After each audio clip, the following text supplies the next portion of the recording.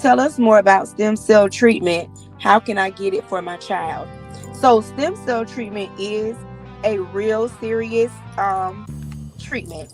And the way you can get help for it or information about it is you go to your primary care doctor and you ask them for a referral to go to a specialist, just like you would when you will need surgery. And it is an actual procedure in like surgery. And when you get the referral, you talk to the specialist, but it's just not like that. You have to have someone that's a match. And just like it is with kidneys, you have to have someone in your family that's a match that does not have the sickle cell disease or trait. And the way you get it for your child is you first start off by asking your primary care doctor, and then you get a referral to the specialist.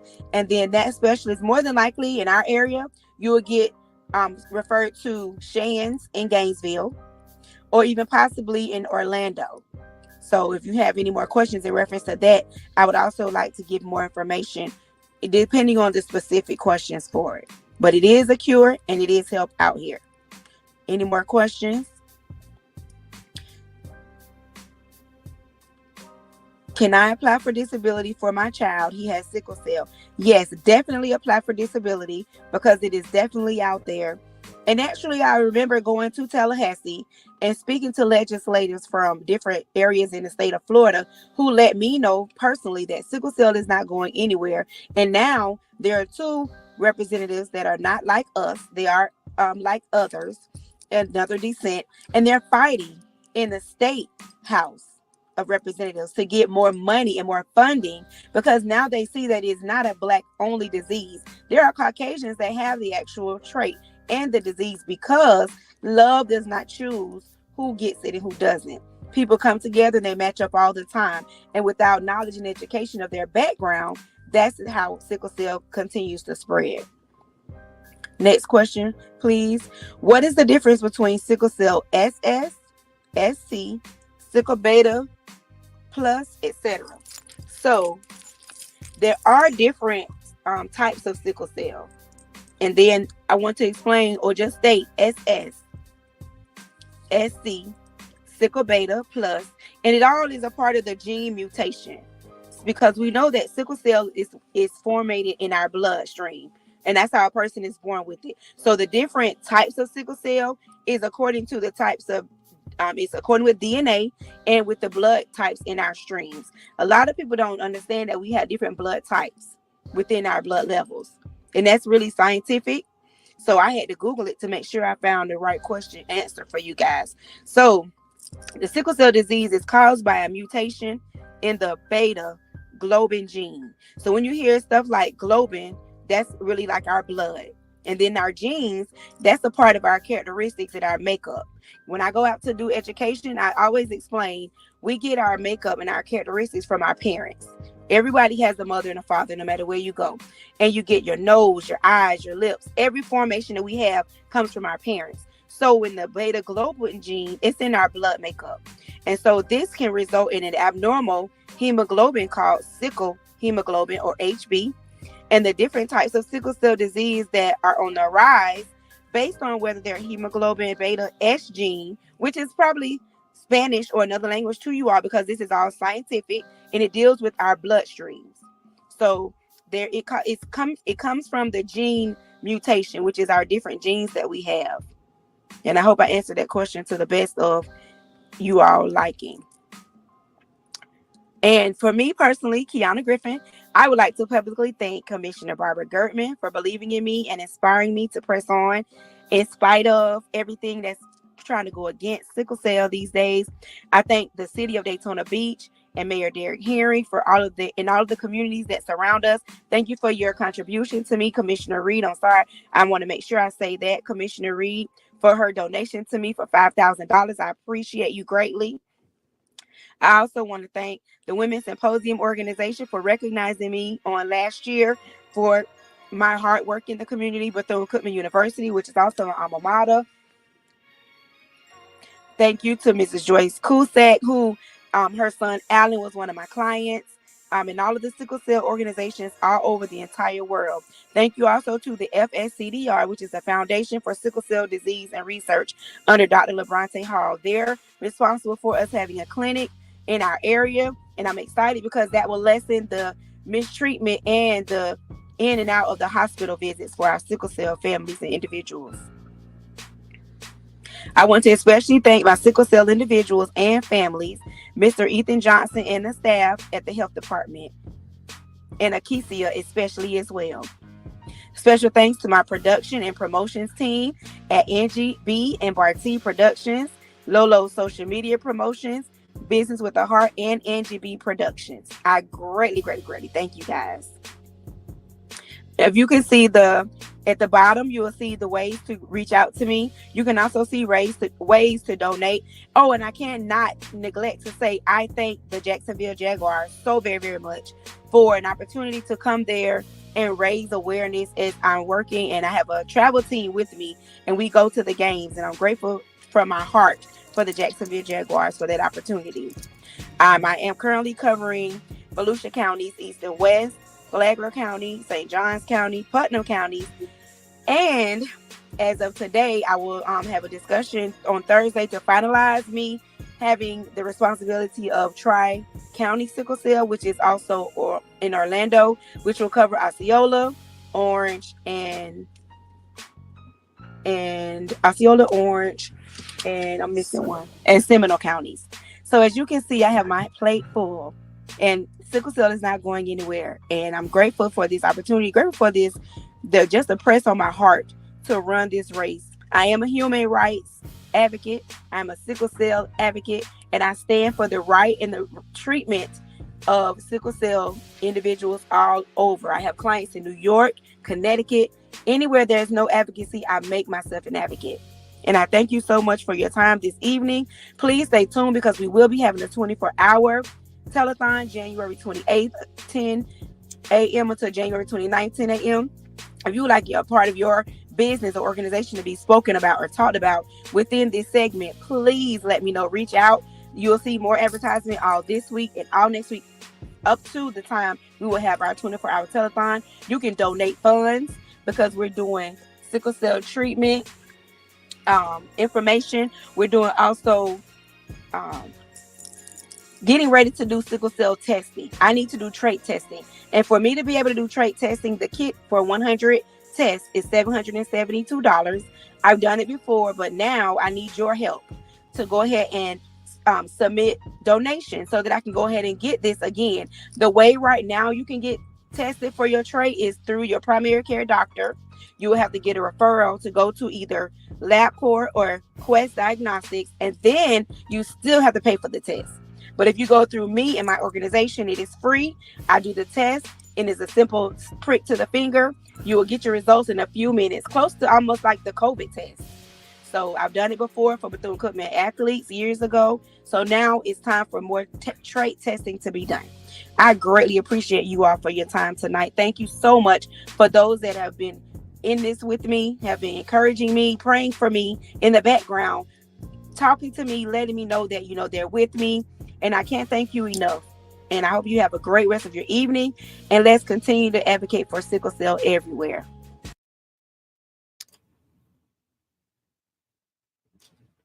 Woohoo! That was our founder, CEO, director, Kiana. That was a replay from our January 2023 fundraiser. Right now, we're in the middle of our live fundraiser, and Kiana is with us. She is off site somewhere educating and advocating, and I don't know where she is, but she gonna come on and tell us a little bit more. Hey, Kiana. Hey, girl. Hello. So we just finished the last sickle cell event for this month, and I have a lady here. She's learned some things today. And so, hello, Miss Jackson. Hello, everyone. Okay, so Everything was very instrumental to everyone because it was great information that we really didn't know. So it was good to learn. Yes, thank you. So that's one I view. So we have some more people that want to share, the things that they learned today. I'm coming over to the daughter of the person that did the event. This is Samantha. Hi, Samantha. Tell us something you learned today. I learned about sickle cell and the rigid blood cells and the straight blood cell and how much pain people endure when they have sickle cell and how important water is to Oh, enlighten someone with sickle cell, keeping yes. yourself hydrated. Wow. Thank you. Thank you. Thank you. Thank you. Thank you. So going around the room, because I already told them we was in my telethon and we're going live. You want to say something on the telethon about the things you learned today? This is the president of the Black Nurses Association. Hi, good afternoon, everybody. My name is Aaron. I'm the president of the Daytona Beach Black Nurses Association. Please come on out and support Healthier, Wealthier, Wiser. Very good information provided. I'm a nurse, been a nurse for over a decade, and I learn something every time I come. So please come out and join. All right. Well, listen, you get his contact information, Kiana, Okay, and tell I him to have it. call me.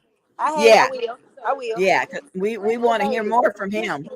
Okay. I'm going to the lady who put on this awesome event, Miss Davis. I'm gonna put on. I'm gonna show you the lady who put on this event. She did an awesome job. This is not my first time coming to an event. She's invited me to. I think it's my third event she's invited me to. Oh my And goodness. before I go to her, let me grab Miss Donna Edwards who did the present. She did the full presentation today. She's a nurse. Okay. And her son has sickle cell. She's his Okay. advocate, and she's teaching him to advocate for himself in high school, so he knows now how to advocate for himself. So I'm gonna let Miss Donna say something. That's so good. This is Miss Donna.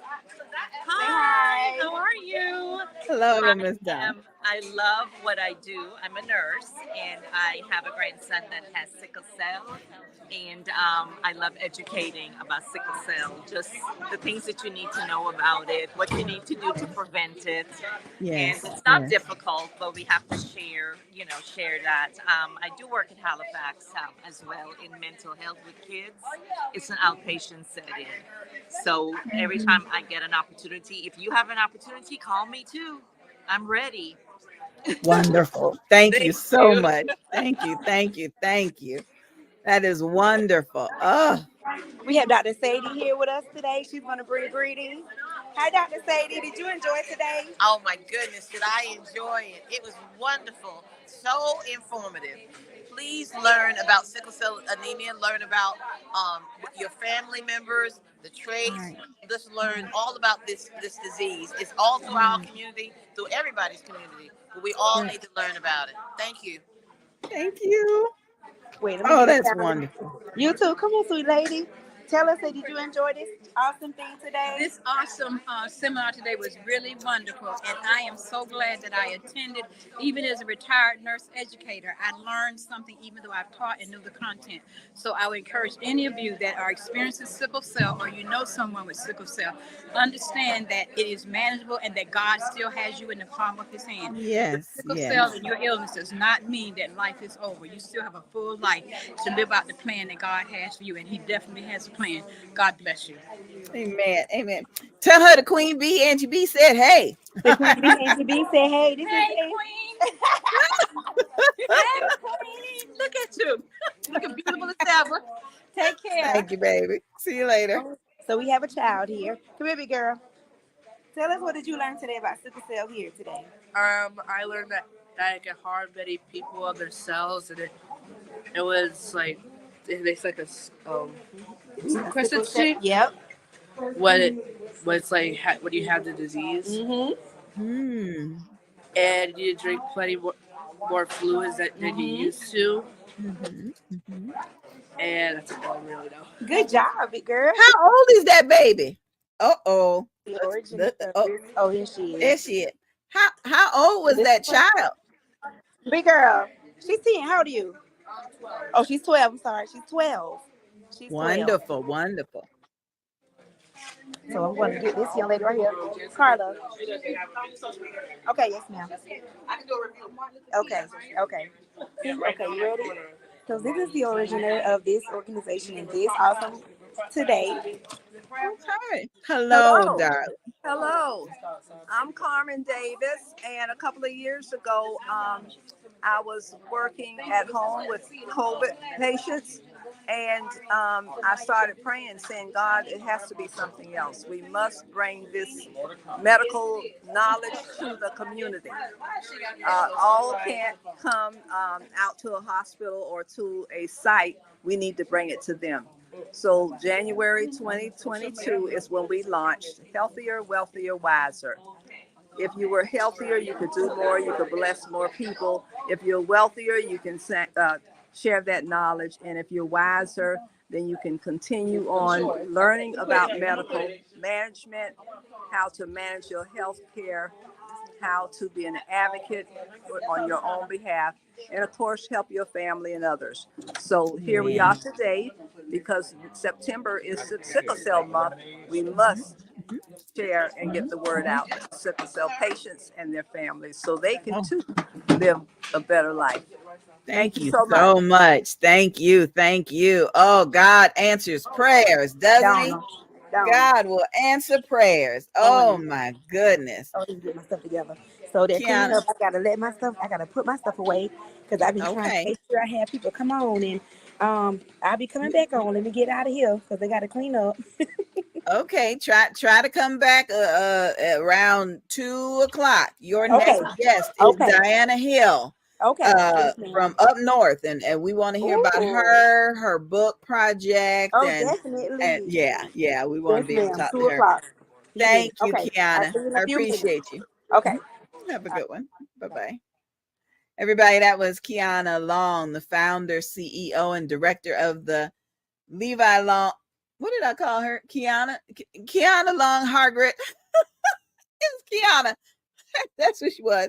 From Levi Long Sickle Cell Association. I appreciate her for introducing us to some of the presenters that were at the health fair today. It was just so good to hear what they learned from her presentation. And did you see that 12-year-old that talked about what she learned? Education. There's even something in the Bible that says, in all things, get knowledge, wisdom, understanding, education. You've got to get it, got to get it. So at the top of the hour, we will have our very special guest, Sister Hill, will be joining us. She's going to talk extensively about the things that the Lord has placed upon her heart, including an upcoming book project that she's going to be working on. I can't wait for y'all to see her earrings. They're beautiful. They're beautiful. So we're going to get ready to bring her on at 2 p.m. And just as a reminder, the month of September is Sickle Cell Awareness Month. So we wear red, and our rubies, we wear red for sickle cell. And September is also Alopecia Awareness Month. So I'm still wearing my blue because alopecia is real. We did receive some gifts from Paparazzi, and they are available through the silent auction. You need to send a text to the number that you see at the bottom of the screen and put in a bid for these items. 100% of the proceeds will be donated to Levi Long Sickle Cell. There we go. Levi Long Sickle Cell. There we go. Short earrings, dangly earrings.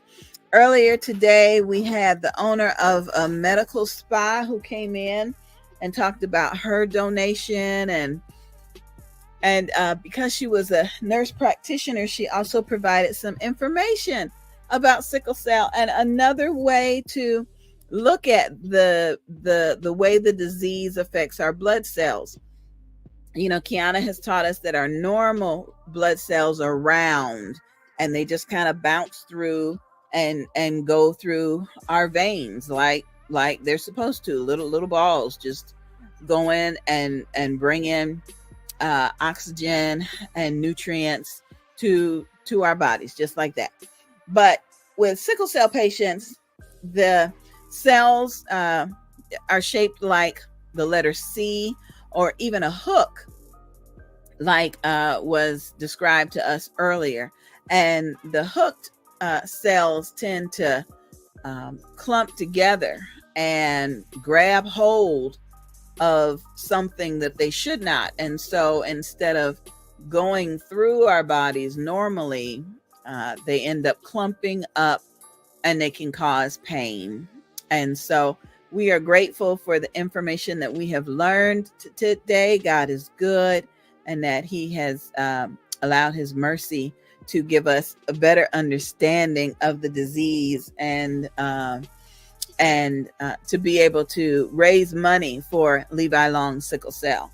Now, if you're just joining us for the first time, please put hashtag replay in the comment section. If we're not live, tell us what city and state you are watching us from. And in about 10 more minutes, we'll have our very special guest. Now, this next video we're going to bring you is a fundraiser from the Bold, Beautiful, and Bald Beauty Bazaar. It's a fundraiser for Levi Long sickle cell. This is our Bold, Beautiful, and Bald Means Business online digital magazine. We call it an e-zine, electronic magazine. And this was our August issue. This is the video of it. If you would like to secure a copy of either the August or September special edition for only $10, then those proceeds will be donated to Levi Long. So here's the video, and we'll be back in just a minute.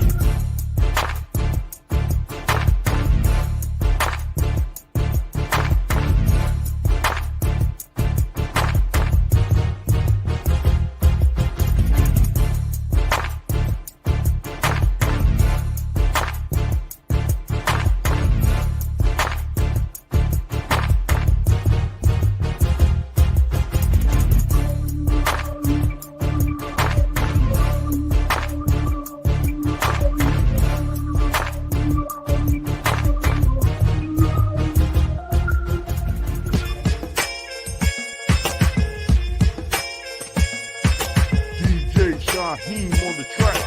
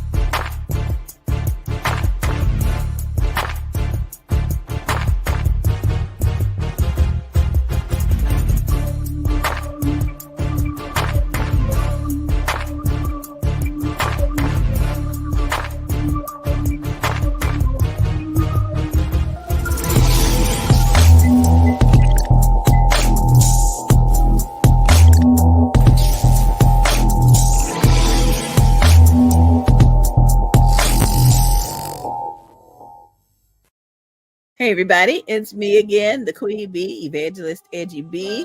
And even though the T is helping my voice, my nose is still sounding funny. So please forgive me. I will we go lay some hands on it and see if we can open some things up. We are here in 10, 11, 12, 1, in the third, almost fourth hour of our 24-hour marathon. We are raising funds for the Levi Long Sickle Cell Association, and we have had a wonderful time this morning. We started out with some technical difficulties, and we bound that up in the name of Jesus. We sure did. And we've had just a variety of guests to come in, a nurse, some guests that are currently at a health fair, joined the founder, Kiana. And it's just been a wonderful thing. But we promised to also tell you about some alopecia awareness Alopecia Awareness Month events that are going on, because sickle cell awareness and alopecia awareness, we share the same month. That's why I wear red for sickle cell and blue for alopecia awareness today. So just want to tell you about Camille's Divine Unity Annual Alopecia Awareness Walk and Picnic. It takes place in Memphis, Tennessee at Overton Park Pavilion, which is 389 East Parkway, again in Memphis, Tennessee. This event is brought to you by our fellow alopecian Camille Barnes. And again, it's a unity walk and picnic. So the registration for the walk began at 8 a.m. this morning. It started at 9. But at the end of the walk, there'll be a picnic at the East Park Pavilion. There you can make some donations for her alopecia awareness event. Send a text. Well, just text me, and then I'll send you the number out. Just in case this is the replay. Ain't no sense in everybody trying to get in touch with her, But we are excited about what Camille is doing today in Memphis. We're also excited about BaldyCon. I tell you, there's been so many exciting events that have gone on this month. Of course, we kicked off the month with Sharice over in Houston, Texas, All For You Boutique. We kicked that off with her Labor Day weekend, and then came back to Daytona Beach for our 7th annual weekend retreat and beauty bazaar. At BaldyCon, there are special appearances by models, and even Brielle, the 9-year-old, who is embodying fearlessness, bravery, and unwavering confidence. Not only is she a straight A student enrolled in a talented and gifted program, but she's a successful model who landed her first print job when she was only 6 weeks old. And so we're excited to give a shout out to BaldyCon up in Atlanta, Georgia. We know several of our alopecia sisters are there. Tiffany Tyson Green is there. She graced the cover of our first magazine. Sharice is there from Houston, and so is Tracy Etheridge. She served as one of our very first models when we launched the Beauty Bazaar. So now we're going to bring in Sister Diana Hill. We're going to change it up just a little bit, because Diana has a new book coming out, and she has several books, but the one that's coming up is just we're just very, very excited about it. We want to be able to introduce that book to you, and as soon as Diana is ready to come on camera, we will bring her to you. Diana is just an overall precious petal of God. And we are excited to have her as our guest. Okay.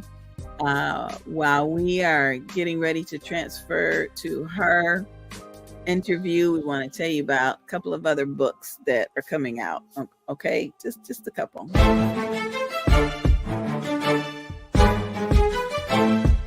Hi, this is author Avalon Celeste Brown. I am the visionary of this project. Recently, I've been speaking to different nurses who have been expressing and voicing their challenges and their frustration while working in the field. So I decided to reach out to different nurses from different specialties and bring them together to create a book so that they can write about their experiences, their challenges, their frustrations that they experienced in nursing and how they overcame them and why those challenges did not make them quit. This is going to be a very important book for the next generation of nurses because they can see that they are not alone out there. The nurses before you have gone through these same type of challenges, these same frustration, but they never allowed it to make them quit because nursing is their passion. And this is what we want you to know. Keep your passion. Never let them make you quit. Audiobook produced and promoted by Angie B. Productions. Hey there, family. It's me, Angie B. And Sister Diana, are you ready to join us now? We would love to have you to join us. We've even got Kiana, the founder of Levi Long Sickle Cell Association here. Hey, Kiana, I'm bring you in. I know you riding in your car because you always going someplace. But I want to introduce you to Sister Diana Hill. She's going to tell you a little bit about her upcoming book project. Okay. And I want to give you guys a chance to talk. Sister Diana, this is Kiana, founder How you of the doing? organization. Good. How are you? I can't complain. Glad to be here today. Okay, where are you from? I'm from Philadelphia, PA. I hear that nice accent there.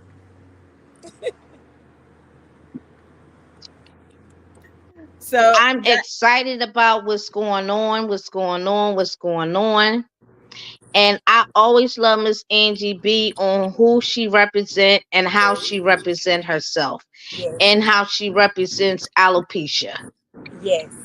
And she represents it with excellency. Yes, she does. Thank you, sweetheart. Thank you.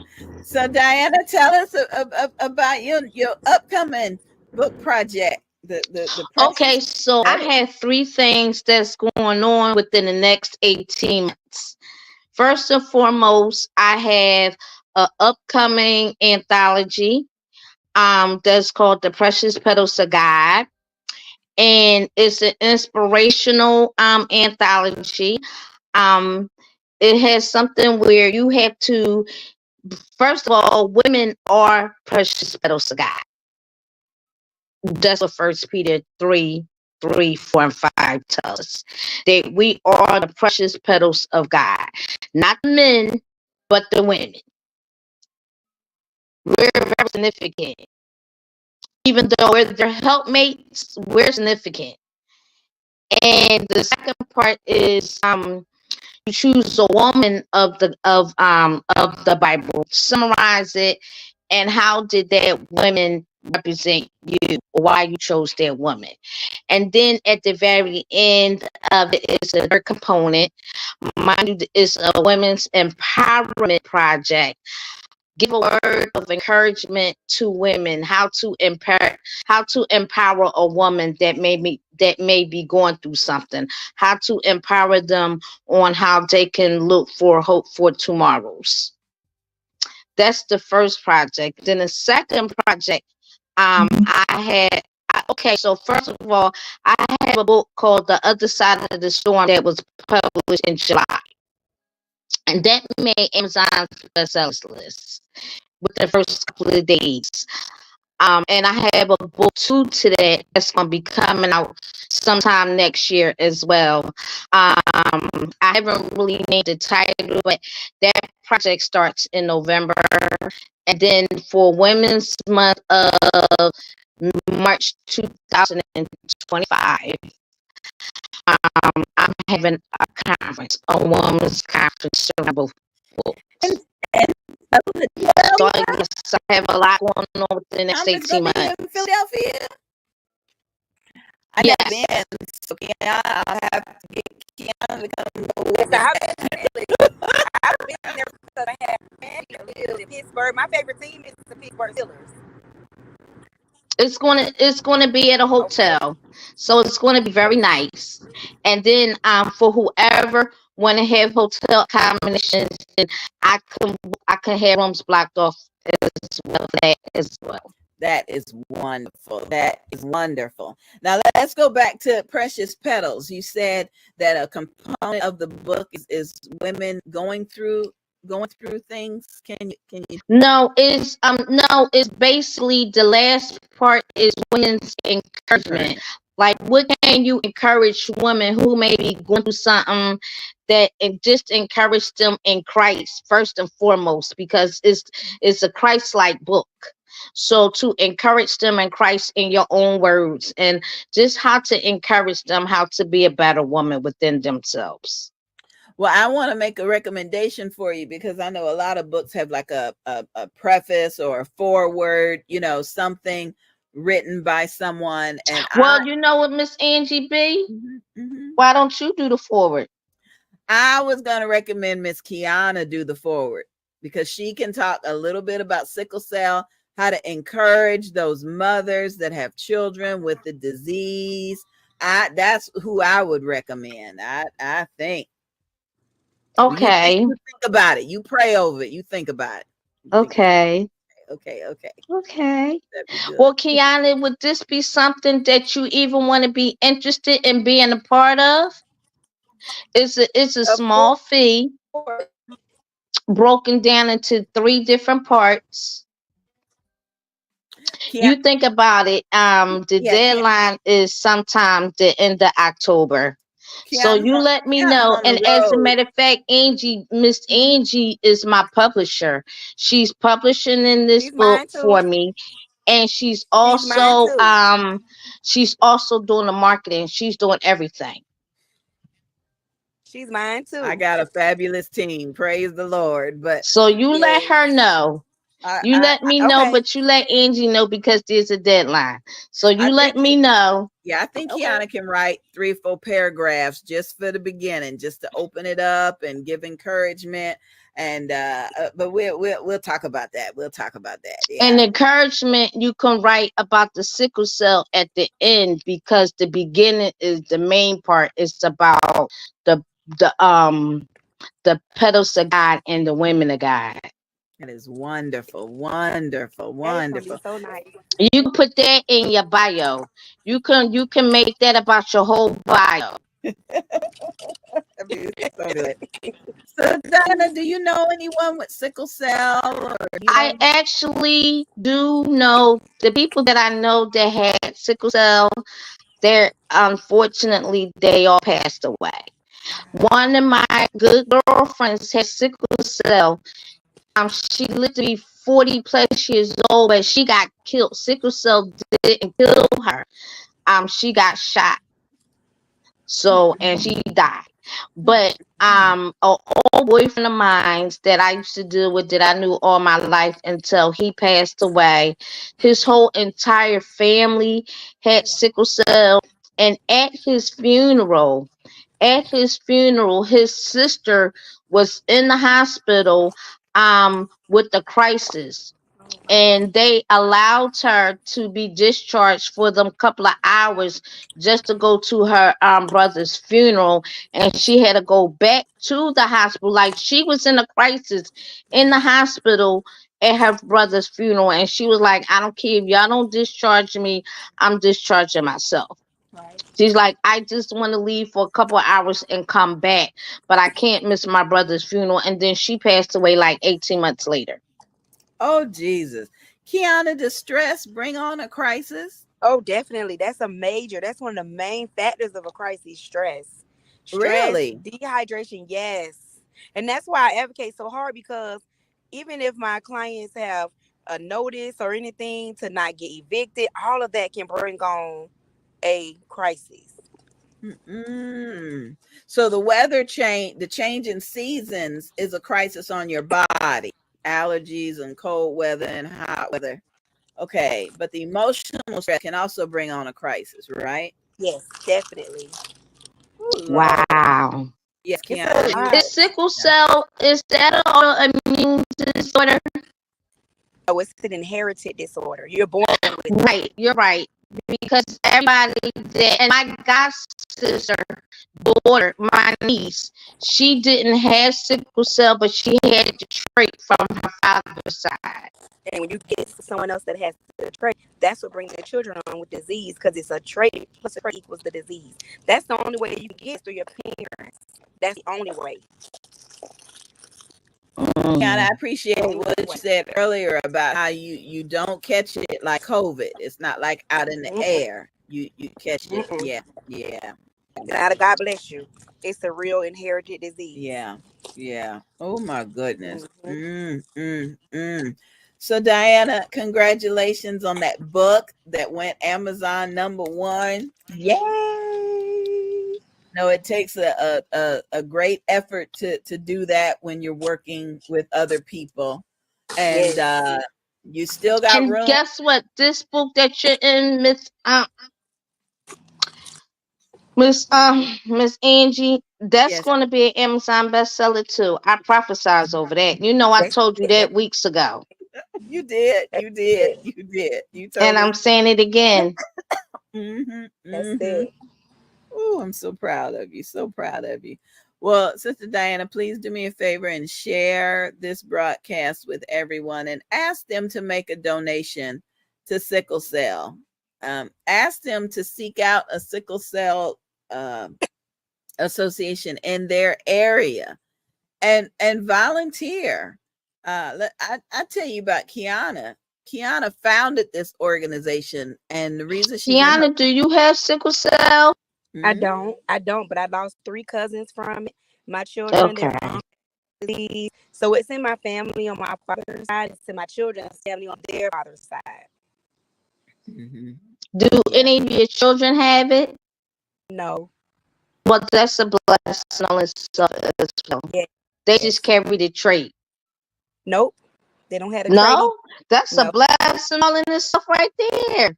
Yeah, When their I dad say have that's a trait and I don't. blessing, that's a blessing Yes. because sickle cell. I mean, I seen that whole family, that whole entire family all my life.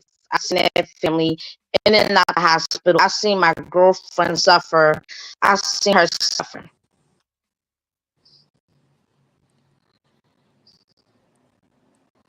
I tell you that is tragic, absolutely tragic. Diana, I want to put some Isn't pictures up that on the something? Oh screen. my gosh, about her. Ooh, Jesus. Mm-mm. Kiana taught us about this. These are some of the signs and symptoms. When babies are born, their hands and feet look like this. Hmm. They're born in a crisis. And Kiana has just taught us so much. It just And it can it just affect them at different ages. Last night, I was just gonna say, not to rudely interrupt. They can affect that crisis can affect at whatever age. The baby of the room last night that received an award, she was 7 months and she had just first experienced her first crisis last week at 7 months mm, old. oh baby. Oh baby. And her Well, parents are Kiana, young. So I was glad they were there. yeah. Kiana, I'm so grateful that you are a precious petal. Whether you are going to be in Diana's book or not, it takes a precious woman to be an advocate for a disease like this. You're out in the community today at a health fair, interviewing people and talking to people and speaking on sickle cell awareness. And Kiana is going to be an author. Kiana's been working on her book. Oh, awesome. What's the Yes, name of your yes, book? yes, yes. Yeah. It's gonna be two parts. Part one is um from Millbrook to Daytona. that's I was born, and that's the pastor where I ended up. I'm here in Daytona. I've been 34 years. And then part two is all grown up. All So grown up. from your birthday, it shows my start here, and I got here when I was 12. And then part two is all grown up, shows my journey from being here, how it led me to starting my organization. Mm-hmm, mm-hmm, mm-hmm. And I'm I'm proud also of gonna her do a for writing. production. Levi Long Sickle production that Miss Angie B is gonna produce me. A production of my actual sickle cell journey. I'm so high. I'm so hyped for you. And I'm hyped that also that you will be coming to the empowerment. I got to somehow, some way. Do you talk about financial literacy or anything? I'm about to. I am because I'm doing right now. I'm going to school to become a financial educator. Well, So how about yes. this? How about I need a woman that's going to be talking about financial literacy. So I need the dates. I need the dates, please. Oh, it's going to be March of 2025, Women's Month. Okay, the 2025 is the year. Yes, 18 months from now. Okay, and then what's the dates in March? I don't have a date, but I will Okay, let you know. I don't, okay, I'll be good I'm and in it. ready As a matter then. of fact, Miss Angie, I've been so busy this morning. I just got off the phone with my marketing team just a Woo, few marketing minutes team. ago on That's what's getting my up. landing page together, how much the tickets is going to cost, how many people I'm going to start off, how many tickets I'm going to start off with. Let's go I'm starting then. off with 25, and just to know that y'all will be my first two and Woohoo. you're going to be a speaker, that is so awesome. That is so Woo, let's go awesome. then. And how about this? I just for that, I will pay for your hotel stay. Oh, me and Miss Angie B, we gonna stay together. Can I stay with you, Kiana? Please, can I stay with you? I will I'll pay for bring your hotel stay. the Oh, I'm cheese so and crackers, elated. I'm Kiana. so You know why? delighted. Because you just don't even understand what Miss Angie B is doing for my publishing. It's just so Yes. amazing. It's Isn't so she a amazing. godsend? And She's a one thing about me, I believe in giving back. I believe in sponsoring somebody. I believe in that. You know, sometimes people worry about the money. My money is in the Lord. You understand what I'm saying? My increase don't come from people. My increase come Mhm. from the Lord. You So how right about about I that. will pay for your hotel stay? Thank you, Jesus. Thank you, Jesus. Thank you, Jesus. And y'all just pay for the conference and I pay for the hotel stay. Yes, ma'am. Amen. Yes, Thank you, ma'am. Yes, thank you, ma'am. And we'll thank get you. there. We will get there. We We will will, get we there. will, we will. Listen, the next fundraiser for Levi Long Sickle Cell is January 21st through the 22nd, 2024. So put that date on your calendar, people. We want Diana to come back and talk some more about the conference. We want people to donate airline tickets so me and Kiana can get to Diana's conference. We getting And there. we want people to support spreading sickle cell awareness. Thank you so much. Thank you. Thank you. Diana, I'm grateful for you. Thank I'm you, grateful dear. for you, Miss Angie. I was just obedient. The Lord said you two needed to meet, so I was trying to figure it out. Yes, and who would have known that? Listen, divine connections. That's crazy. Always. Divine connections. All day long, I I had a know, divine Angel. connection. Yes. Y'all just don't eat. Obedience is This is better than sacrifice. crazy. Obedience All is day better. long. Good.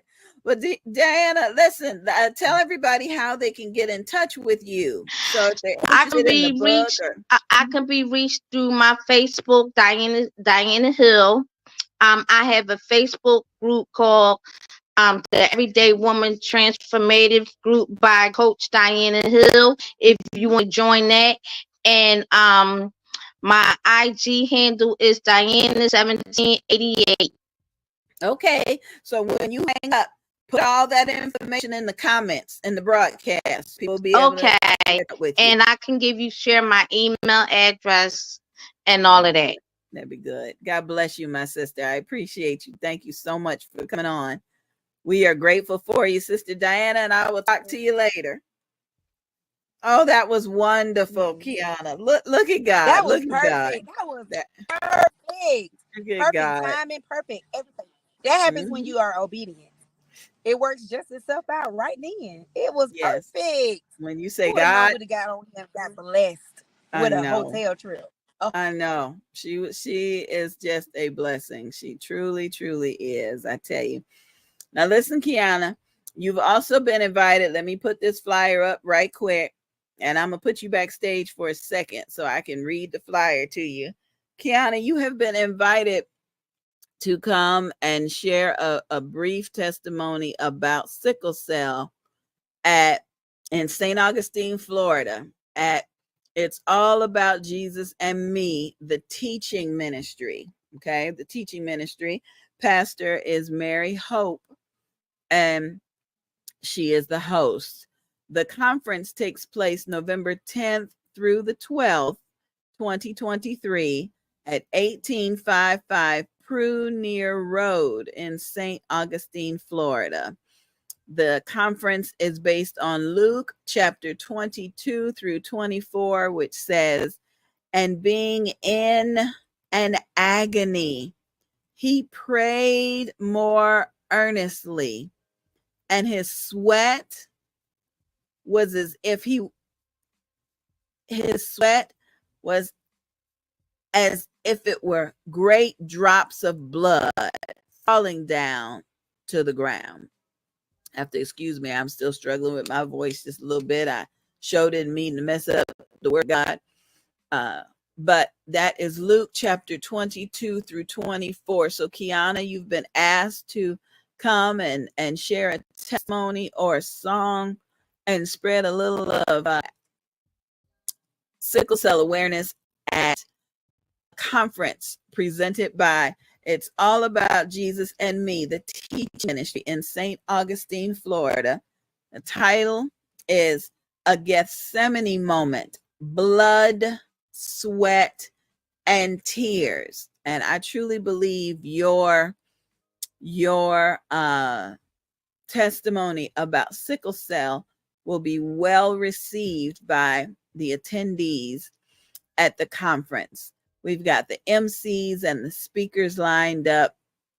And Kiana, I hope you can attend. Again, it's November 10th through the 12th in St. Augustine, Florida. Blood, sweat, and tears.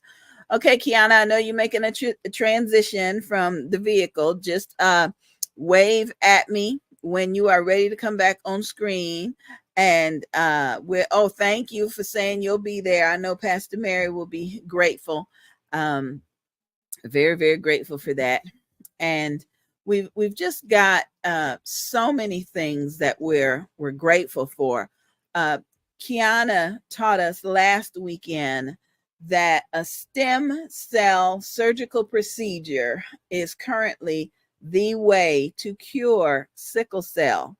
But the price tag of that surgery, which is not covered by insurance, the price tag is $39,000. Plus, you have to have a family match, someone in your family that matches. You also have to have transportation. There's just so many things. And so this is part of the reason why we're spreading awareness about sickle cell. Keep in mind that, there are people that need a kidney or need a lung or need other things. And we have them in prayer, but the price tag is $39,000 for a stem cell treatment. And you have to have someone in your family that matches. So we're going to continue spreading the word and asking you to make your donations for sickle cell awareness. Okay, we're going to give Kiana just a few more minutes to get in and get situated. And Kiana, when you get back, we want you to share some feedback about last night, the pictures have been uploaded, and we want to share them with everybody. So we're going to bring you another musical interlude, and we'll be back in just a minute. Hold up. So how you made this? Run it up, kid. See, I won't, why won't I? Say I won't put God first, why won't I? Say I won't turn this thing up, why won't I? Won't I? Won't I? Say I won't, why won't I? Say I won't put God first, why won't I? Say I won't turn this thing up, why won't I? God told me go, I'm sliding. You just something crazy, Joe Biden. Do me what up, never an option. You don't want no problems. Already won by a landslide. Throw your meat bound like hands tied. Been under my feet, got my calf tired. And I ain't stepping off like a landmine. It's up and it's stuck like it's Enoch. Cause they hung y'all from that treetop. They splintered his hand and his feet up. But the rock steady, this beat pop. Rose on that tomb out that cemetery. Came through like who wrote this obituary. If a big man, why you looking scary? Can't see my God like he wizard killer. Won't I? Won't I? See I won't, why won't I? Say I won't put God first, why won't I? Say I won't turn this thing up, why won't I? Won't I? Won't I? Say I won't, why won't I? Say I won't put God first, why won't I?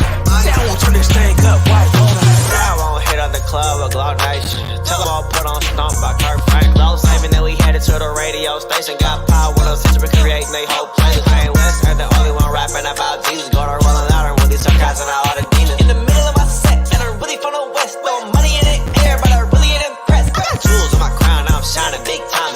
Living for the Lord, you don't know when the end time is. Devil sitting at a table with these, they big plotting. What we gonna do with Miles, you know he a big problem. Hell's most wanted, got my poster on the wall. I done been in war, pulling holes in the wall. But I got heaven, Tommy slide through whenever I call. Why when I tell the world about what he did and what I saw. Won't I? Won't I? See I won't, why won't I? Say I won't put God first, why won't I? Say I won't turn this thing up, why won't I? Won't I? Won't I? Say I won't, why won't I? Say I won't put God first, why won't I? Say I won't turn this thing up, why won't I? They won't make your church sneeze, cause God really can. Glow Nation, they been on top, we call them ceiling fans. I've been trying to get it. Press go, we call it praise advance. Don't try to doubt what Jesus can, he's more than a man. Stunning on the homie. I've been shooting shots like he told me. I've been leaning back like I'm Kobe. Darkness ain't home. Still seeking Christ, watching him mold me. Know that these trials ain't gon' grow me. I'm still holy stepping, I got holes in my socks. Big weapon, no guessing. God glow, don't need rocks. From heaven, still revving. Big sword, don't need gloss. Straight guessing, ain't question. Praise Christ, don't make bops. Still on attack. I've been keeping division. We're all living, don't pivot division. Looking to get with the world, giving, don't play. Don't care what they gon' say. God's plan, this ain't my way. Where we gon' stay? Won't I? Won't I? See I won't, why won't I? Say I won't put God first, why won't I? Say I won't turn this thing up, why won't I? Won't I? Won't I? Say I won't, why won't I? Say I won't put God first, why won't I? Say I won't turn this thing up, why won't I?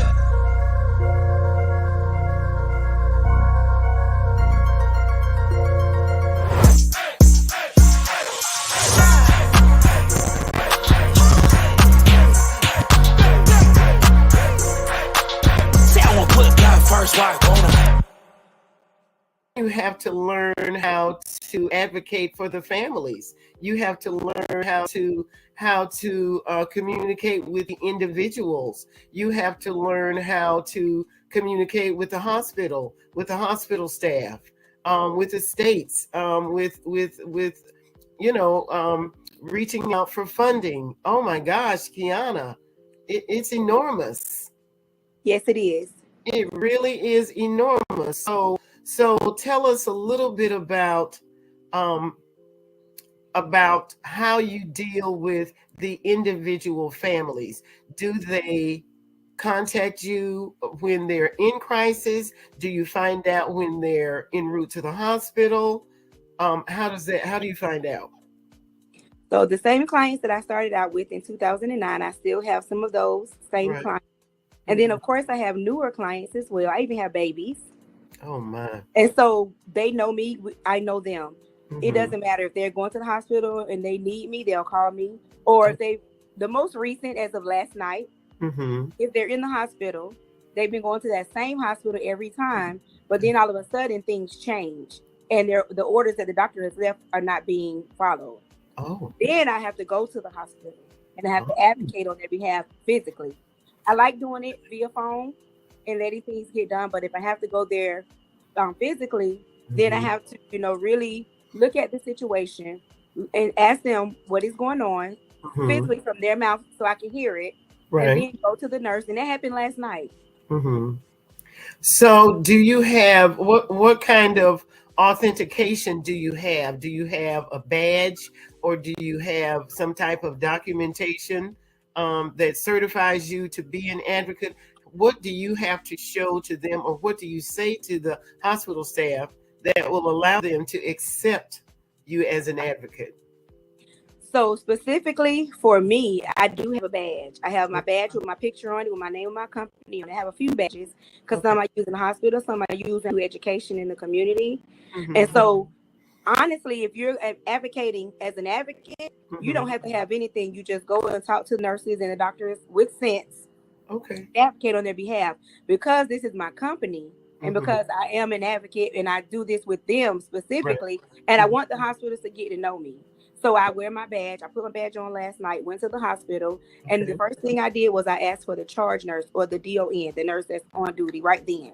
Okay. That's the first thing I need to know. Then when I asked for the charge nurse, the lady that I asked, she said it wasn't her. So the next thing I want to know, where's the nurse for that specific patient? Right. And I got to speak to her, and thankfully she was a travel nurse. So she wasn't a Oh. nurse that's there all the time, but Right. because she was a travel nurse, she treated her differently, meaning she treated her with more kindness. And She was one respect. of us, and that made a Mhm. difference. She was Right. an African American female. Mhm. And when I shared with her, because it was just simply as this, my client goes there all the time. The Mhm. doctor's order states if her hemoglobin goes to 7.5, some Mhm. may not know what that means. That means the blood level. Right. Hemoglobin is a main word talked in the sickle cell world. If her Mhm. hemoglobin gets to 7.5, she needs a blood transfusion. That's another word that's used a lot in the sickle cell world, blood transfusion. They get Right. many. Right. So she had gotten down to 6 and they Mm. refused to give her one. That's why I had to go to the hospital. Oh my God. She was in pain. And She so was in severe pain. she was in pain. And so Yes. this is the sad part. While I'm talking to the nurse, and I told her, first the nurse said, it's okay if I talk to her about your information because that nurse was a travel nurse. She didn't Right. know me. Right. So my client said yes. So Mhm. I'm standing there in front of my client in the records and we're talking about this situation. I told her, if Mhm. the records say this, why are the things being changed? I said, Mhm. I don't like it when they're being used as guinea pigs and they're Right. trying to, okay, well, let's try this. That's not time for that at all. Absolutely not. No. So I just want them to adhere to the record so she can get out of there. And Mhm. this is the sad part that my client, and this is the same client that I went on Six radio station about. Right. And she said, I'm afraid to even hit the button to ask for help because they're going to mistreat me. Oh my gosh, Kiana, that's horrible. That's so sad. It Your is. job is to be a nurse and to, help people. You took an oath, Right. take Right. oath. But for my client to say she was afraid to push the button, and so Mhm. when the travel nurse said, "Oh no, ma'am, you Mhm. always push the button," I said, "Oh, I know you're in the hands, and I'll check on you later." And I was able to leave. Right. Had she said anything else, I would have had to stay. I've been there staying Exactly. hours. I've been taking my children to the hospital to visit Oh clients. my It is God. that serious with sickle Oh cell. my gosh. And it really is sad that they have directives. They have the directive and they refuse to follow the directive. And so, what's the recourse when something like that happens? Take their name, Mm-hmm. speak to the doctor that's on staff, even Mm-hmm. call the client her primary care or her hematologist. Mm-hmm. That's the blood doctor that they see normally. Right. Contact them and report that nurse. Don't let it go. Report it. Because if you let it go, they'll think it's okay. They can continue to do it. I absolutely agree. You cannot let it go. Now, Kiana, let me ask you about. Well, first of all, let me give you testimony. I don't think I've revealed this so far, but I am going to probably make a little short video to share with the world the fact that my husband. I've only been married once. My husband was of Haitian descent, and he had full-fledged sickle cell. And so did two of his one of his brothers and one of his sisters.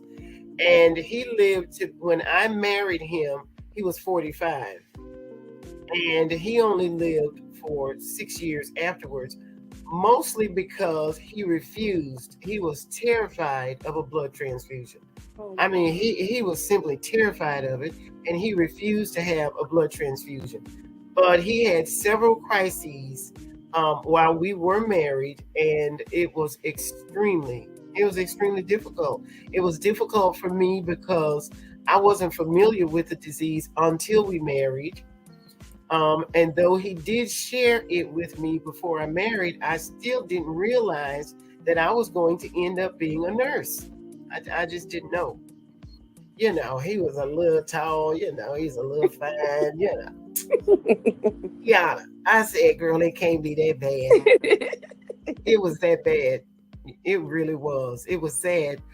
We were constantly in a hospital dealing with the disease, and I didn't know to search for an advocate. I didn't have a clue what to do. We were at the mercy of the nurses and the nursing staff and the doctors at that time. But his downfall was he just refused to have a blood transfusion. But you need the blood transfusion. So tell us, Kiana, why do you need a blood transfusion? What is it that's in the blood that needs to be refreshed? So when a person has a sickle cell crisis, they go to the emergency room. That's Right. the step. Because there is so much pain. A lot of times they don't even want to go to the hospital at all. They'd rather suffer at home, take their medicine and don't even go. But when it gets to a point where they have to go, they will go. And they will sit there most times for hours, unless they have an advocate to push to get them in. Wow. And then by the time they get in, they get their IV to get some medicine, some help, some relief. So if their cells are shaped like this, they're whole, right? So when they start to sickle, they start to come in shape like this. So in our small veins, they're trying to go through, they clump. Right. Because they're flowing through our bodies. Right. Those of us that have whole cells, that's our body makeup. But when you have sickle cell, it starts to take on this form, this shape. And trying to squeeze through this vein is so very, very, very hard. So when it clumps up, that's when the crisis occurs. So you have all of this, and you're trying to get them to come back to this cell. Right.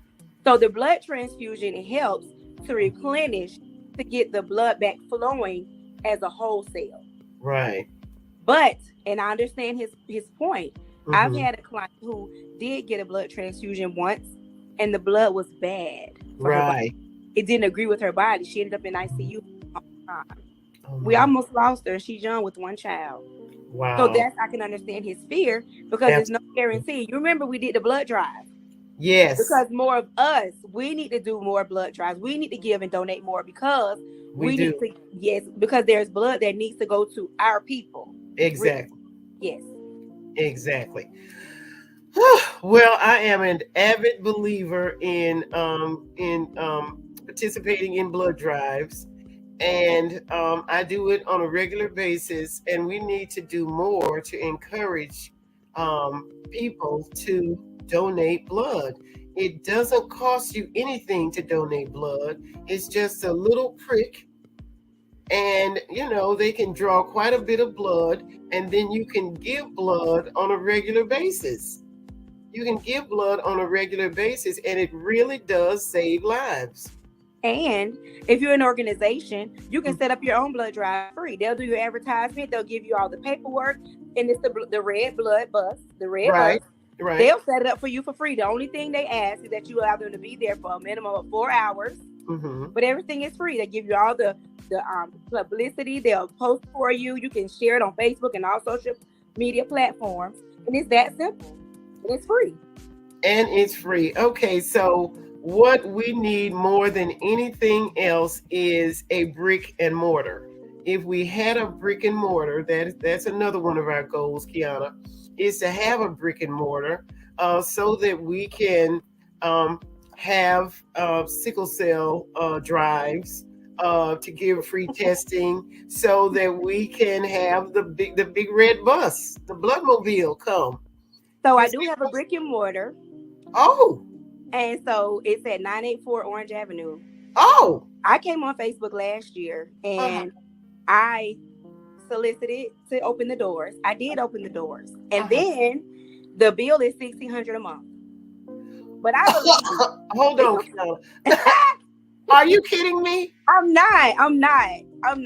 That's ridiculous. 1 second. I'm so sorry. 1 second. Okay, take your time, Kiana. So, did you hear what she $1,600 said, a month. audience? It is. She said the rent on the brick and mortar was $1,600 a month. That sounds like a three bedroom, 3-bath apartment. We'll be back in just a moment. We have got to hear the rest of this story. Okay. 2, 3, 4, 5.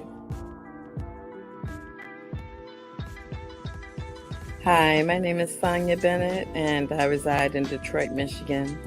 When I was growing up, I used to walk to my former church, Hartford Memorial Baptist Church, and there was a building right there on James Cousins Highway called the Sickle Cell Anemia Building. I had absolutely no idea what this building was about.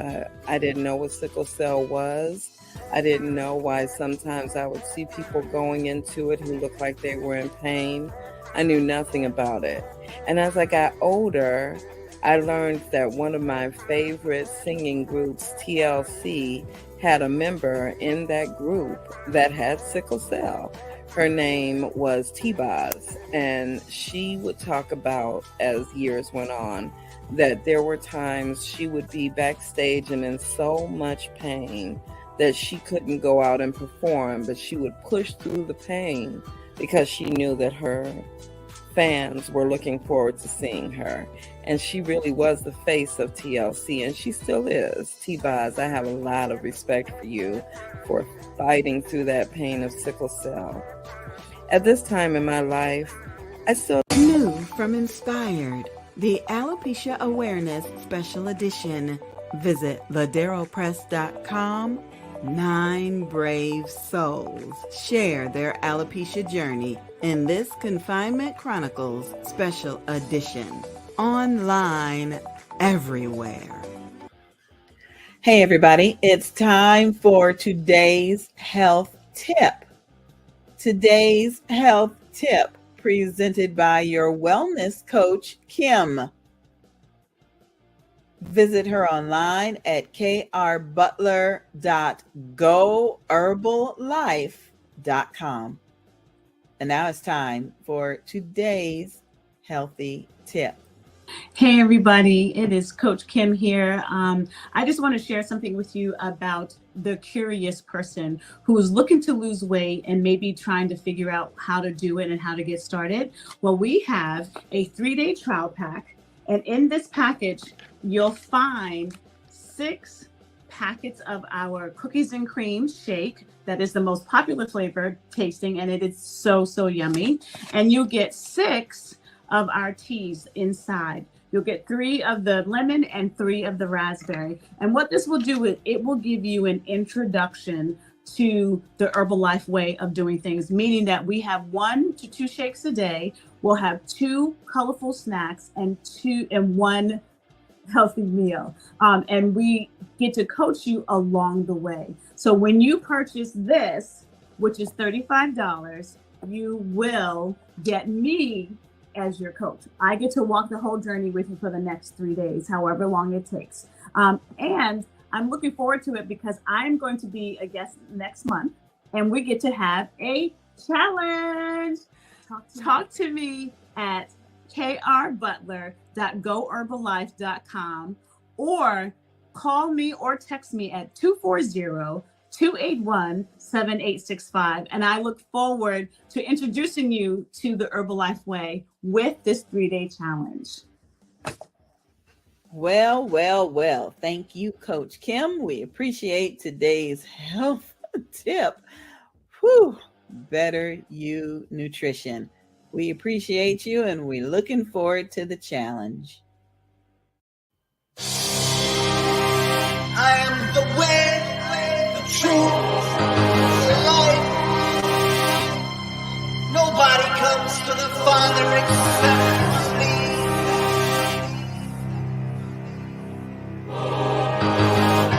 Nobody comes to the Father except through me. He is the way and he's Jesus Christ. Yeah. Nobody comes to the Father except through me. He is the way and he's Jesus Christ. Yeah. Nobody comes to the Father except through me. He is the way and he's Jesus Christ. Yeah. Nobody comes to the Father except through me. He is the way and he's Jesus Christ. Yeah. Nobody comes to the Father except through me. He is the way and he's Jesus Christ. Yeah. The way, truth, and life, Jesus Christ. God came in the flesh once he comes again. How long will his people keep rejecting him? How much more does he have to endure while you're testing him? Why don't you rest in him? Why you keep wrestling with my angel set? You better just repent, there ain't that much time left. And I don't wanna see you go down that road, you know it leads to death. There's so many on they wait, why don't you change directions? Let the word of God be your GPS, and he will show you the way. Call on his name and be saved. I ain't saying that it's gonna be easy. Matter of fact, it might be just as hard, but at least you'll have God on your side when it comes time. For what? You don't know this is war, and before you know, it's gonna all be over. Nobody comes to the Father except through me. He is the way and he's Jesus Christ. Yeah. Nobody comes to the Father except through me. He is the way and he's Jesus Christ. Yeah. Nobody comes to the Father except through me. He is the way and he's Jesus Christ. Yeah. Nobody comes to the Father except through me. He is the way and he's Jesus Christ. Yeah. This is serious now that you feeling me. Yeah, I'ma speak the truth. It's about to hit you like 100 proof, and the spirit's proof. Ain't that enough for you? How about his love for you? Y'all acting too cool, he shed his blood for you. See you too comfortable, this shouldn't be old news. Yeah, he made me brand new, so I can't keep doing what I was doing like it's all good. I see it just won't do, because he lives in me, just like he lives in you. Jesus, I gotta live for you, so I ain't doing what I want to. Yo, I'm doing what I got to.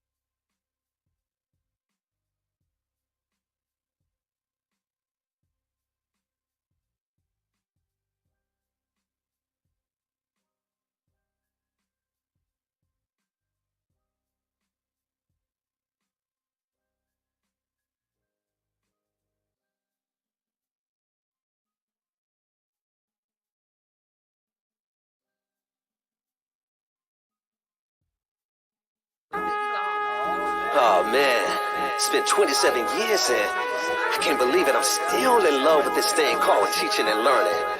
I mean, I never knew what type of impact that I would have on children's lives, but for that, I just want to say, thank God, I'm a teacher.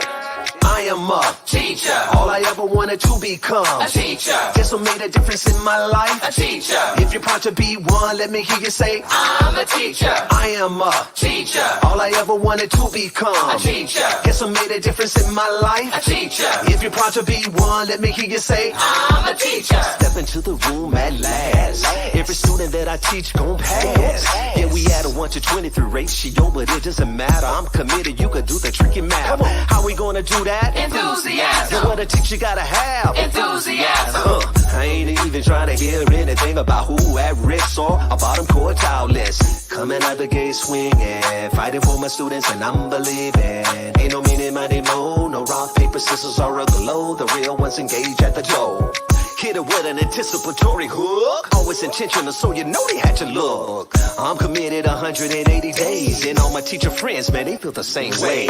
I am a teacher. All I ever wanted to become a teacher. Guess what made a difference in my life? A teacher. If you're proud to be one, let me hear you say, I'm a teacher. I am a teacher. All I ever wanted to become a teacher. Guess what made a difference in my life? A teacher. If you're proud to be one, let me hear you say, I'm a teacher. You can do lesson plans all weekend. Teach a lesson, hope the lesson is speaking. Kill the youth, making sure that it's children proof. I got the formula. What is it? You wanna get it? Pursue. How you gonna do that? Enthusiasm. You what a teacher gotta have. Enthusiasm. I ain't even trying to hear anything about who at risk or a bottom quartile list. Gotta engage at the beginning. They gon' emulate your energy, so watch what you're sending. It could be the end before you get started. Miss whatever you do, don't put the standards before the heart. A gradual release will fall apart. Understand it by design. Backwards planted, that's a vibe, y'all. That's a vibe, y'all. If you know it, then you know it, that's a vibe, y'all. That's why I am a teacher. All I ever wanted to become a teacher. Guess what made a difference in my life? A teacher. If you're proud to be one, let me hear you say, I'm a teacher. I am a teacher. All I ever wanted to become a teacher. Guess what made a difference in my life? A teacher. If you're proud to be one, let me hear you say, where you at? California, New Jersey, Ohio, I'm a teacher. Pennsylvania, North Carolina, and Florida, I'm a teacher. Virginia, Illinois, and Georgia, I'm a teacher. Louisiana and Maryland, Texas, New York, I'm a teacher. That's why I am a teacher. All I ever wanted to become a teacher. Guess what made a difference in my life? A teacher. If you're proud to be one, let me hear you say, I'm a teacher. I am a teacher. All I ever wanted to become a teacher. Guess what made a difference in my life? A teacher. If you're proud to be one, let me hear you say, I'm a teacher. I am a teacher. All I ever wanted to become a teacher. Guess what made a difference in my life? A teacher. If you're proud to be one, let me hear you say, I'm a teacher. I am a teacher. All I ever wanted to become a teacher. Guess what made a difference in my life? A teacher. If you're proud to be one, let me hear you say, I'm a teacher. And I'm the student.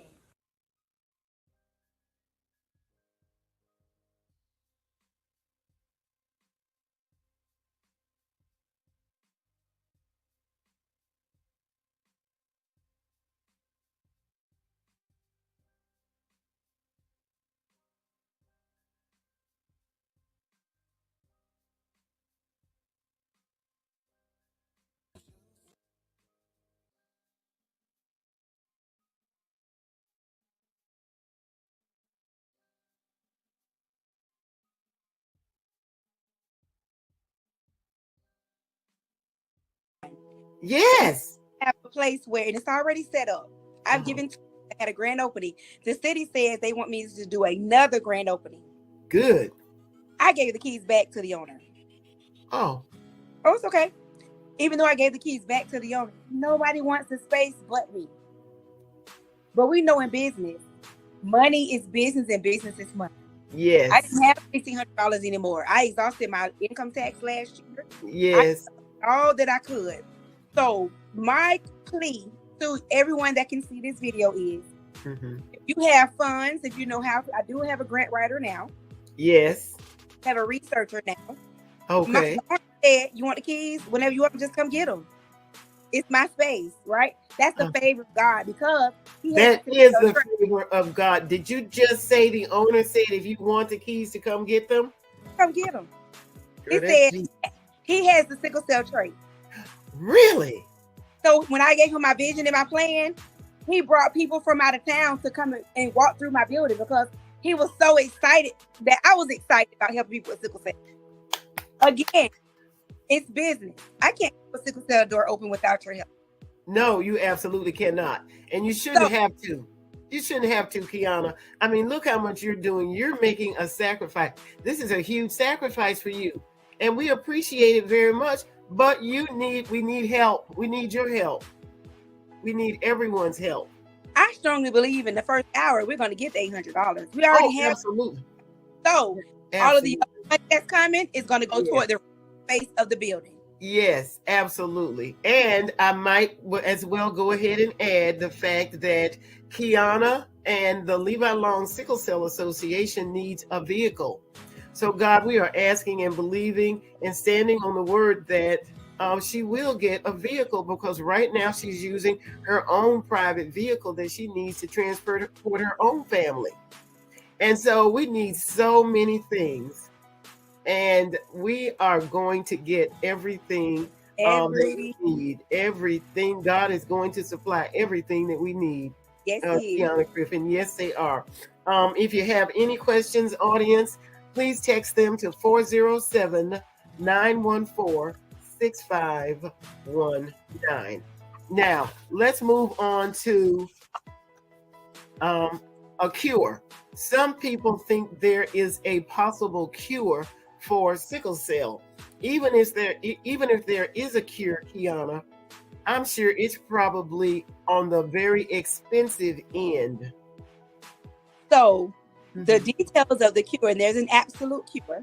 And someone here in Daytona, I plan to have a video with them expressing and explaining the process of them going through that process of getting cured. Okay. So the cure is that the stem cell treatment. Okay. So this is what it entails. In our culture, a lot of families don't have the same mom and same dad, right? Right. This cure, it entails a sibling that has the same mom and dad to go underneath the stem cell treatment with the sibling that has sickle cell disease. So I've met people that have gone through that, but again, it's rare in our culture. It is. It really is. And I'm sure it still is expensive. I've also heard it called a bone marrow transplant. Kiana, is that the same thing? It is the same thing. Yes, it's a different name. Same thing. Wow.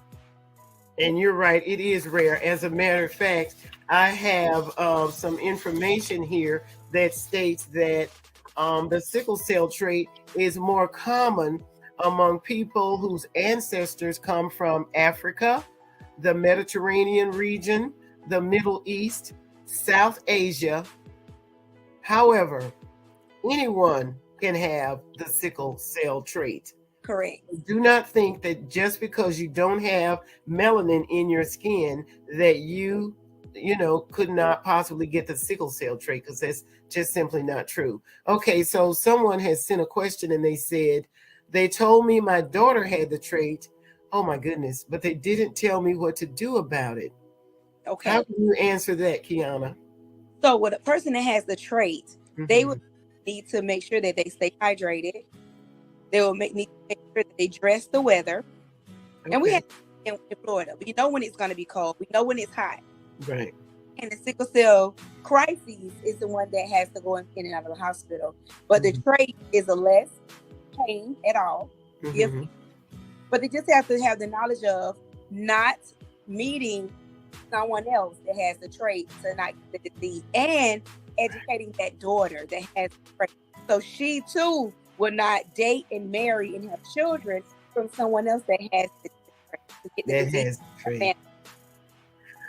Wow. And let me tell you, that is easier said than done, because I definitely have some sickle cell traits in my family. As a matter of fact, I'm not even sure if I have the trait, Kiana. My husband wasn't He wasn't interested in becoming a father because he had the full-fledged disease. Both his parents had the trait, and that's how 3 of the children ended up with it. But I tell you, it is extremely difficult to get people of African American descent to go to a doctor, let alone to go to a doctor to have a sickle cell test. I mean, I have a doctor's appointment on Monday, and I intend to ask my doctor, how can I get tested for the sickle cell trait, just to see how he's going to respond to the question. Write it down, because I want to compare notes of what I've received as an answer. Okay. Okay. So what I've been told, and you said I want to tell you the same thing. What I was told was you have a primary care doctor, so you've already gotten that part done. Right. You have to get an extra referral to go to a LabCorp or Quest Diagnostic, a lab. And then when you go there, you have to pay for it to get the test done. Oh, so really? So that's why I have to do trait testing for a lot of our young people that don't have a primary care doctor. A lot of athletes, they can't get on the football field without a trait test given to the school as record, because the young man got on the football field with this trait. And oh, I'm so sorry to hear that. Okay, so someone else is asking, Kiana, what is the difference between sickle cell SS, SC, sickle beta plus, etc.?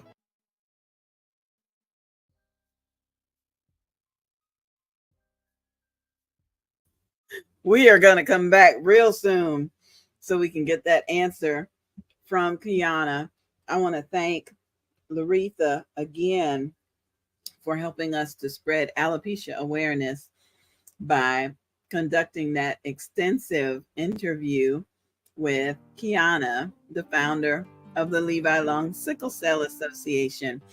And so Kiana is going to be with us in just a few moments, because we have a very special guest that's coming up. And I don't want to mention their name yet, because it's a surprise guest for Kiana. Now, anybody and everybody that knows Kiana knows that she came from one place and moved to Daytona and entered to learn and departed to serve. And in January, when we did her 24-hour fundraiser, our goal was to raise $700 some odd so that she could get testing kits, so that she could test people for the sickle cell trait.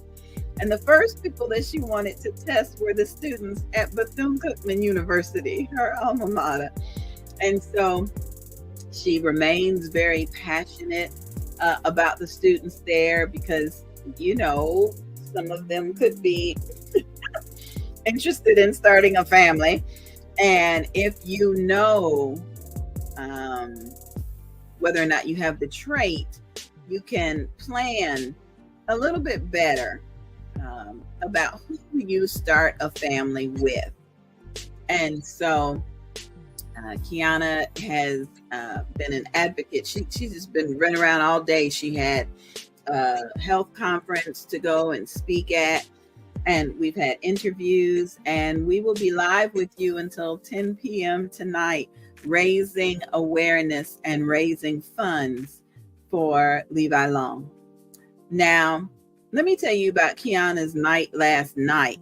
Now, I'm going to make this real quick. She had a Night to Remember program. Of course, she had it at Bethune-Cookman, because she loves her alma mater.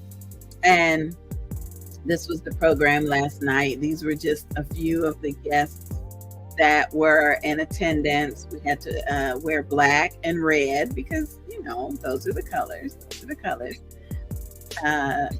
She had very special guest presenters, and some of her very special friends attended. The musical performance was by Retro Flow, and I understand that they even performed during dinner. They did a pre-dinner show and a during dinner show, and it's just so good to be able to share what transpired last night. Last night was her annual fundraiser.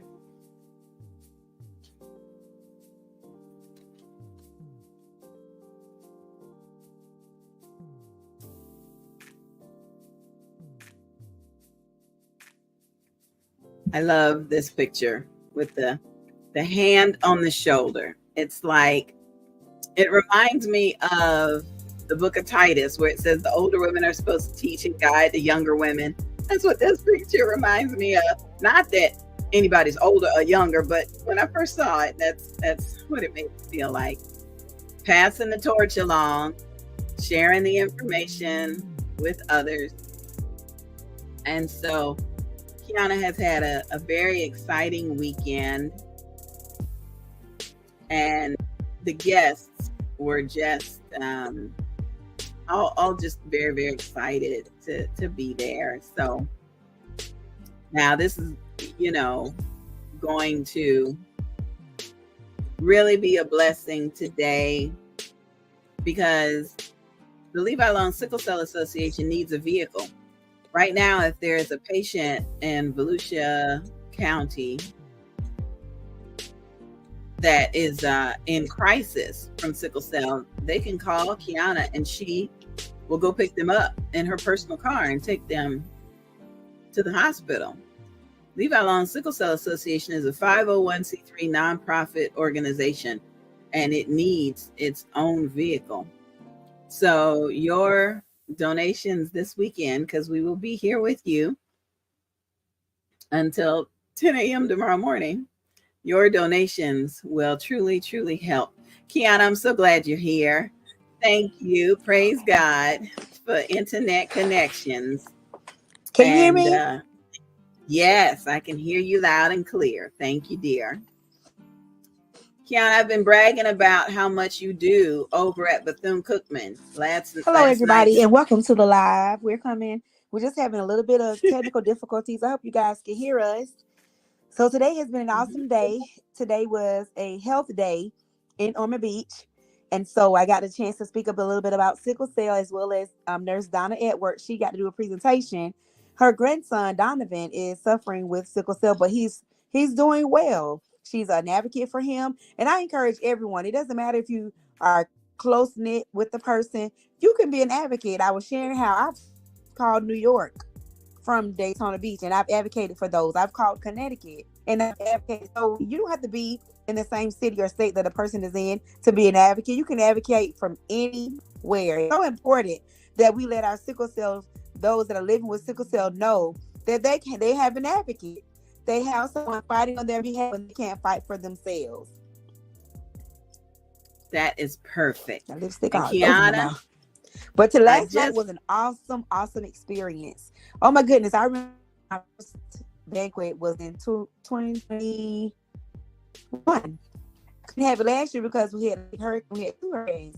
We had Ian and Nicole. So that my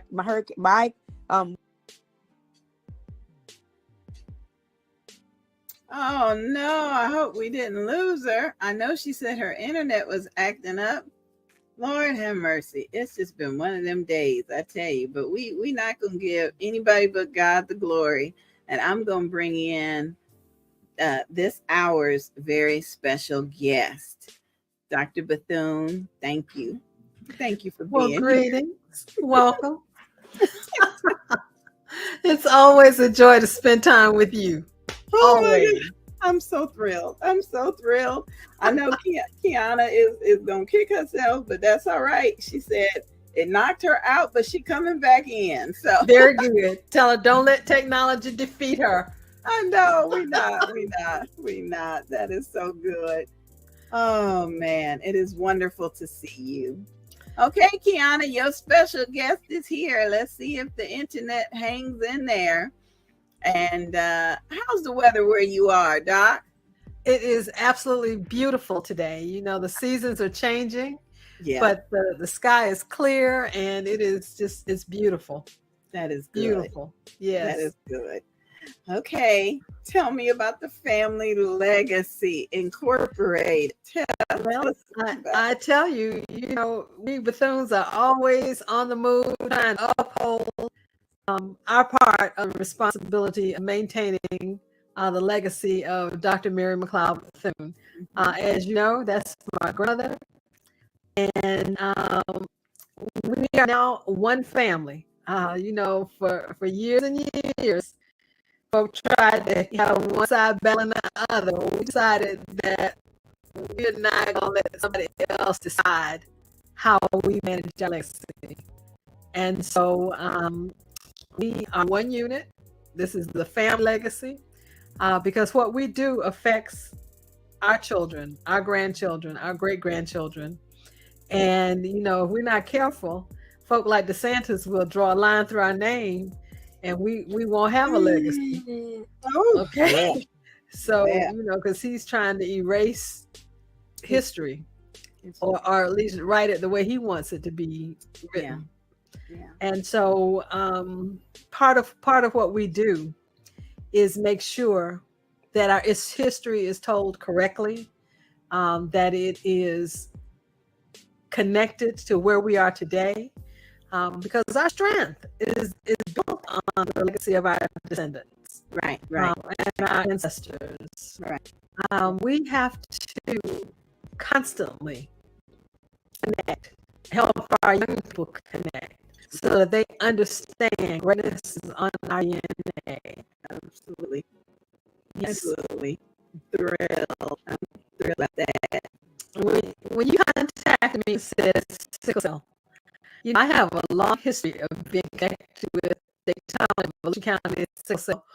When I was in college, I was the office administrator for Miss Williams at the sickle cell office when it was in Pine Haven Project.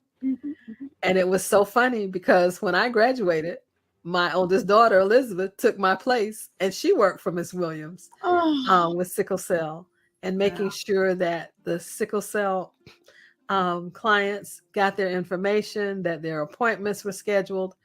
And, the resources have always been scarce for dealing with sickle cell. Why do you think, somebody asked me that why is there not a cure yet? And if the stem cell is a cure, why is it so expensive? Why is that? Why has there not been historically the support? For Black and brown people, there is always a shortage of resources.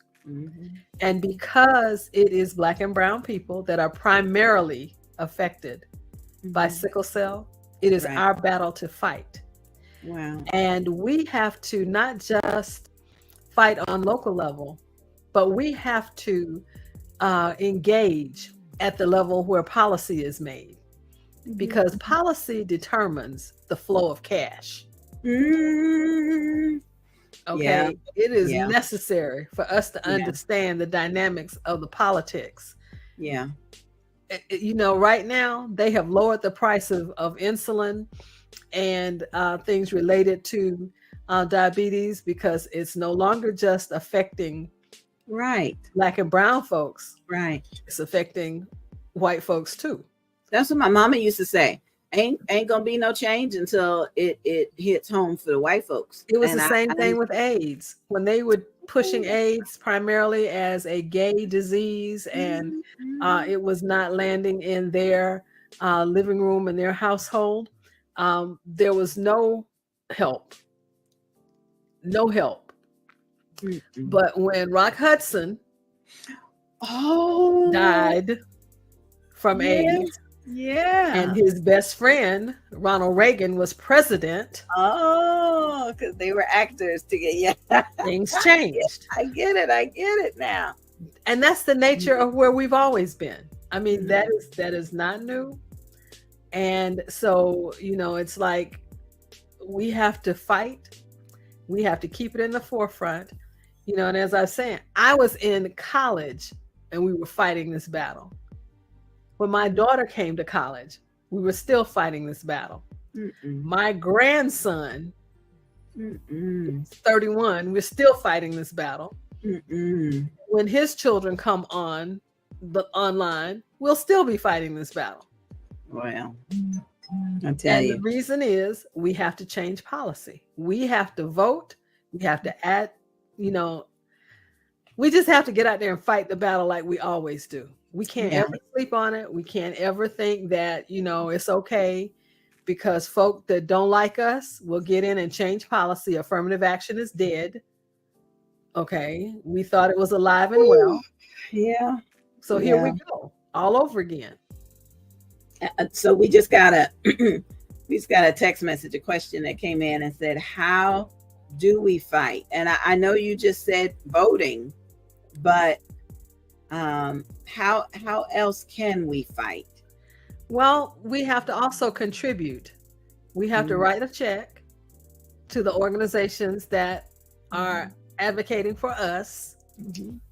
We pay our dues when we, our organizations, our sororities, our fraternities, thousands of dollars. Yeah.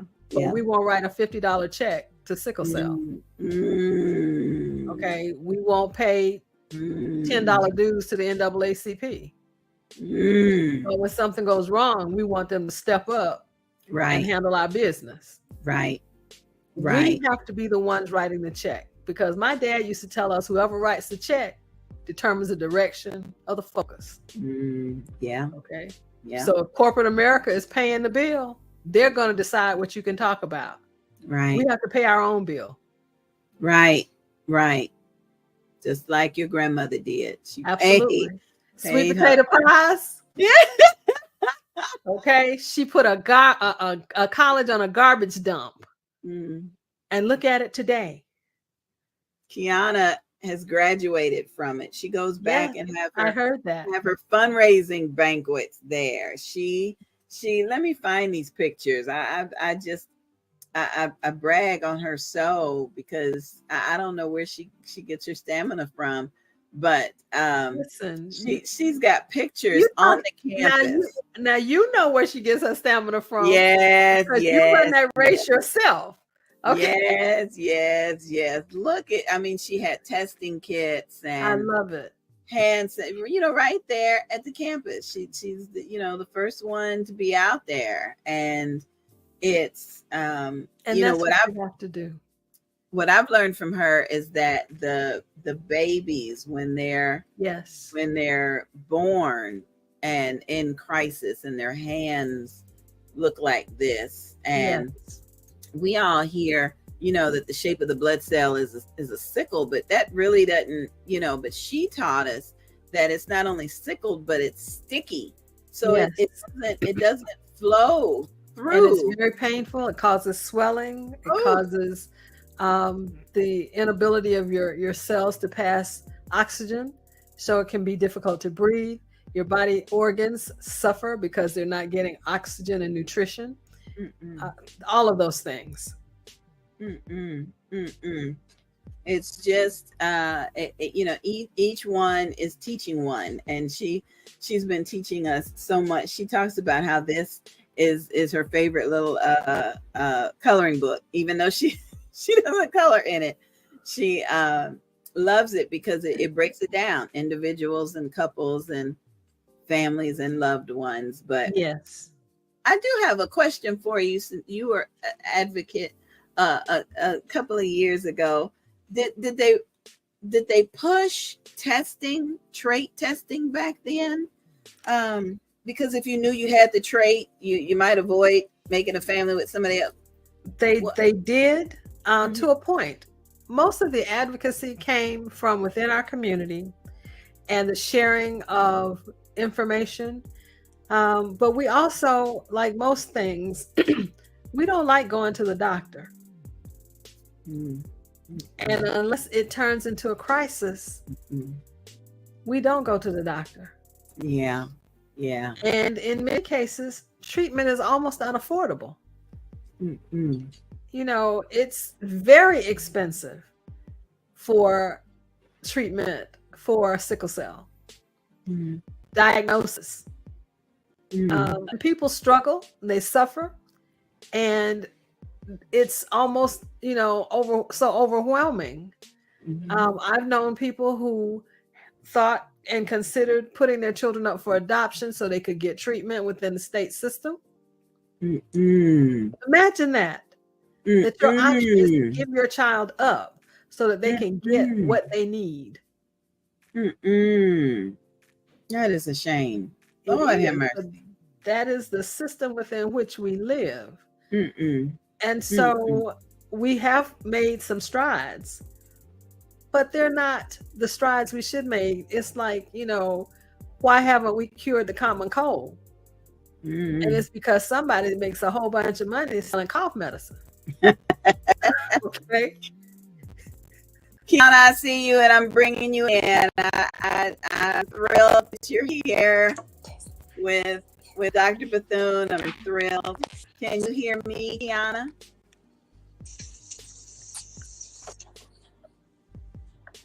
Kiana, honey. Can you hear me? Yeah. Now we can. Oh.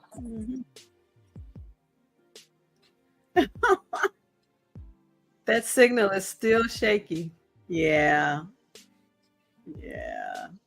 I don't know if the two of you have ever. Yes, we can hear you.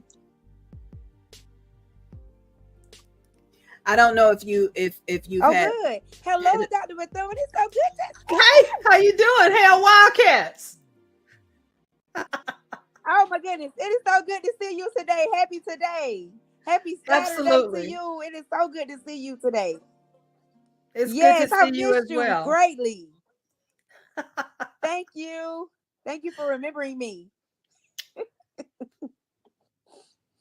You are doing you so great much, work. It's so good to see you. Great Thank you. work. I appreciate you. Thank you so much. Thank you so much. I'm so grateful to know you. So grateful to have attended the university under your family's foundation. And so that's a great part of my life, my whole life. Me attending Bethune-Cookman has really been a great part of my life. Growing up, from a teenager to a young adult with people from all over the world who as children, just matriculated there. And I'm still friends to this day. My homecoming up. Yes, we'll be coming into town for homecoming as well. And so I'm just grateful for all of these things. Well, hopefully I can get to see you while I'm in Daytona. I'm going to look for you, okay?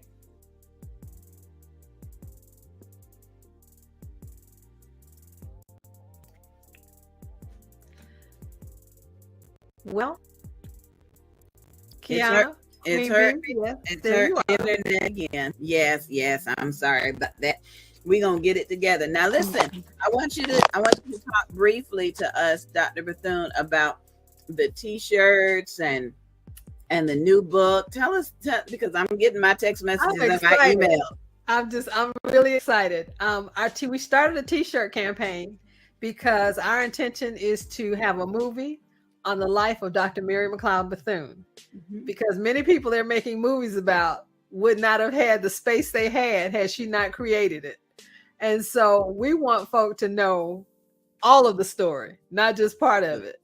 Good. So what our hope is not a documentary, but a big screen movie, and then a series, like similar to Netflix series, because Mary McLeod Bethune's life was deep and wide. Her hand is in every organization that you can call the name of, whether it be the military, the American Red Cross. She's there and present. She made sure that Black nurses got recognized and could participate. She was part of making sure those Black women were allowed to go to Europe and get mail distributed. The Tuskegee Airmen would not have been able to leave the ground were it not for her making sure funding was in place. So when they're telling these stories, they should be calling the name of a Black woman who navigated like none of us are doing today. Wow. She used her access to make sure her community was okay and her folks, her people, had access, visibility, and were allowed to grow and thrive. That's what she did. And I know she has a whole new fan club now that we have the statue. Yes. And when the statue came out, I was tickled because I got to see it here in Daytona. I got to see wave at you when it was unveiled down at the riverfront. But when we traveled to Washington, I was even in a wheelchair. I was so determined to get to it. And when you get to, Statuary Hall, they got to take you on a tour. You got to see a movie. And I'm like, okay, when is all this? I just want to get to this. When can we see the statue? The one we came from. Oh my goodness. And when the tour guide took us in there, I waved and blew him a kiss. I said, I'm out, and I made a beehive over to it. Of course, it was all white. I mean, everything else is bronze and whatever. And there she is. She's gleaming. She's gleaming. And then me, the girl born and raised in Detroit, when I looked to my left, there was Rosa Parks, and I lost it. Yes, ma'am. They are holding court together. I lost it. The two of them right next to each other. Yes. And I said, look at God. Look at God. They're still working together, not, opposite sides of the room. Whoever did that placement. What they were doing. Thank you. Excellent plan. Thank you. And so to come back now and tell my 11-year-old niece, okay, you're coming to Daytona to go to college, and the Michelle, it's opening up a whole new fan club, if you like. If you like. And so when we saw the email come out about the t-shirts, we put it in our brand new August. You always support. I always try, and I'm excited. Now tell me I know about your book as from the perspective of being the grandchild, but what is the new book about? Well, the new book is how to take the lessons of Mary McLeod Bethune and transform your own life. She was a major player. And I say this all the time. My grandmother came from parents who were enslaved in this country. And prior to her being born, 14 of her brothers and sisters were born into slavery in this country. She was the first born free in her family. And so for her to be able to come out of the cotton fields of Maysville, South Carolina, and have a statue in Statuary Hall in recognition of her international, global accomplishments. Global reach. Absolutely. Oh my God. She has many lessons that can be learned from her methodologies and how she did things. Her institutions still stand. Bethune, National Council of Negro Women. Yes. UNCF. Okay, she was the longest running president of ASALA, the Association for the Study of the Life of African American History. Now go back to UNCF. I know we talk about Lou Rawls doing the telethon. Mary McLeod Bethune started UNCF. I was just about to say, I need you to say that. Because I told somebody that. He was like, are you sure? I'm like, I'm going to find a way for you to. Here we go. You see, when you talk about Mary McLeod, you can't talk about her in 5 minutes. There's too much. You can't talk about her in a documentary because there are people that want to be entertained. They don't want to learn nothing in the documentary. So I get it. That's why we're striving for a movie that can draw people in and engage them in a dramatic kind of way, so they can understand the fear that she was supposed to feel with the Klan standing there with torches. And she trusted God and turned the lights on and got her students and started singing, and the Klan went away. My God. See, that's when you understand who God is. And they can't ever leave out the strength of her faith when you talk about her. That was her driver. Right. And so we have to connect. When she talks about the drums of Africa still beat in my heart, because she understood where her parents, her grandmother came from. They taught her that she came from royalty. And I learned from the statue presentation about the black rose and the significance. Oh my goodness. Her travels in Switzerland. Today we're afraid to get on a plane and fly across the state. Oh, I can't fly. What's wrong with you? Get on a plane. Understand the world is bigger than Then what just you're your looking at right hometown. here. Right. Yes. Right. I tell people don't be born, raised, and die in the same place. And Go never to the experienced anything else. Go to the next state over. Go to the next country. Listen, Even if I it's had a a year. great awakening talking to students one time, and this child in Daytona Beach said to me they had never seen the ocean. I said, how is that possible?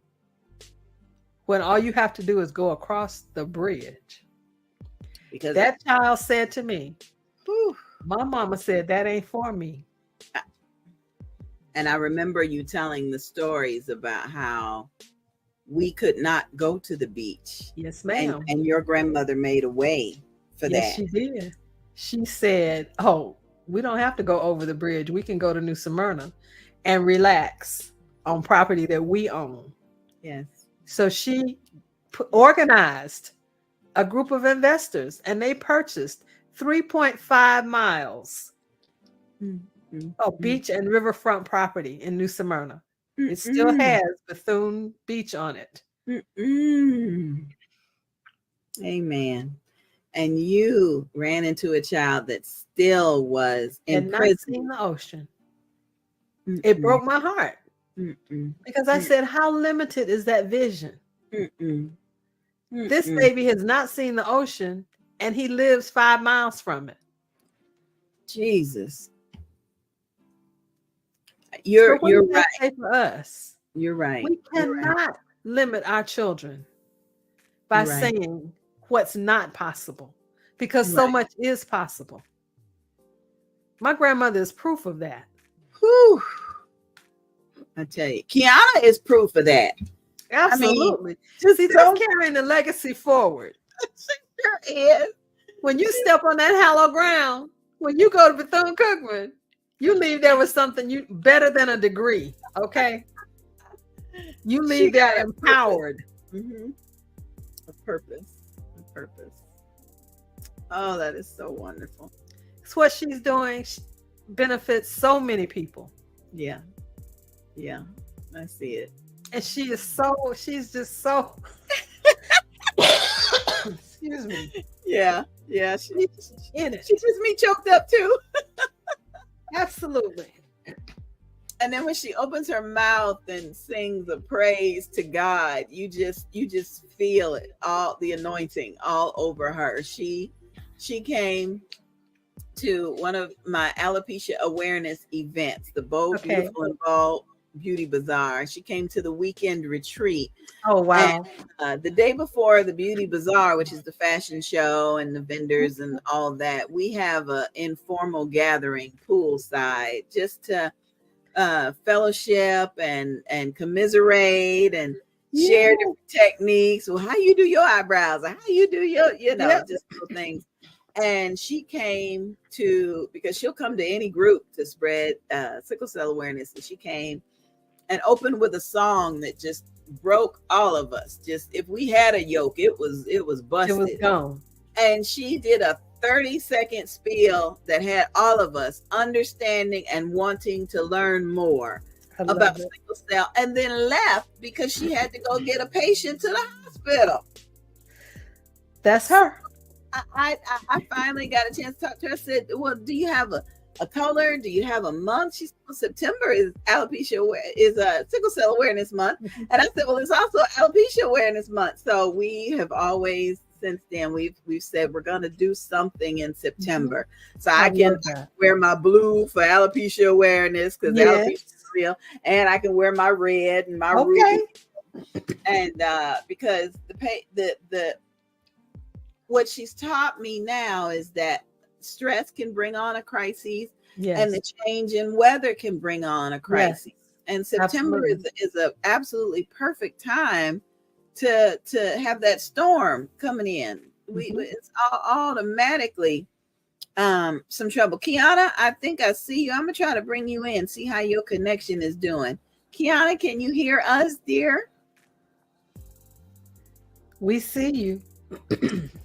Okay, can you hear me? Yes. Okay, good. And it was just, it kept kicking me out. Like now, it's giving me a little bit of problems. Now I'm able to be in, and you guys are not able to be in all the way. And I think it just kicked Angie B out. Oh, she's No, back. I'm here. I was trying to see if I can give y'all time to talk a little bit. Well, we did chat a bit previously. Yes, we did. And it's great to see her again. I'm going to try to see her when, we're coming to Daytona for homecoming, of course. So I'm going to look for you to see if you're in the house. That'll be good, Dr. Evelyn. So I'm gonna be sure to have the information about the book in the next newsletter. Okay. And I'll show it to you, and I'm gonna put you backstage for a minute so I can play this video just in case you didn't see it, because I want you, let me see where it is. I want you to see, this is the video version of the August magazine issue, Dr. Bethune, and you'll see your t-shirt effort in here.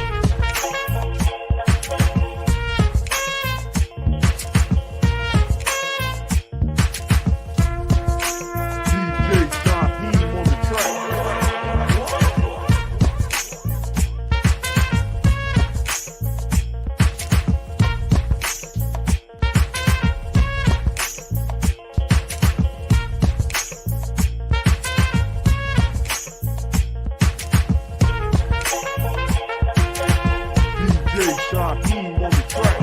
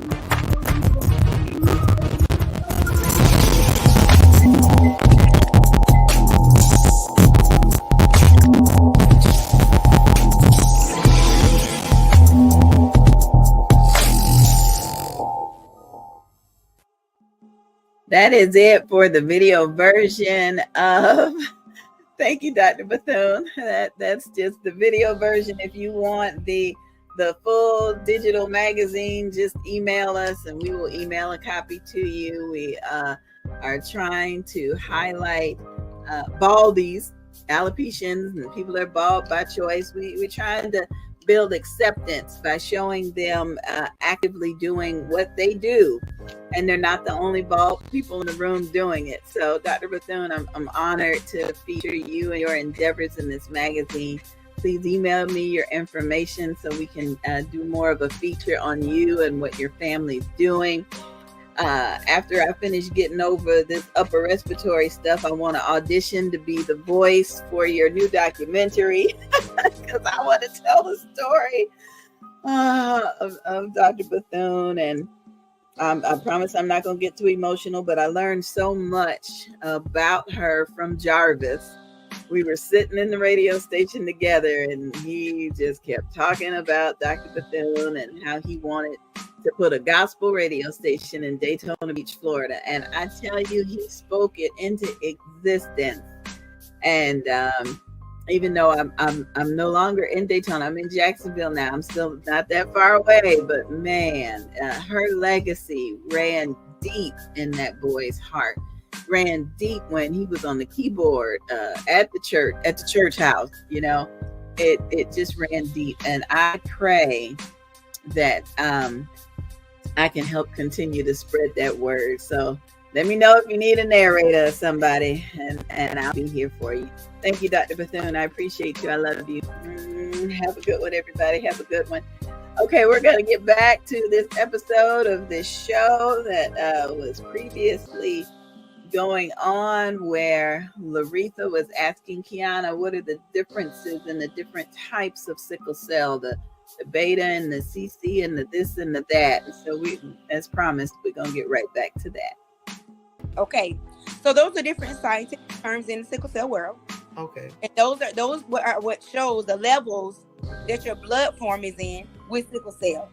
Sickle beta plus, then we have thalassemia. So those are the different terms for sickle cell in our bodies. Well, those that have sickle cell, for the doctor to determine the type of medicine they get. So it's determined by a lot. So those are different types of sickle cell. The difference is that it shows the different types in the bloodstream. Those have it, they know exactly which one they have. Mm-hmm. They've been going to the doctor all of their lives. They know what medicine to take. They know everything. Mm-hmm. So Kiana, does how does insurance cover? I mean, some of the patients that you have that have sickle cell disease, is it covered by their insurance companies when they go into crisis? Definitely. Everyone that has sickle cell automatically you qualify for Medicaid for the rest of your life. You can qualify for disability for the rest of your life. So they're taken care of. They don't have to worry about it. Sometimes they may have a small copay depending on which form of insurance they have. So under Medicaid, you know, we have different HMOs. We have Health in the state of Florida. We have a lot of, there are newer ones. So they may have a copay when they get their prescription for their medications, which won't be $8. And if please reach out to me because there's a way that you can get it for less than that. Right. So I know some of my clients that I take personally to the pharmacy. I take them, pick them up from the hospital, take them to the pharmacy, get their medicine filled. Right. I know the copay. Okay. So they qualify for Medicaid. And so because it is a disease, they can actually apply for disability. A disability, yes. Absolutely. And on Advocacy Day some years ago, I traveled to Tallahassee with Mrs. Lillian Williams, and I met with legislators from all over Florida. Okay. Sickle cell is not going anywhere. Where would it go? It's an inherited blood disease. Exactly. So you qualify. Just apply. And if you have any problems, please reach out to me. Yes. Because I have a free lawyer who will take the case, and you will make sure you get your disability. Okay, now, Kiana, I want to get back to the brick and mortar. I'm really interested in this brick and mortar. You say it's on Orange Avenue in Daytona Beach, Florida. And so you're going to what? What are you going to do to get us in the building? Or when are we gonna what are we gonna do here? If you guys want to come, because the owner is just waiting on me. He's just saying, let me know what your plan is. He's from Africa. What is your plan? Let me know. Okay. So I need to let him know that the community has my back. Yes, door open. We're gonna make sure yes. We're gonna make sure and it's a blessing today. I got a message in Facebook Messenger. Physiologist wants to partner with me and have space in the building and rent space. So I'm like, yes, ma'am. My church, Lifeway Church, want to partner with me because we have our own at our church. We have a nonprofit organization. We feed the hungry, pay co-pays for people in the hospital. They can't afford it. Buy things for those in the hospital. So they're going to partner with me. My goal, this is my vision. Awesome. On that side of town, which is in the Midtown area, I've already spoken to the UMC. I don't remember what it was. Well, anyways, on North Street, the food to the homeless. Partner with them so we can have our own food drops right there in that park.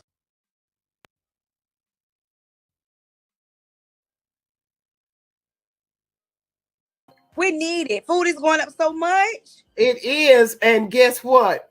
The people will come to get the food.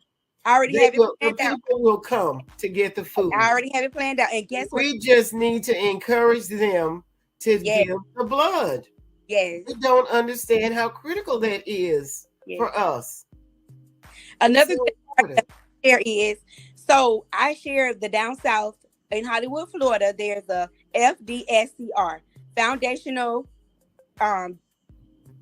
Disease or Research, Sickle Cell Research, right? So they put me over our very first sickle cell clinic, which will be in New Smyrna Beach, in our health department there. Oh. So we will have our own sickle cell clinic. Awesome. If I have to transport Daytona to New Smyrna or whatever I have to do to get them there to see their own doctors, sickle cell doctors, I went to Hollywood, Florida. Okay. They had a tour. It's going to be a part of the videos at the telethon. Yay! We're going to have hydration chairs in the building. I'm excited. I'm so excited. I told Fast. Oh my gosh. You should be, Kiana, because that was one of the questions I was going to ask you was, what about clinical trials? Is that something that will help? Yes. Is there something that would help? Yes, and not only us, there are clinical trials being done currently in Daytona Beach. And I can't remember, but I know one young lady that works there. Her name is Villa Hopkins. Yes, she's there, and Mhm. she's working at the clinic, and she's giving me information. The doctor is Dr. Tina. They offer clinical trials with sickle cell clients. I gotta just keep pushing, Kiana, pushing. hold that passion, girl. Hold it, because we'll be right back in just a Okay. moment. Okay. Okay. 2, 3, 4, 5. Hi, my name is Sonia Bennett, and I reside in Detroit, Michigan. When I was growing up, I used to walk to my former church, Hartford Memorial Baptist Church, and there was a building right there on James Cousins Highway called the Sickle Cell Anemia Building. I had absolutely no idea what this building was about. I didn't know what sickle cell was. I didn't know why sometimes I would see people going into it who looked like they were in pain. I knew nothing about it. And as I got older, I learned that one of my favorite singing groups, TLC, had a member in that group that had sickle cell. Her name was T-Boz, and she would talk about, as years went on, that there were times she would be backstage and in so much pain that she couldn't go out and perform, but she would push through the pain because she knew that her fans were looking forward to seeing her. And she really was the face of TLC, and she still is. T-Boz, I have a lot of respect for you for fighting through that pain of sickle cell. At this time in my life, I still don't know a lot about the disease. However, I have had my daughter tested because her father passed away when she was about 2 years old, and I don't know if that was a trait that he carried. I know that I don't carry the trait, but I also know that the different strains of sickle cell can show up even without there being generational traits. My suggestion is for you to look into the area that you live in and see if there is a sickle cell anemia center near you or that can give you any information about it. Other than that, I pray for everyone who carries the disease, and I'm praying for your pain, praying your pain is managed, and that one day we'll have a cure.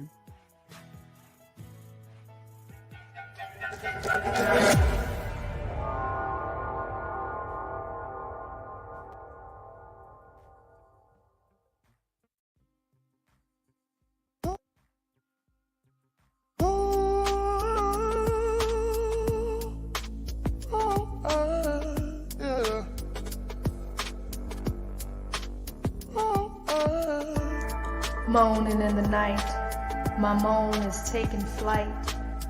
Like fruit on a vine, my moan is sweet and ripe. Taking over body and soul, taking breaths as each moan rolls softly off my tongue and through my lips. My hands, my arms, my hips, moving in sync with my moan. My hands, my arms, my hips, moving in sync with my moan. Moaning through smiles or tears, moaning for whichever one it is. My moan is mine to feel. Feel my moan. Feel my moan. Feel my moan.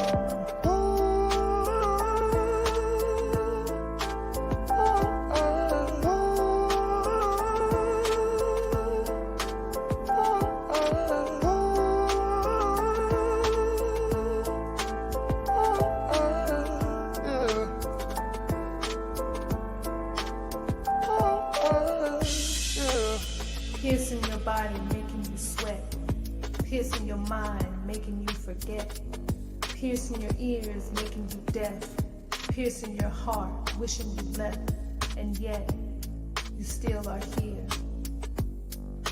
Hearing my moan. Hearing my moan. My moan grows louder and louder. My moan opens my soul like a flower. My moan is my weakness and my power.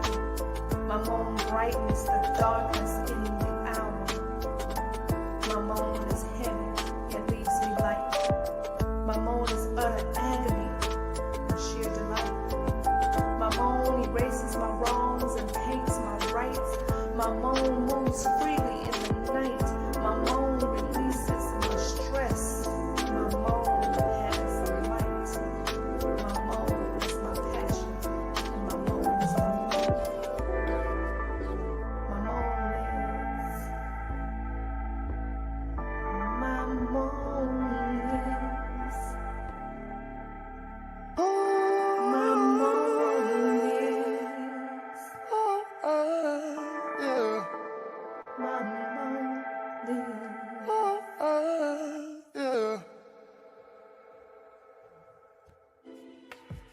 Wonderful, wonderful, wonderful, wonderful, wonderful, wonderful. Thank you so much. Thank you. Thank you. I'm so grateful. It is me, the Queen Bee, NGB, and you are watching our 24-hour live fundraising broadcast. We are raising awareness for sickle cell and raising funds for the Volusia County Levi Long Sickle Cell Association. Okay. If you don't know anything about sickle cell, don't worry, just keep watching. We started at 10 a.m. this morning, and we'll be with you until 10 a.m. tomorrow. Our goal is to raise money so that Levi Long Sickle Cell, the 501c3 nonprofit organization, so that they can secure a vehicle, because currently the CEO of the organization and the founder, Kiana, is transporting patients in her personal vehicle when they need to go to the hospital.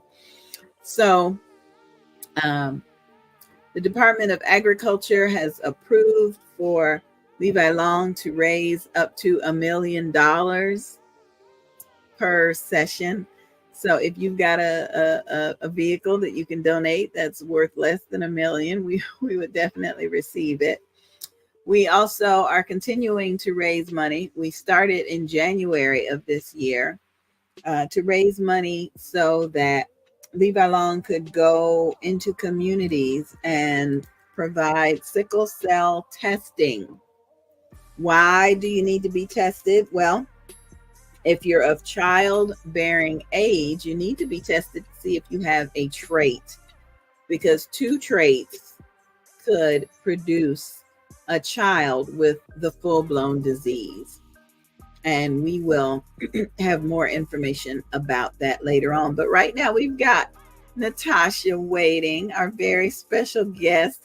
I tell you, I love to connect with people on Facebook because they don't know you. They don't know why you're wearing red for sickle cell and blue for alopecia awareness. They don't know. They just know that you ask, do you know about sickle cell? Can you come on and talk with us? And Natasha was good enough to say, sure, I will. So thank you, Natasha. I'm grateful for you. And we're going to bring you in right quick so everybody can say hello to you. Hello, Madame. Hi, hi. How are you today? Good, good. Thank you so much for inviting me for this amazing event, and thank you for organizing. Oh, thank you. Thank you. I just serve the Lord with gladness. I do what he tells me to do. And I have a daughter that is very fond of paintings, original paintings. So she's going to be very excited to learn more about you and what do you do. So tell everybody where you're located and tell us about what we're seeing in the background. I am located in Longwood, Seminole County. You can see one of my work. Wow. It's acrylic painting. Sea turtles are acrylic painting. This is my poster. And this is couple works for pizza place. I cannot move my computer because microphone will get out. So I'm mural artist. I do also pet portraits. I paint landscapes. I paint a lot of stuff. But murals, my my heart, because it can change house or business place or organization place so amazing way. Right, right, It can right. make space bigger, even small room. You can Yeah. paint something what will make this room Bigger. look Yeah. much bigger. Yes. Or Yeah. you can add light, you can add colors, and so right color in right place or right picture in right place can make people more health or more happy or like harmonize their emotional Yeah. situation or Yeah. even relationship. Just Yes. right painting in right place. Yes. Yes. Absolutely. Why why art? Why painting? What got you interested? I loved art all my life. I even studied in art school for children in Ukraine. I am Ukrainian originally. But after I finished art school, I never painted again because I believed I have no talent. I believed it so much, so I didn't want even try because I thought, oh my god, I will upset again. It will be horrible. See, it's still emotional for me. Yes, So yes. Someone anyway, told, someone planted that in you. Someone lied about, because uh, what I see behind you and what I've seen on Facebook is just breathtaking. it So, wasn't like this always. When I was in art school, they taught us work with watercolor and graphic, like calls, and it wasn't my materials. So now, when I am adult and I tried another materials, I know. But then, who could know that? right, right, And right, when I right. moved to United States, I got married. I moved here because I got married. Okay. And my husband didn't want me work. I stayed home. I had nothing to do. And I have psychology degree, so I decided, okay, I will write book. I will write book about self-confidence. It was my personal pain about Yes, self-confidence, so I worked yes, a lot on that. yes. And I wrote this book, but I was need second part for this book. What to do with this? Okay, you know how it happens, so you don't have self confidence, you shy, you. So what can you do about this? What And happens? my idea was to show people so everybody has talent, absolutely everybody, and it's not just my belief, it's I know this 100%. Absolutely. So I decided, okay, I will start from my own. I will paint. I don't have talent in painting, but I will try and I will show how it works. So I started paint and I got in this so much, so I forgot about my book. I forgot about everything. I just painted and painted and painted. Oh, how lovely. How And lovely. when I tried to paint murals, I understood, so I found myself. It's exactly Mm, what I love to do and what I can do, mm, what I do good, and what people love. mm. So this is That my is life now. that is beautiful, beautiful. Now, do you still have family and friends in Ukraine? Yes, I do. After we keep them in our prayers. We Thank you. Thank definitely you. do. Now, what is your inspiration behind the turtles? or the woman with the headdress that we see? What is your inspiration? My biggest inspiration is underwater life. Dolphins, corals, manatees, everything underwater. But also I so much love Florida nature.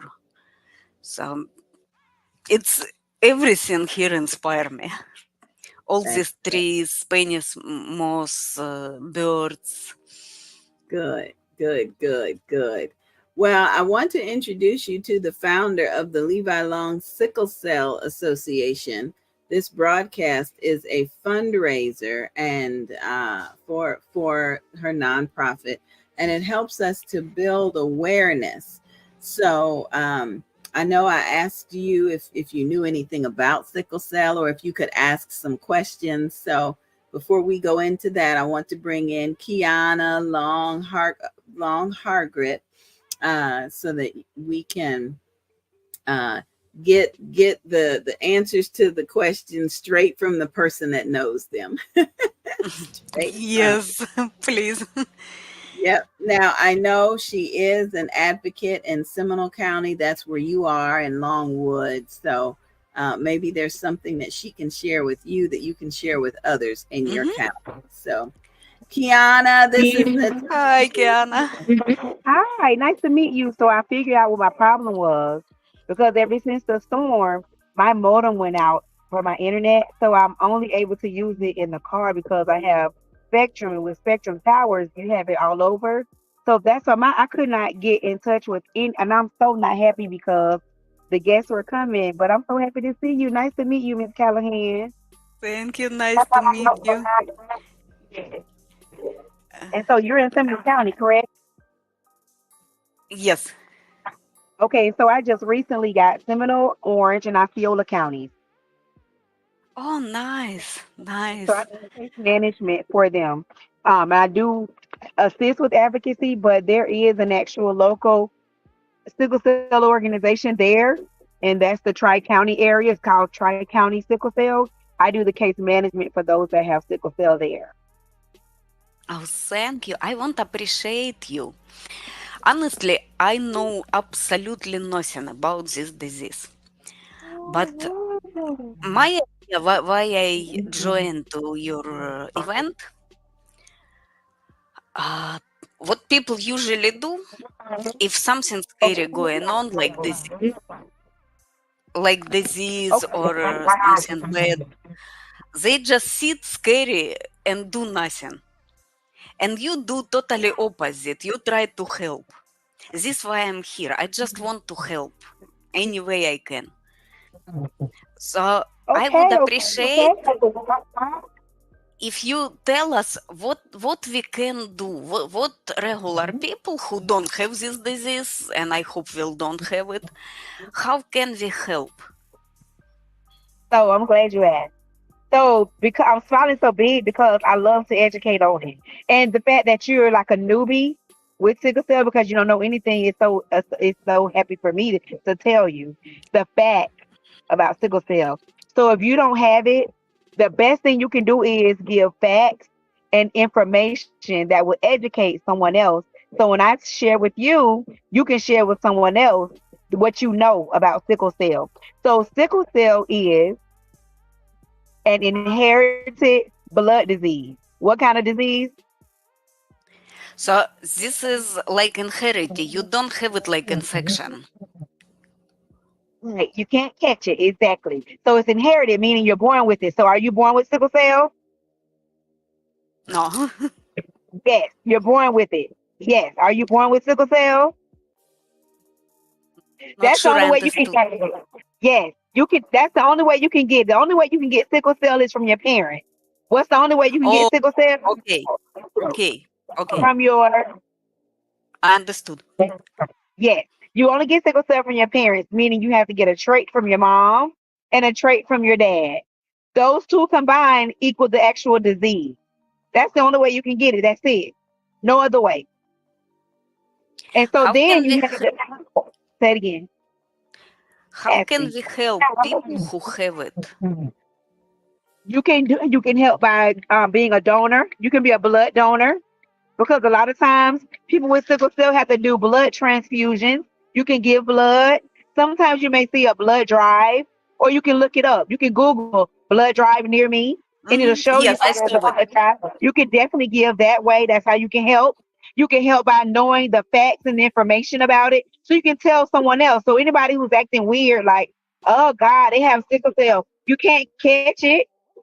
You can't catch it. You can tell them the facts and educate someone else who don't know. That's a big way to help.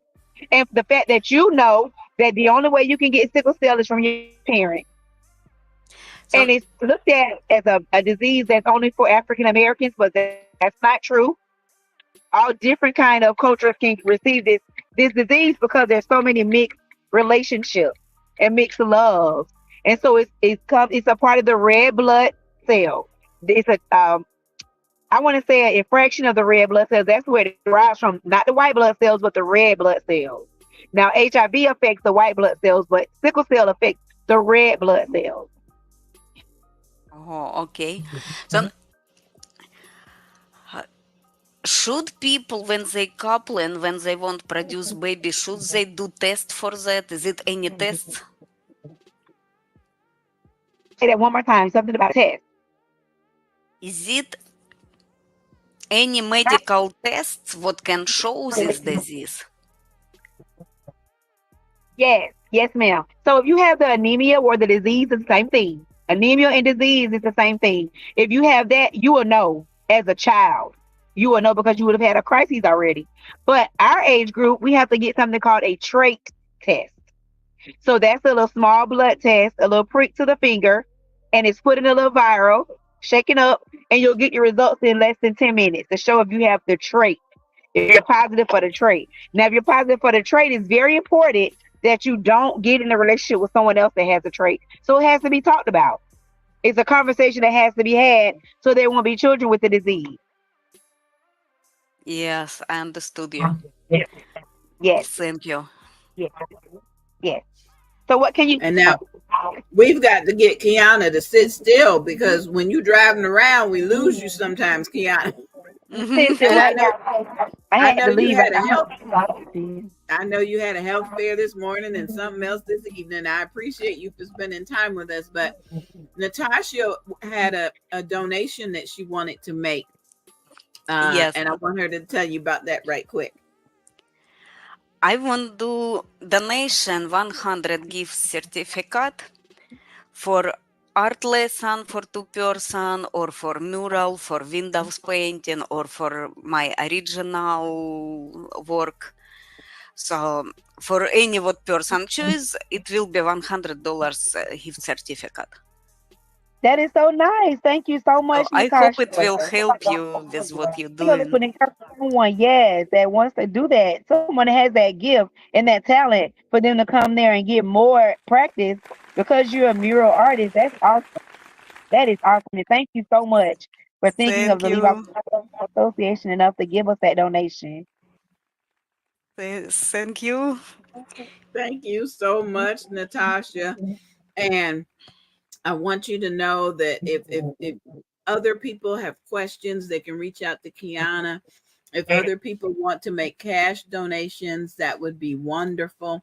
The donation avenues are scrolling below. We need to get funds for a vehicle.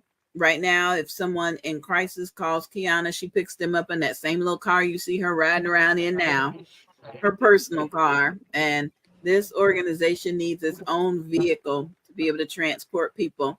And Kiana purchases those tests that she told you about, the fingerprint test. And she goes on college campuses where they don't really talk to each other. They just procreate sometimes. She provides the sickle cell trait test to them so that they're more informed. And I like to say, if you're of childbearing age, you need to know if you have the trait. So you asked some really good questions, Natasha, and I appreciate you. Did you have any other questions for Kiana? No, I think I understood I understood the idea, but I guess what we should do, just tell like all students, all young people who going to produce baby, Yes. or who can produce baby without Plan Z. Yes. So they just should do these tests They should. They should. just to avoid risk. Natasha, thank you so much for being a guest. And we'll be on until 10 p.m. If you think of something or know someone and like to come back on, please join us again. And I Yes, am I grateful will. for you. And we are Thank still you. praying for your home country. We still are. Thank you. Thank you, dear. Bye-bye. Bye. Kiana, a $100 gift certificate for one of her original pieces of art. She's so talented. Did you see? I Oh, did. oh, my daughter is just gonna be thrilled. Mom, I need this and this and this. And I love that she's in Longwood, and so she captures the local, the local feel. Oh, it was so good to meet her. Let me know next Yes. time you go into Longwood. We'll call Natasha, see if we can have lunch or something. That'd be nice. That'd be nice. Oh, that's good. Well, I know you got to get on the road, so I will check in with you in a little bit. We looking forward to hearing a count how much we've collected today. I appreciate that. And you be safe, Kiana, because I know you running. I know you're doing some running, so be safe, okay? Okay, All I'll talk to right. you soon. Thank you, dear. God bless. All right, everybody. We're going back to our program that was originally underway. We did a 24-hour weekend fundraiser last weekend for Levi Long. We said we're going to close out the month with 2 weekends. And so what is coming up next is the replay of what we did, who we talked to, and the questions that were answered. I pray that you enjoy it.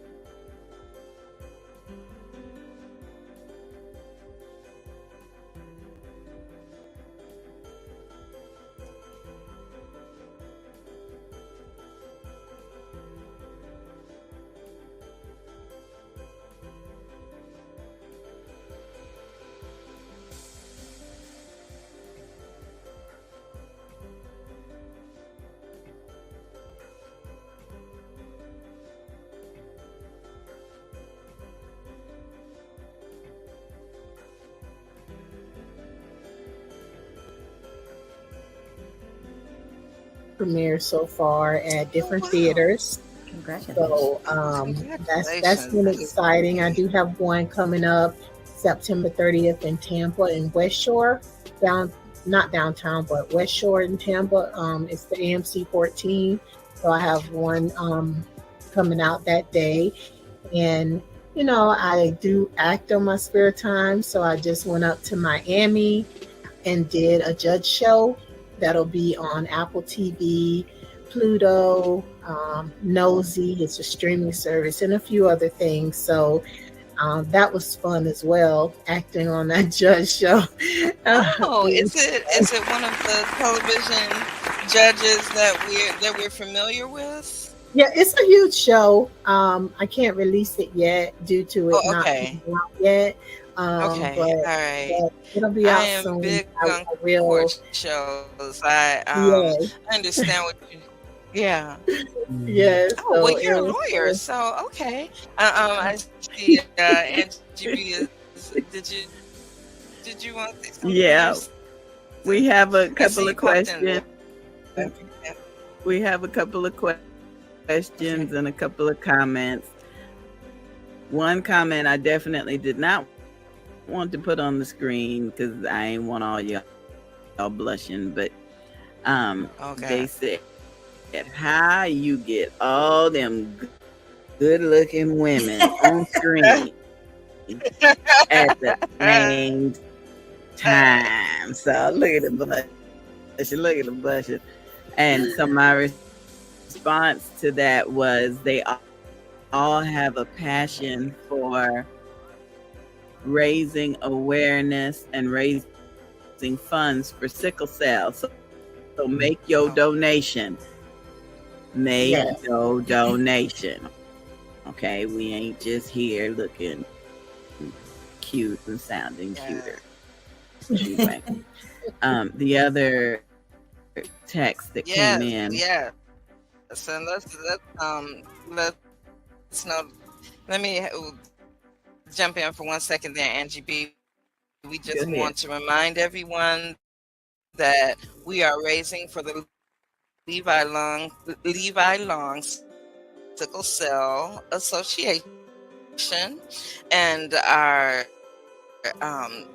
CEO of the Levi Long Association is Miss Kiana. It is her birthday today, her 47th, as she may not want me to say that, but it is her birthday today, and we are doing this telethon, hoping to raise $2,000 for sickle cell awareness. The ways to donate are scrolling across your screen. Cash App, $long sickle 07, or Zelle 386-795-0965. And if you put Angie B in the notes and comments section, you'll receive a free gift from the Queen Bee. We also are accepting PayPal. I believe that email address was levilongsickle@gmail.com. And if you still write checks, we also are accepting checks. We are just believing God to raise $2,000 in this 24-hour telethon. If you are watching this as a replay, please put #replay. And we have a few challenges. But Angie B, what other comments did you have besides our compliments that we all received this morning? Okay. So 2 or 3 things. One, if you're watching us on YouTube, please share on your Facebook page. Facebook is having an issue today and will not allow us to stream. So I'm hoping Candy and Shanita and Sonia will share the stream on their Facebook pages. We are live today on YouTube. Search for Volusia Business Women. You'll see us on YouTube. We're also live on Evangelist Angie B on YouTube. That's Angiebe. And we're also live with evangelist Angie B on YouTube. Now, search for us on Twitter. You'll find ANGB Tour, ANGIEBEETOUR. So if you could please share. I believe Facebook is just mad at us because we've been on the air for consecutively since 7 o'clock p.m. So they just don't want to accept anything else from us. Okay, so the comment that we received today said, "Good morning, happy birthday to Miss Hargret. Thanks for the very informative and teachable webinar yesterday. We have to remember that this really is information, and we hope that what we're sharing is helpful for someone. We also had a question for the teachers. Is sickle cell a topic that can be taught in the schools? And if so, how? Now, before you answer that question, Shanita, I know that in January, we did a 24-hour fundraiser for Levi Long. Kiana wanted to raise $800 to get testing kits so she could test the students at Bethune-Cookman University. Okay, that's great because we can imagine it could probably be some shared traits going on in college. But she also shared with us that as young children, sometimes they know their trait. They know if they carry something, but is there anything else that could be taught in the schools? And if so, how? Is that something we need to advocate for? Shanita, I appreciate your response. Thank you. I believe that with the schools, they try to be safe, try to coddle the kids. A lot of things they may not want the kids to know. That's probably why religion was taken out. It's a sensitive subject. Um, Sickle cell would be an illness, a disease. Even when I was diagnosed, they rallied together for me. And just the kids even knowing that their hero, Miss Brown, was sickened, it was hard for them. I feel like they should somehow put it in as far as, like they have sex education. Um, if they could add that into maybe like a special instruction, something like that for the kids. But like you said, a lot of kids, they know from their parents or from them taking medicine, they know that something is wrong. But I don't I don't know if the schools will bring something like that so sensitive into the schools. um, that will have to be done through the school board. Superintendent will have to definitely, bring that to the table and go from there. But it will be good to have an instruction for that, even maybe even cancer. You know, I've been I've taught kids with cancer. It's all sensitive subjects. Yes. So, and everything's a process. So Yes. people would have to rally together, like you said, and kind of, put a group together and maybe take it to the superintendent and go from there. It is really a different time that we're in because these kids are different than we were as kids. They are more knowledgeable because of social media, and they actually understand and can regurgitate what they've learned better than we could as children. I know for myself, children were to be seen, not heard. period. Mhm. And these kids now are outspoken, and it's very interesting to me how there are some things that are seen as cute that they share, but we still want to coddle them from real life. It's not cute to me to see a YouTube or a TikTok of a little girl singing WAP, or even some of these songs that are in the Barbie movie. I really I don't want to get do whatever, but Mhm. that Barbie movie was not a kid movie. It wasn't. And Barbie was for kids when I was a kid. And how about we have an alopecia Barbie? Why don't we have a Barbie that has cancer? Where's my little cancer thing? I am a huge advocate of breast cancer. I had a very dear friend that lost her battle with breast cancer. Just a few years ago, and also my grandmother and my great grandmother each lost a breast to cancer. So for you to say you are a stage 4 survivor, that is such a blessing. And I do think that we, as not only educators but just as women, should teach our children that there are some things you can't be quiet about. You need to learn about them. And like you said about the social media, a lot of the kids do know about the social media, and I think that's why they still also try to coddle the kids because Yeah. at all the schools, most websites are blocked. You cannot go on their Wi-Fi and use Hmm. Facebook, Instagram, whatever it is. YouTube. You can't use it. Right. So they That's do still right. try to That's coddle the right. kids and they do try to protect them from what's out there from social media. And they only do certain things in the schools. And also, when you were saying about the Barbie movie, it was banned in a lot of countries because of what's in the Hmm. movie.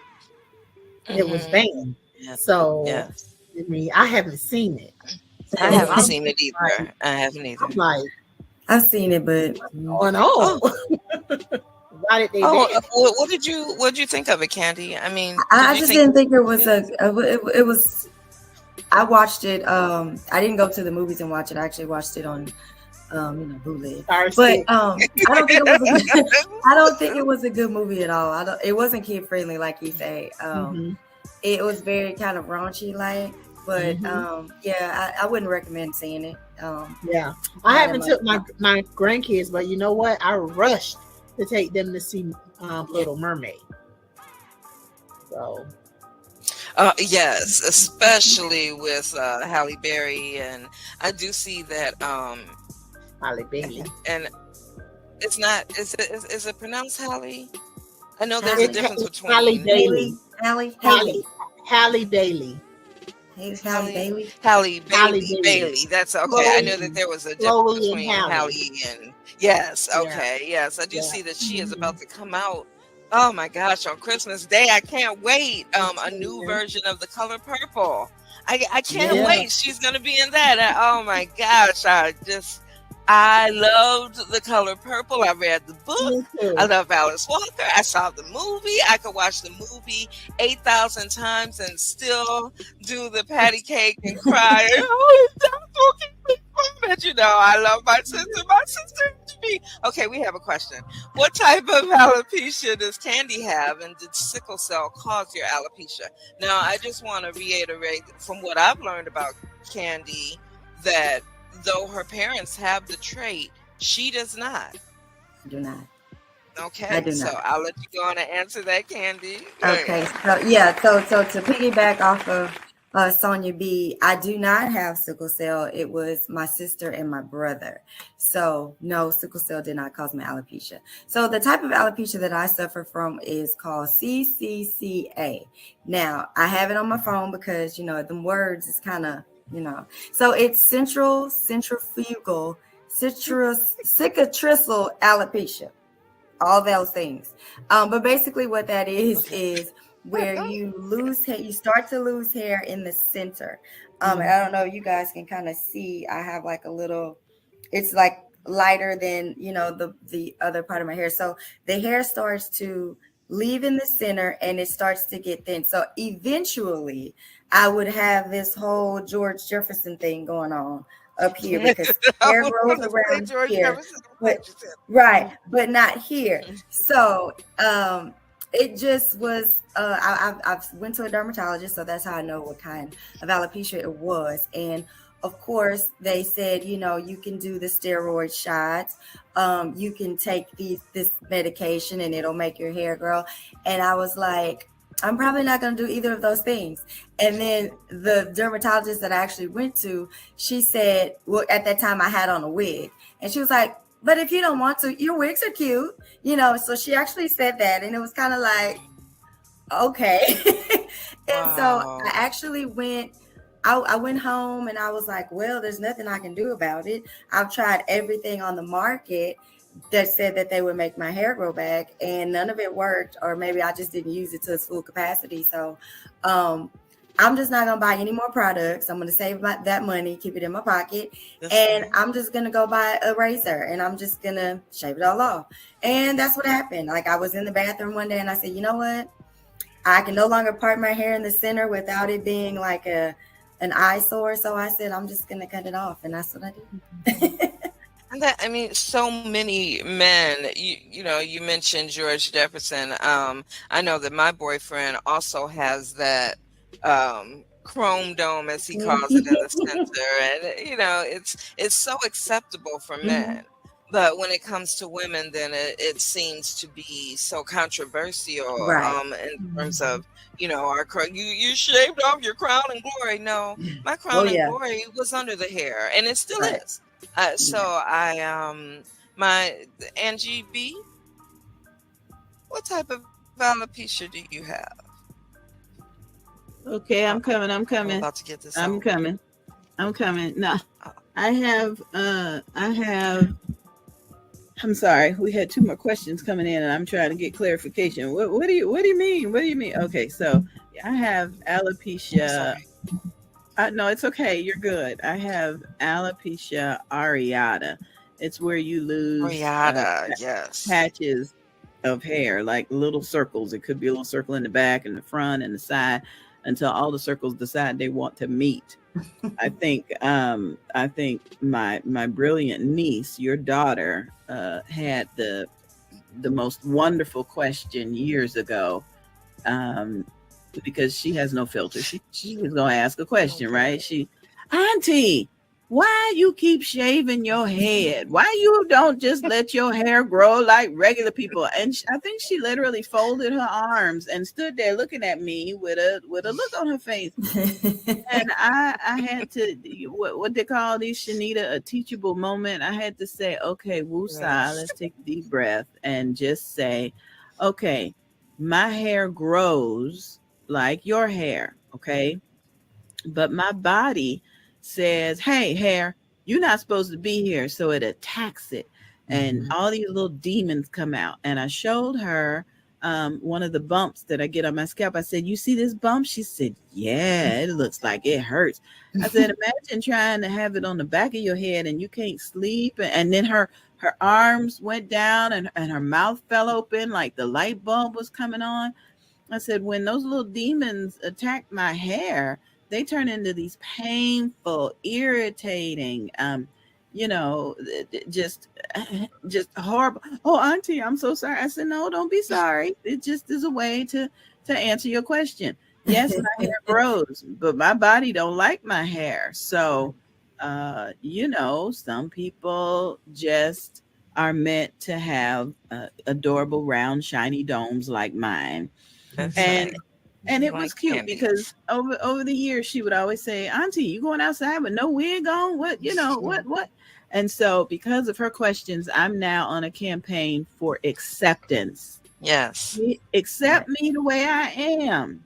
Yes. If I'm not hurting you, I know they may have a new FDA approved cure, but that don't mean I want to take it. Right. I know there may be wigs that would look great on me like candy. Lord have mercy, them wigs. How she? But I became a pro at it. Yeah. But I would much rather donate that money to Levi Long Sickle Cell, Yes, or yes. to spreading alopecia awareness, or I'd much rather do that because I know I can rock my bald head. Now, I'm getting over pneumonia and COVID, so I can't rock nothing today, but Jesus. But awareness and acceptance. And I appreciate the person that texted us that question about sharing it in the classroom. It is tragic what we no longer share in the classroom. Yes. It is tragic the way our students are graduating high school and don't know how to manage their money or save or even know how to volunteer. We're all volunteers with Levi Long, and these kids are like, well, what's in it for me? And right. And that is frightening because in college, my first year in college, I had a dorm mate who was this tall, beautiful young woman. And when she would go into crisis, the moans and the screams. I mean, Shanita, I know you're a filmmaker, and they always talk about you got to get a good woman screaming on camera. Oh my God, blood curdling. If I never heard of blood, it was. And I've been in labor. I've been with people while they were in labor, Sonia. I've been there, and there was nothing like the blood curdling scream of someone in crisis.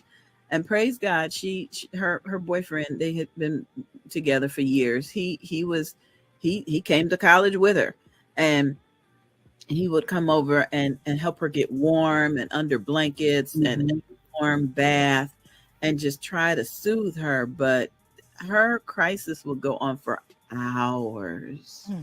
And when we hear Kiana talk about going to the hospital with patients in crisis and trying to expedite their treatment,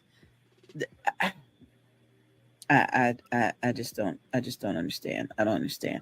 Okay, but what I do know is we've been on the air for an hour. I don't want anybody to go. We do have a couple of videos and some news and information that we want to share with each and every one of you. Please don't go anywhere. Please use this time to post and share on your Facebook page. And when we come back, we'll have the birthday girl herself. Woohoo! Be joining us. Let me go put on some red lipstick right quick. Yeah.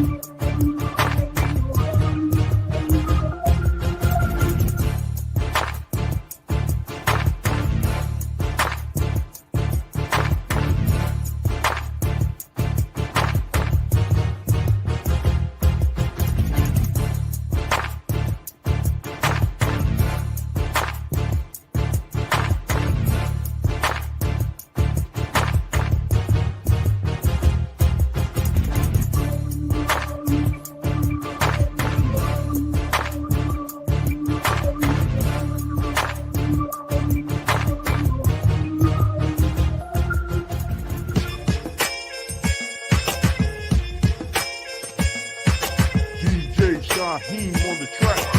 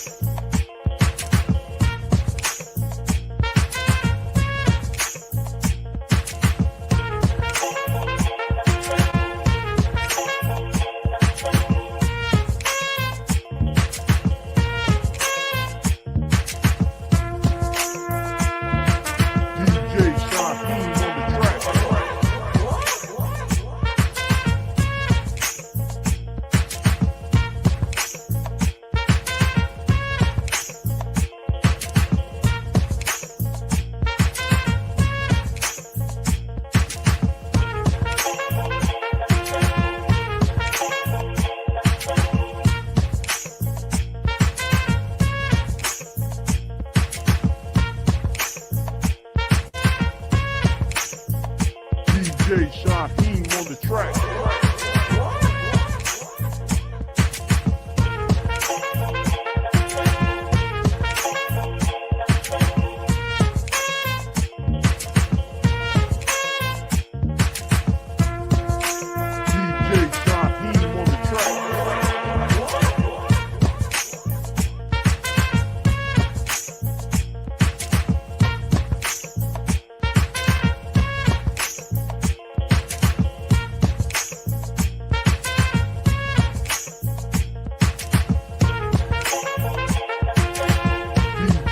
Shaheem on the track. DJ Shaheem on the track.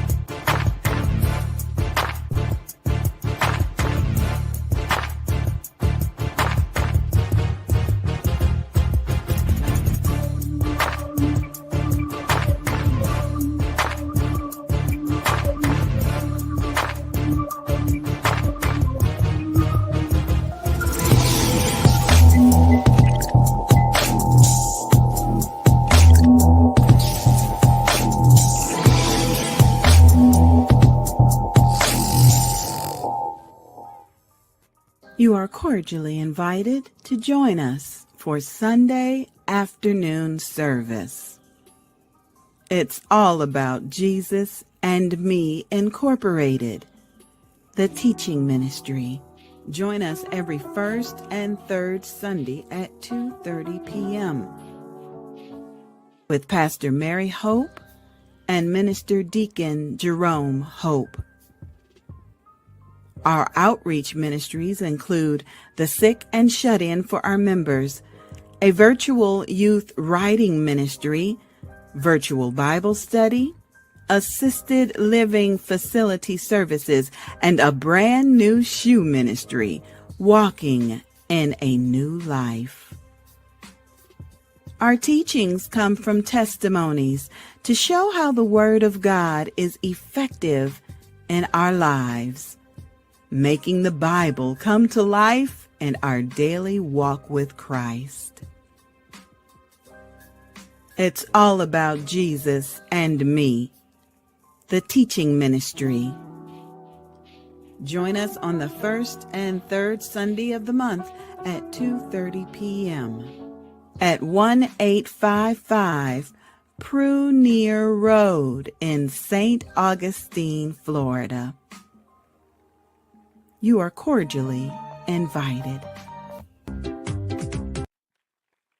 Hey there, hey there, hey there. It's me, Queen Bee Evangelist Angie B. We are in the midst of our 24-hour fundraiser for the Levi Long Sickle Cell Association, and Dr. D is waiting in the wings to come on and join us. This is my first appearance. At the top of the show, we were talking about how Jerry Lewis and his 24-hour Labor Day telethon for muscular dystrophy, he would come on and he had his hair in place and his tuxedo and had the Rat Pack, singing and dancing along with him. And he just looked all put together. And as the show dwindled into the 5th, 6th, 7th, 24th hour, his hair would be out of place and his tie would be crooked. I see you, Dr. D, laughing in the background. Yeah. So this is my first appearance where my necklace has gone somewhere. My earrings have gone somewhere else. I think I might have some residual of some lipstick. Don't know where my bracelets are. And my glasses are somewhere, but I know Dr. D is here and she's going to come and bless us indeed. So Dr. D, thank you so much for being here the last minute. Thank you, sweetheart. Oh, no such thing as a last minute. Always right on time. Right on time. Always. Well, I know you don't have a lot of time, so tell me where you are, what you're doing. I want to hear all about it, girl. Well, first of all, hey, Angie. It's good to see you. It's so good to see your beautiful face in the place. I am right now at BaldyCon as we are winding down Alopecia Awareness Month. I am celebrating. It is almost 200, if not 200, beautiful, brave, bald women. And we've had a full day. We've heard from so many phenomenal speakers today, and we keynoted with McKenna. She closed us out, and she was great. We've heard from Kim Roxy. We've heard from so many amazing people today. From Paula, I always forget Paula Fontes, I think, or Fontenay. I always mess up her last name. But we've heard from some amazing people today, and it's met. You know what it's like when you see I wish I could have been at your event, but don't worry. It's on my calendar for next year. We do the third weekend. I think BaldyCon does the fourth weekend. Sharice does the first weekend. So if we play our cards right, we just bouncing around all month long, and that is wonderful. Get the dress and the party will come. What's better than getting dressed up and having a good time? Amen. Right? Amen. And especially for such a powerful cause. Yeah. Right? So tell me about Divinely Crowned. Oh, I'll be happy to. So Divinely Crowned is an empowerment ministry for the fearfully and wonderfully made woman. We stand on Proverbs 139:14 that says, real simple, I praise you, O Lord, because I am fearfully and wonderfully made, and marvelous are your works, and my soul knows that indeed. So I like to provide a well-rounded experience for the fearfully and wonderfully made woman. So some days you might get some ministry and a word, or you may see me and catch me selling some of my beautiful, one-of-a-kind or very unique accessories or even custom creations. So it just really depends on what is the flavor of the day. But what I really take pride in is that I have started with motivational ministry and speaking. So I'm spending a lot of time now talking to specifically hairstylists. spent a lot of time talking to that audience this past month, just about being sensitive and being aware of the impact that they have on their clients. I don't get into the trichology, or don't do this hairstyle, that hairstyle. That's not my call. My call is to minister to the hairstylist who has to turn to support the client, and just trying to coach them and encouraging them to being mindful and being sensitive to the needs of their clients who are on a hair loss journey. And Dr. D, I'm so grateful for that, because my testimony began when my hairdresser, back when I was in my mid 20s, 24, 25, when she saw something but didn't know how to address it. And really what she said was, well, I see something, but don't worry. I got this new thing called a glue in weave or whatever. I can just put something up there and cover it up. And you can feel, you can feel some thinning or whatever, but in the back of your mind, nobody can see it. So I'm glad you're doing that, because if she had said, oh, okay, I see something, go to the dermatologist, go, but she went straight into what she could do to fix it. And I know women today that are still they still don't know what they look like back there, because the hairdresser still continues to cover it up. So I don't fault them, because oftentimes they're not properly educated. And there's been a movement in the past probably 40 years, 30 years around trichology, which I am no expert in at all. I encourage people that when they get that spot, plug in quickly to your trichologist, to your dermatologist, and to your primary care physician, because it could be something going on with you internally, right? Because alopecia is an autoimmune deficiency, as well as it could be hormones. I mean, there's so many things that you really should go in and get some support. I like to talk to cosmetologists around the sensitivity and the awareness that they need for their clients, right? Just being real mindful. Maybe you have a special day or a special time that you service your customers or your clients that have alopecia, or maybe even something as simple as getting a privacy screen, right? So that they can have the comfort of being able to take off that weave in a shop full of people. I can remember being in rooms where there were multiple other women, and I'm getting my weave taken out, and everyone's going to see my bald spot. Yeah. Or the humility of being in a room with people I don't even know. Luckily I had a hairdresser crew. We would go to the hairdresser together same time. So I felt comfortable with most of them. But there were times where sometimes where someone new and I didn't know them, and I didn't necessarily want them to see me, Right. And I've heard stories about women having to go to the barber shop to be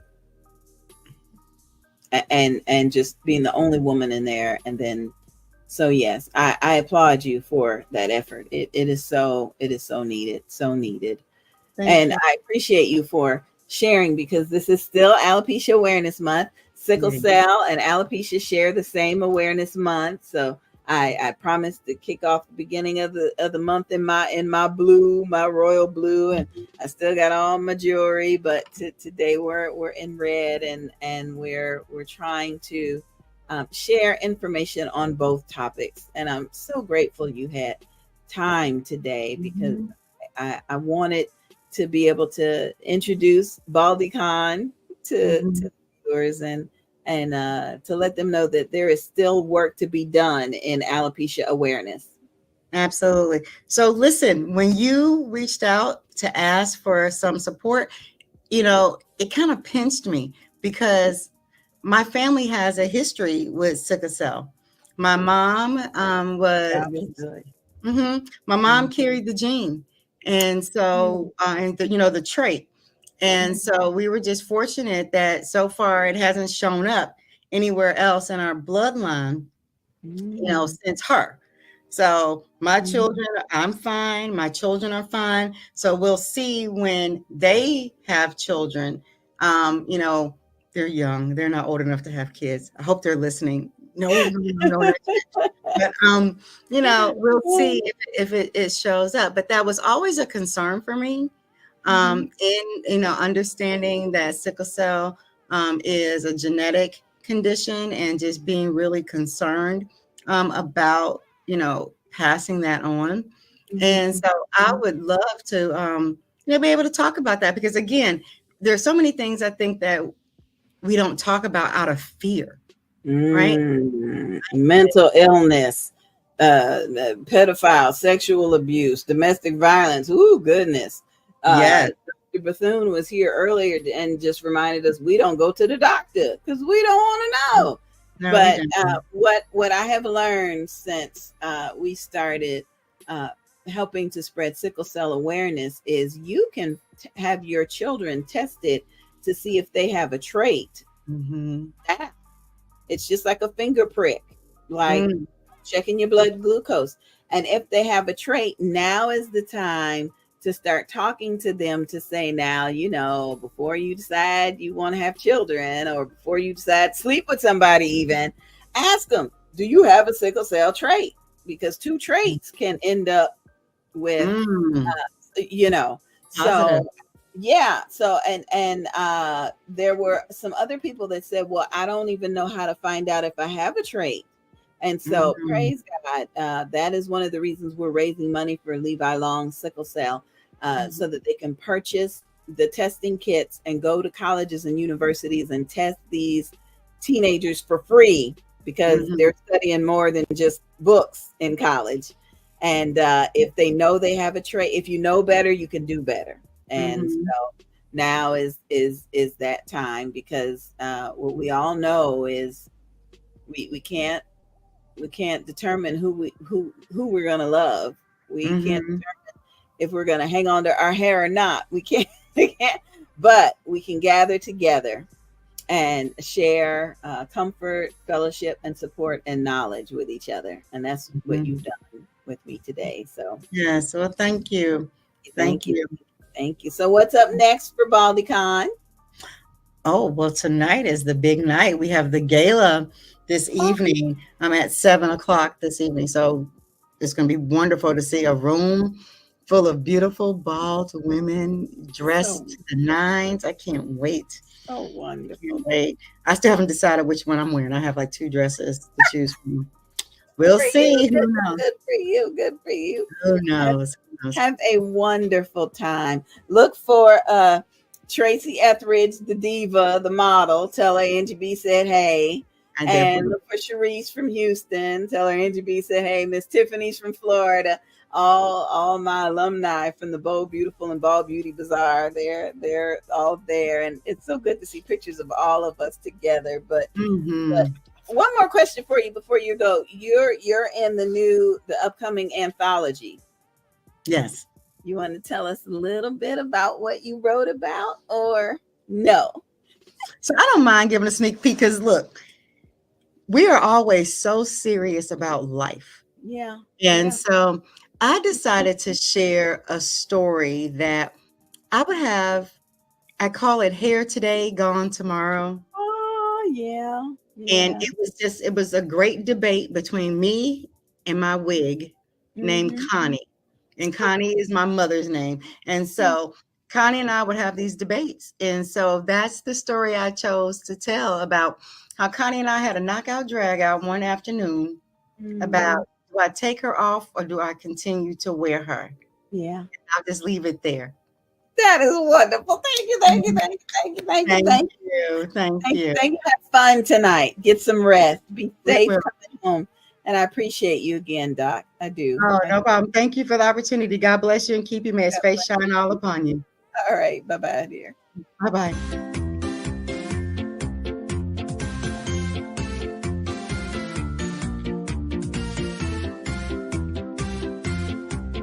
Happy birthday to you.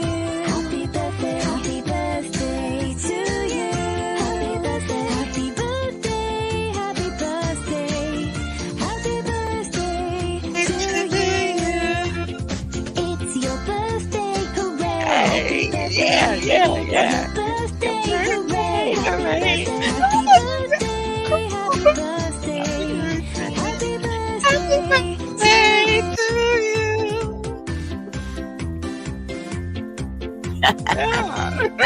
love it. I love it.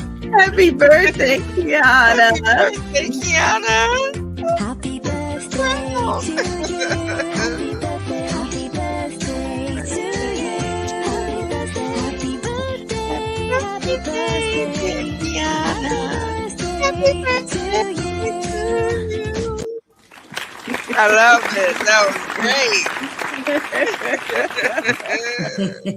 Had to find something that was worthy of the day. Worthy of the day. Kiana, thank you for allowing us to spend your birthday with you.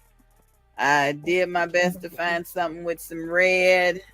And I got my red light on in my little studio. So I got up off my bed of affliction just to tell you how grateful we are for the education that you're providing, Kiana. There's so many people that need to hear from you because we don't know. We only got so many Candy Greens to go around. And Candy shared her testimony about losing her sister, and it just there's just not enough of us. And we need you. We need you to survive. We need you to thrive. And folks, we need each of you to make your donations today so we can raise our $2,000. Okay, I'm getting out of here.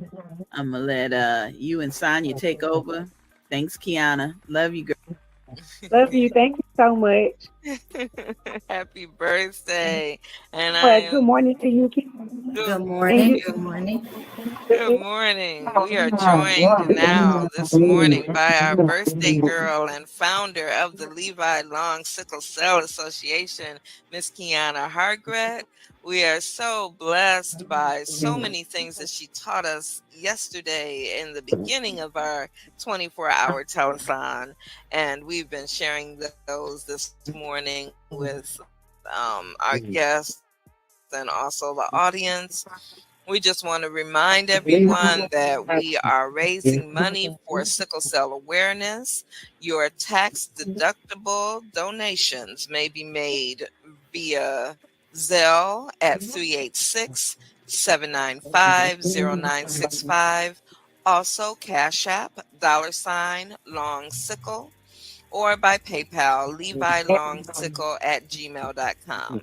Checks may also be made payable to the Levi Long Sickle Cell, and we will provide a postal address if you choose to go by snail mail and writing a check. But we are hoping that everyone will make a donation to this very worthy association. As I said last night, it is the last quarter of the year, so we are getting ready to do our taxes, and those tax deductible donations add up. You can write off up to 50%, I believe, as an individual of your gross income to charitable donations. So if you make a donation to the Levi Long Sickle Cell Association, that is a 501c3, and you will receive a certificate for your tax purposes. Also, a loving thank you from everyone that you are helping to support. Yes, ma'am, Sister Angie B. Okay, so somebody wants to know, because they said I missed the beginning. Does Candy have sickle cell? So we want you to share that, Candy. Okay. But Kiana, we do have a surprise for you. Shanita Brown is here, so we're gonna bring Shanita in, and then we will, let y'all say hi. And then Candy, could you please share your story again about what you know about sickle cell? Sure. Sickle cell anemia affected my family in 2008. Well, it's been in my family, but I lost a sister at the age of 29 to sickle cell disease. She suffered from sickle cell, the SS, and I also have a younger brother that has sickle cell SC. How they got sickle cell disease, of course, is through our parents. My father has a trait, and my mother also has a trait. So those two coming together 1 out of 4 of the children will get sickle cell disease. I, being the oldest, I did not get sickle cell disease, but I am anemic. But my sister and my brother in the middle, they both have the disease, and then my younger brother does not. So my bit of education for sickle cell is I know people, I've heard this before, when you're dating or if you're looking for a partner to be, to marry, you always want to ask the question, do you have sickle cell or do you have the trait? I was actually married, and my husband had the trait, but none of our children. We have 2 children together, and both of our daughters do not have the trait, but he does carry the trait. And because I do not have the trait, our children do not have the trait as well. But I do have an aunt with the trait as well as a cousin. So that's always the thing when you're dating somebody. Do you have sickle cell trait? Because there is a 1 in 4 chance that your children could develop the disease. And it's not a fun disease to have. It is a very painful disease to have. And sometimes it affects families in different ways. It's the hospital bills. It could take the life of a loved one. Like I said, it left my 3 nieces without a mother, my mother without a child, my dad without a child, me without a sister. So it affects people in different ways. So I encourage everyone who's watching to please donate. Please get involved. If you know somebody with sickle cell disease, know that it is a very serious disease, just as well as cancer. And if you have lupus, all of these diseases are very, very bad diseases that affect people's lives in different ways. And if the more information that we can get out about these diseases, I feel like the better the world will be, and everybody will be educated, because we all need that education when dealing with these type of diseases that there are no cures for at the moment. Right. We do. And knowledge is power. I don't care what you're learning about, whether it's a disease, whether it's how to learn how to write cursive, whatever, having the knowledge gives you the strength to do more for it. And that's why we thank God for Sister Kiana Hargret and her passion for educating about sickle cell, and also beginning this association so that she can help those who are suffering from sickle cell, their families, and everyone that she advocates for. Shanita, did you want to say happy birthday to the birthday girl? Happy birthday, my friend. She is one of the sweetest, most amazing people that I have ever known or encountered, and I've known her for a long time. She's always had this big heart. When you see her, she's going to be smiling regardless. She is amazing. So for her to be doing something like this, it fits her. It suits her because she is amazing and she cares about people. And I know this for a fact, just listening to her talk about sickle cell and everything. This is her passion, and I'm just glad that she's the one that's doing it. Thank you so very much. So much. Thank you for taking time out too to come on here and to support me. You've always supported me. We've been friends since, oh my goodness, probably, over 20 years, since we were in school. We went to high school together.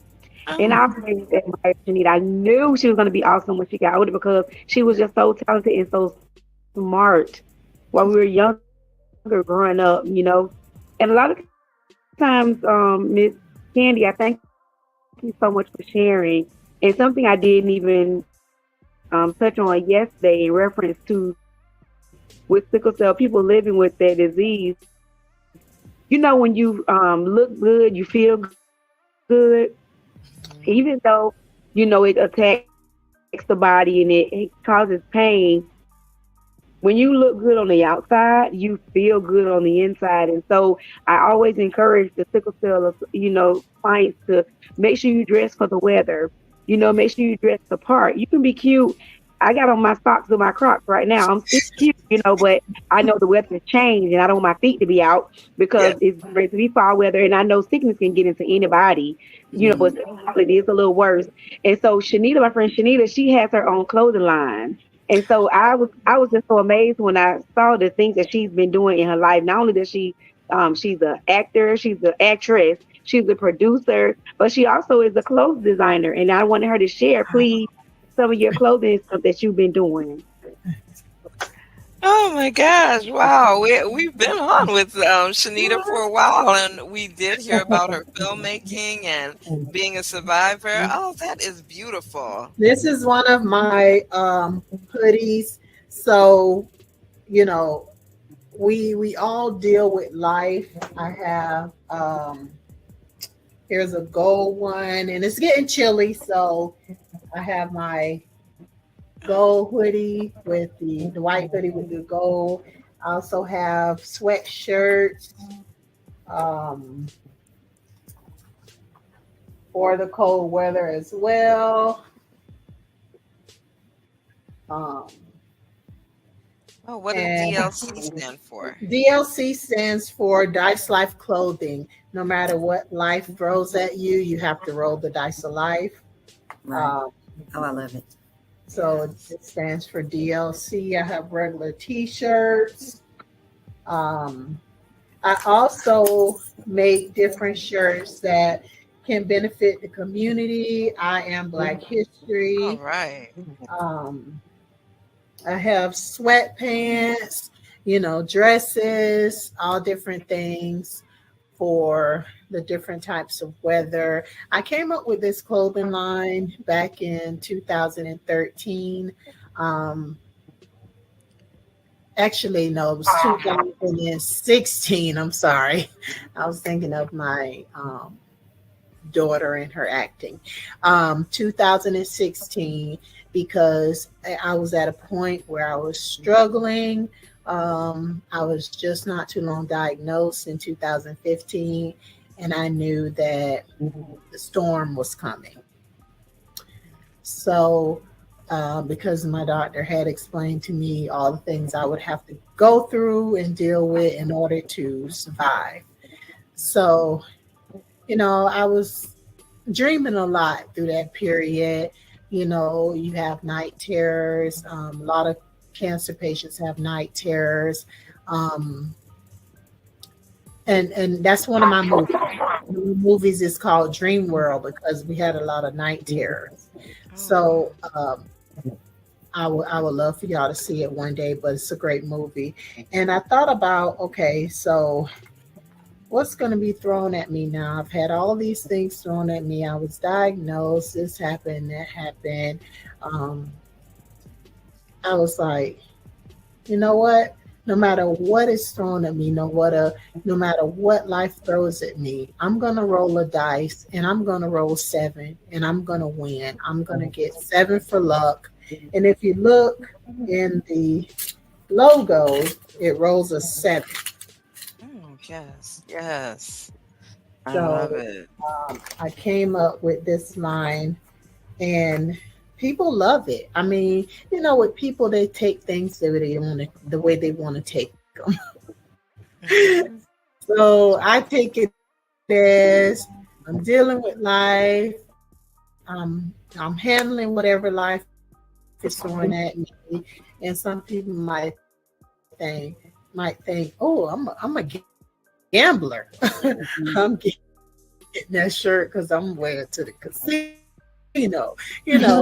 So it works both ways for both people, and I love that.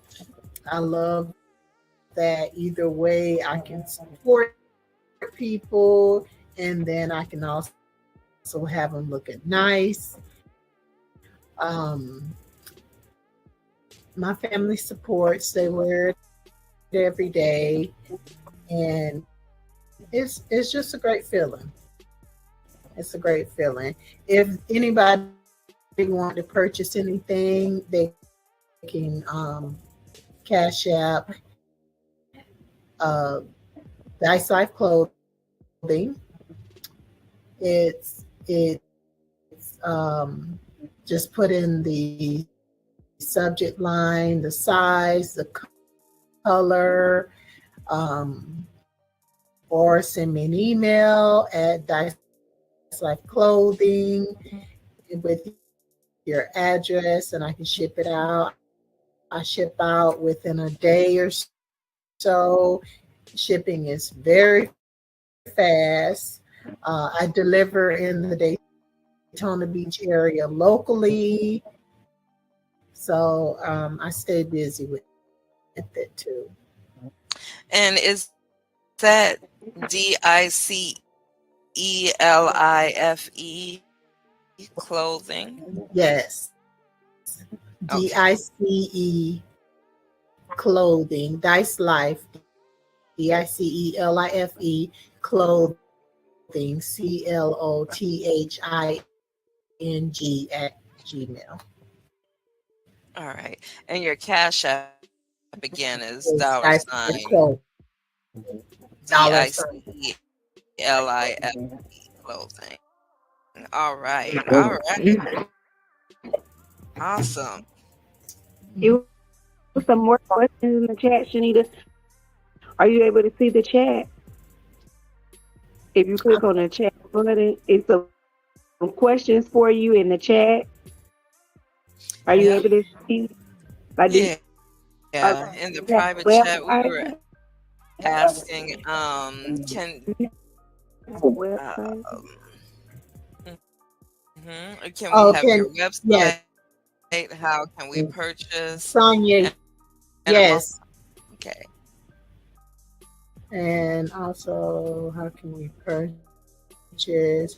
Yes, through Cash App and through email. Yes, All right. Square. I have everything. All Um, right. okay. So it would be wonderful. May we raffle off in this next hour that beautiful white hoodie with the gold dice and the sevens on it. That would be awesome. We're Yeah. asking our viewers and our listeners if you would love one of these Dice Life hoodies. We are going to raffle that off. Angie B, can we do that?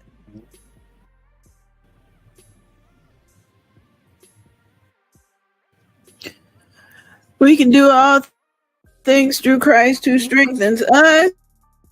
Amen. Praise Amen. the Lord. Philippians 4:13. Praise, Yes, praise our the Lord. favorite Praise the Lord. scripture. So, yes, Yes.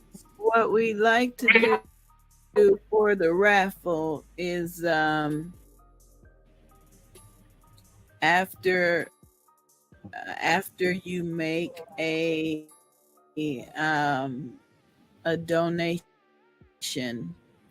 using one of the payment methods at the bottom of the screen, send us a text message. I'll put in the number right now and send us a text, and then we will put you in the drawing. Yesterday's drawing was fabulous because everybody who sent in a suggestion wanted Kiana to go home with the gift, but Yeah. since Kiana and Shanita are friends, we not gonna do it that way. This is gonna be a actual gift that's gonna go out. So we're definitely Yes, gonna do that. That would be awesome if I we got her for her birthday. yes. Yeah. I'm sorry. What did you say, Shanita? About her birthday? I said I got her for her birthday. All right. All right. I love it. Yes, that's mom. Do you do one and done? Meaning, so you have that one white one with the gold. Do you make duplicates of the same color, or do you do just one of each color? You do duplicates? No, I can get red, white, black, whatever. And then your hoodies. How much are your hoodies? The hoodies are 40, the shirts are 25, the sweat pants are 20. So that's a good gift. You're asking off for $40. That's a good gift. Yes, that is such a blessing. Thank you so much for that donation. And I'm sure that your dear friend, Miss Kiana, will send you a tax deductible certificate so that you can write off that hoodie after I our do winter my own season. taxes. I'm a tax preparer. Oh, that's wonderful. That is great. Okay, Yeah. we have a couple of questions that have come in. The first question, I guess, is for Candy. Is September? I know.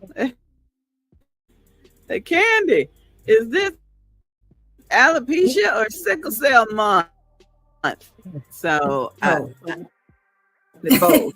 Yes, we're blue and red. Yes.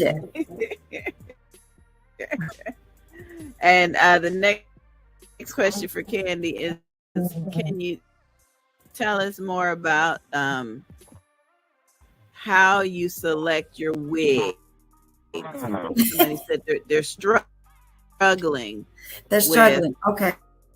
With how to select a wig. Yeah. So, dang. So how I got started wearing wigs was because, of course, I started to lose my hair at the top, and I was no longer able to wear a middle part, which I love. Shanita, you're doing a great job of it. But when I was no longer able to do that, I started to watch YouTube videos, y'all. Because y'all know everything is on YouTube. So I started watching more and more YouTube videos, and then I started, okay, let me dibble and dabble a little bit. So I started buying wigs, testing them out, seeing if I like them, learning how to put them on. All this was done via YouTube. I had to learn how to do it myself because I looked at the cost of having someone else do it, and it was just better if I did it myself because it can get really expensive. Oh, look at that. It can get really expensive. So I became a jack of all trades. Like, oh my God, every are these week all I you? had a new hairstyle. These are all you? Yes, every week I had a new hairstyle, and it was because I became a lover of wigs. And then all of a sudden I'm like, you know what? I'm gonna drop the wigs for a while. Now, hey, I still have all my wigs now because it's getting wintertime and it's gonna get a little cold. Yeah, a little cold. So I do still have all my wigs, but I wear synthetic wigs. I wear human wigs. I'm not gonna put anybody's name out there because they're not paying me to do that. But I shop everywhere for wigs. I just, it just became a talent of mine. And I actually do wigs for my mother. My mother suffers from alopecia as well, but she's in denial that her hair is leaving. But so she continues to wear the wigs. I've told her, Mom, just let it go. And she was like, I'm not doing it. I want my wig on. So we continue to put wigs on her. And, I've had the opportunity to actually model wigs for companies and actually show how I install wigs for companies via YouTube. So I've been actually blessed to do these things, and I want to continue to do these things, but also I want to embrace my baldness because Yes. bald is beautiful now. Yes, it At is. first I didn't think I could do it, but it's become something I got courage from following groups like there's a lot of ball groups out there on Facebook. You can kind of search them up, but following these groups, listening at stories, whether it was for personal reasons they cut their hair off, whether they were sick, they cut their hair off, or whether they just wanted to just be bald. I just learned so much from other people, and I was like, you know what, it's my turn. And so I just took the leap of faith and I just did it. But I'm still wearing my wig, y'all. Hey, you got to keep that scalp warm. Yes. It gets cold in Houston at night. I understand. But I Okay, so definitely applaud we you. have our first challenge of this hour. Thank you, thank you, thank you. Okay, so the challenge is, and this came through the text message, if you are wearing a wig or a weave, we challenge you to make a donation to Levi Long. Well, Levi I mean, Long. I guess we see that I wasn't born with purple hair, so That's a I combination of guess. the royal blue and the red, Sonia. You're right. Yes, yes, yes. I So did. that's I the put it first challenge. together. That's If you're right, wearing a blue and red together. wig or weave, make a donation to Levi Long and put in the comments and the notes your email address, and you will get a free gift from Angie B Productions. So please make your donation. Let us know that you did, and your free gift will get emailed to you. So that is the first challenge in this 11 o'clock hour. Thank you, thank you, thank you.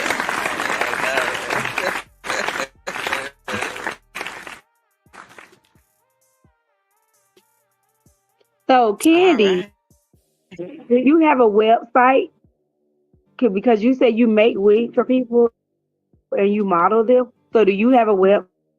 Like, if others wanted you to make their wigs, like the lady that came on, she's struggling. So, do you have a website and do you do tutorials for people So that? so let me clear something up. I don't make the wigs. I actually I buy them, but I do know how to install them and things of that nature. I haven't gotten into making wigs. That is a cumbersome process. Because I have made one for myself before, but it's just a cumbersome process. But I do model them, and I can, give a tutorial. I can be found on Instagram at CG on Trend, and also on YouTube at CG. It's CG on Trend on YouTube as well. And I have some videos of me installing units and the products that I use, and things of that nature. That's awesome. I definitely, my nieces do a little bit with wigs in terms of altering them. I'm not sure that they've gotten to the full joy of making them, but my dear sister Angie B has worn wigs over the years. And let me ask both Shanita and Candy, in terms of wigs that don't have clips And I know this is probably a stupid question, but I've never been bald. So how do they stay on? Because the wigs that I wear, well, obviously this is latch hook, so this is just in there. But the wigs that I wear have clips, and I braid my hair down, and then I stick them in the clips. So how do they stay on when you don't have something to clip it to? Well, I use different products. I use glue. A lot of people are irritated, so you have to make sure that you're not irritated by the glue or the tape, because those combs, those actually irritate my scalp. So I usually cut them out, and I don't use those. So I actually use a adhesive, or I would use like a spray. Like they got to be spray is another spray that's out on the market. I use that sometimes to adhere my wigs, but I don't like my wigs to stay on longer than a day or two. So I'm usually ready to take it off after a day or two. Because I mean, you know, it's just like it kind of like, you know, all the hair.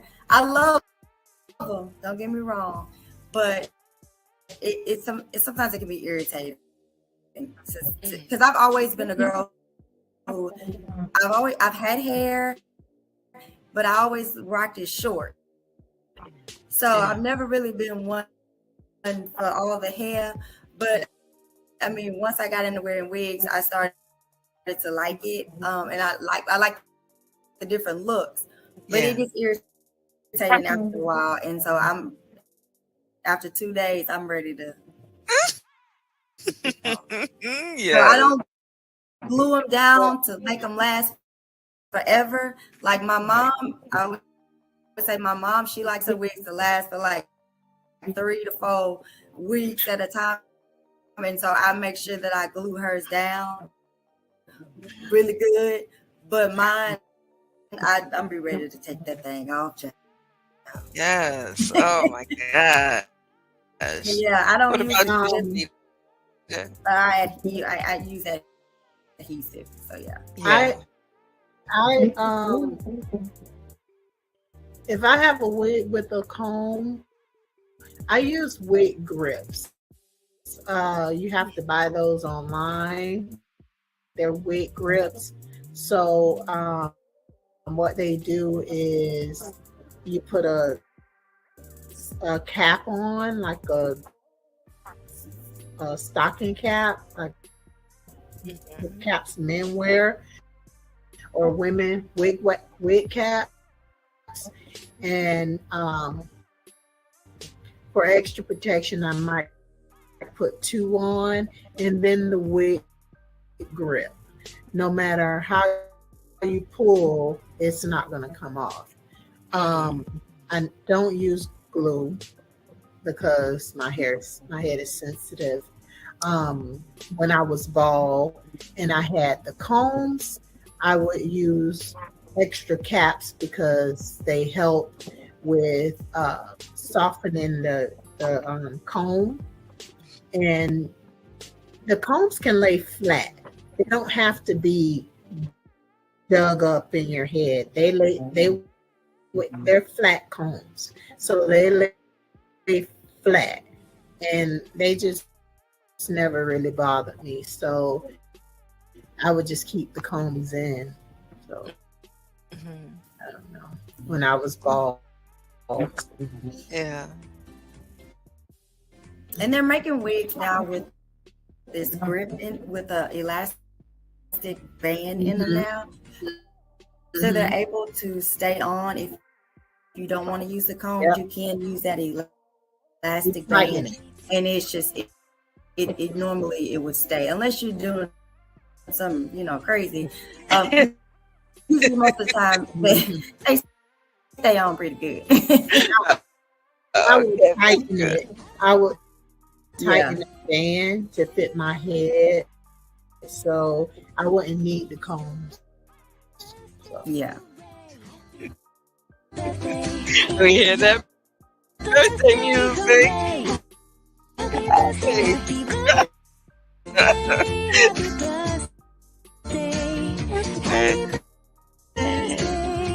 got a couple of comments that came in. A couple people said, "Happy birthday, Kiana! Happy birthday! Happy birthday!" And the birthday challenge is, if you also have a birthday this month, we ask you to make a donation to Levi Long Sickle Cell Association. We know there are a lot of nonprofit organizations that could use your support, but let's support Kiana on her birthday and make a donation. Make a donation. Okay, so somebody wants to know about Kiana's upcoming event. So Kiana, we're gonna do like we did yesterday. We're gonna put some stuff up on the screen and let you describe it to us, okay? This is the actual fight for it. And the title is not Remember. So it's a banquet that's going to be sponsored by the Levi Long Sickle Cell Association. Your proceeds and your donations is going to actually help this to be an absolute success. The more it's going to be held at the CCE building that's right behind U-Haul on the International Speedway, the Bethune-Cookman's Presidential Dining Hall Suite. And it's going to be an all-you-can-eat buffet. And it's going to be a night to remember those that have gone on from sickle cell complications, and those that are still here, we're going to honor those. They never get honored. They never get remembered. So this is going to be their night to remember how special they are and how they mean much. And even though they're battling this illness, they're still important to us. So the single tickets are $25, and a table of 8 is $100. I've sold right now. I have 6 tables sold, and I have 4 more tables totally. No, 5 more tables to sell, because I do have a count, and I have to give that final count to Bethune-Cookman on Tuesday morning, so they'll know how to prepare the food. So go ahead and give those donations. If you would like a table, please, you can cash out the $100. I have everything written down. I send a receipt as I get them, so you'll know I have it. And this is also a nonprofit organization field banquet, so you can get a nonprofit receipt stating that you did give toward this banquet. So I'm looking forward to it. The attire is all black. There will be a live band there. I don't know if you remember the Spinners. It's a group called the Spinners. It's an old school group. And so one of the members of the band is an old member of the Spinners. And so he's come back and he has some people with him, and they sound so nice. And so they're going to be the live band performing that night, next Friday, September 29th. And I do still have tickets. And actually, I have 4 tickets to raffle off for free. I have 4 tickets to raffle off for free.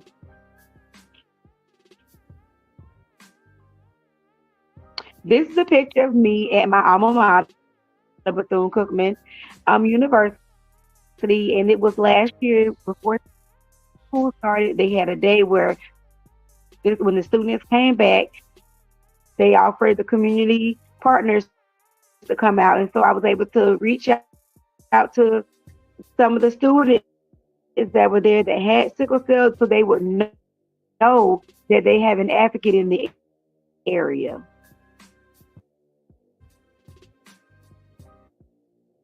This is a picture in one of my books, and it's a very explanatory picture. It shows what is sickle cell disease. It plainly tells what it is. It shows the human body. It shows how round and whole cells look. It shows how sickle cells look in the body. And so it shows the shape and describes it because sickle cell shapes are hard, they're sticky, and they come in a crescent shape. But our whole cells, if you don't have sickle cell, our cells are soft, round, and smooth. And so that's what causes the crises in the body when those hard, sticky cell shapes try to go through the blood vein.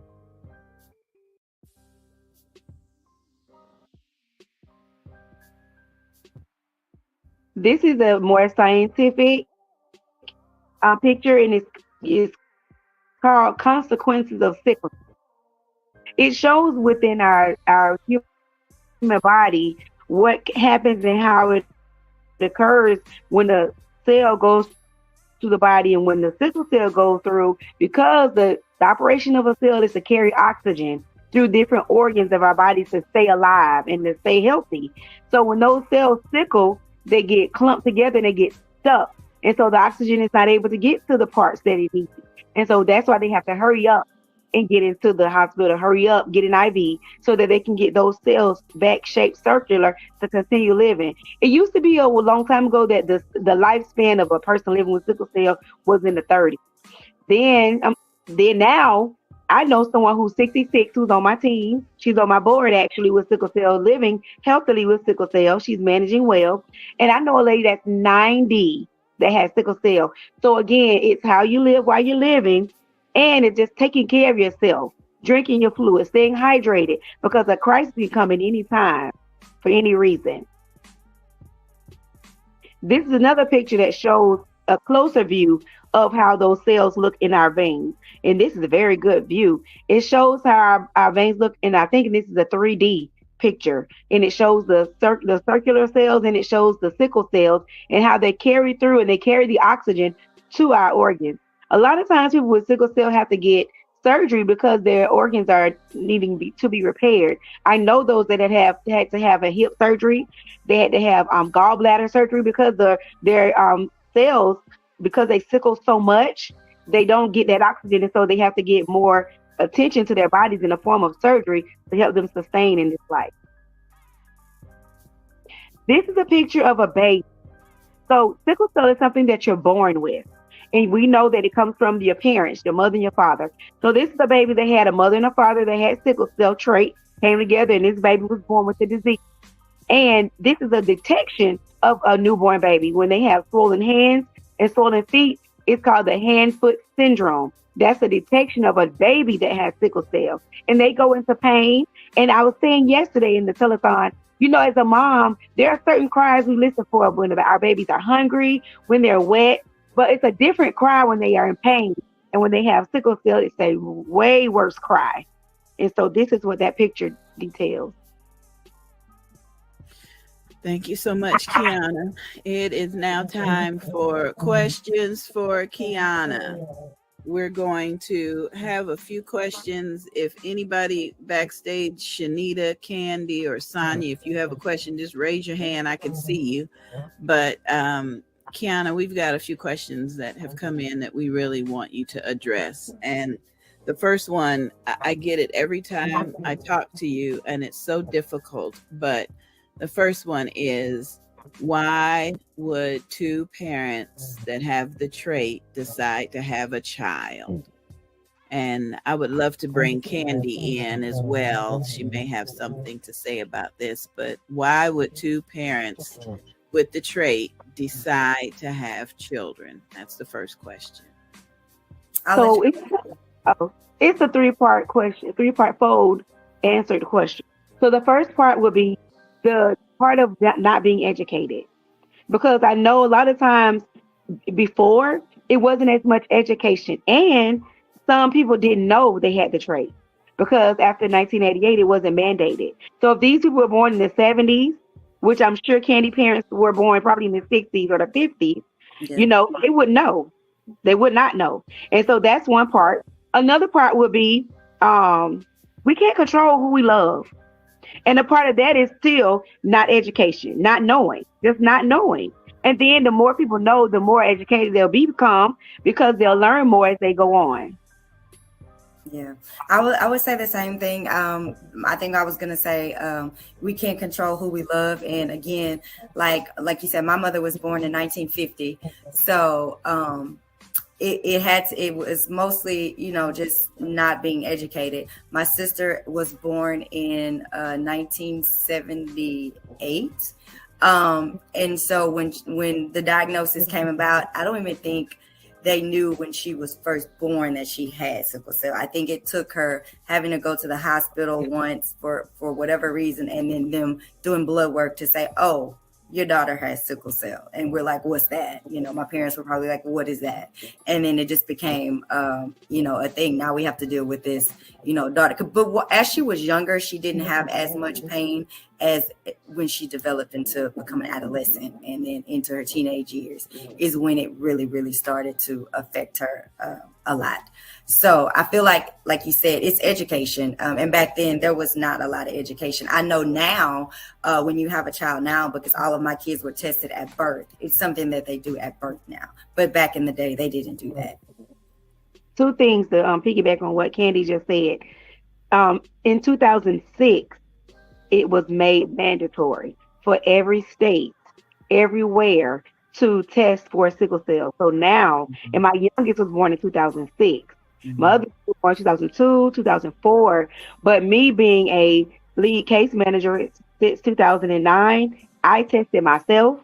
It's a quick test. And my children, I had them tested because you can ask. And I know here now it's mandated that those that have scholarships for sport, they have to get a sickle cell trait test.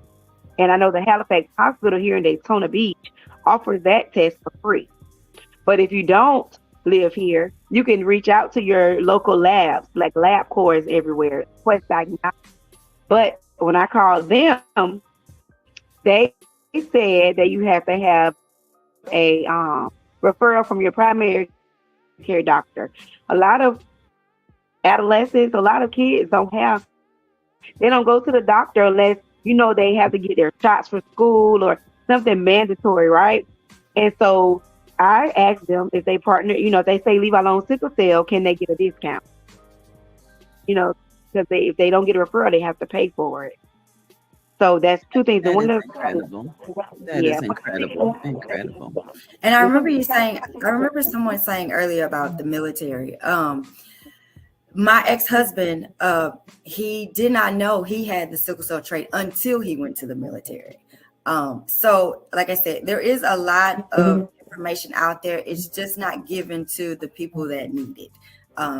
And it's not put in the areas where people need it. So Kiana, kudos to you for getting it out there at the colleges, because sometimes you have kids that are going to school that don't know what they have, and it's just about the education of it all. And finding out what do I have and where did it come from, and learning more about it. So kudos to you for even, starting this foundation. It's great. Thank you so very much. So that's what I remember. I remember what I wanted to say. You said your sister, she didn't get it, it didn't get more complicated until she got older. So one of the important factors of my role is as a case manager, I have more adults on my caseload because as a baby and as a child within sickle cell, those pediatricians really take care of those babies. They really take care of those children. But when they cross over into adulthood, it's a whole different ball. The care is denied. it's just, it goes down, it's decreased greatly. And so that's when I step in. My advocacy goes up. And all the time when I go to the hospital, it's for adults. It's there for the children because the parents are there for the children. The pediatricians don't play about the children, but it's the adults. Even with the National Association, sickle cell is not just, local or in the city, in the state. We have a national association in Baltimore, Maryland, and this year they just gave you my welcome letter to become a part of the National Association. I'm so excited for that.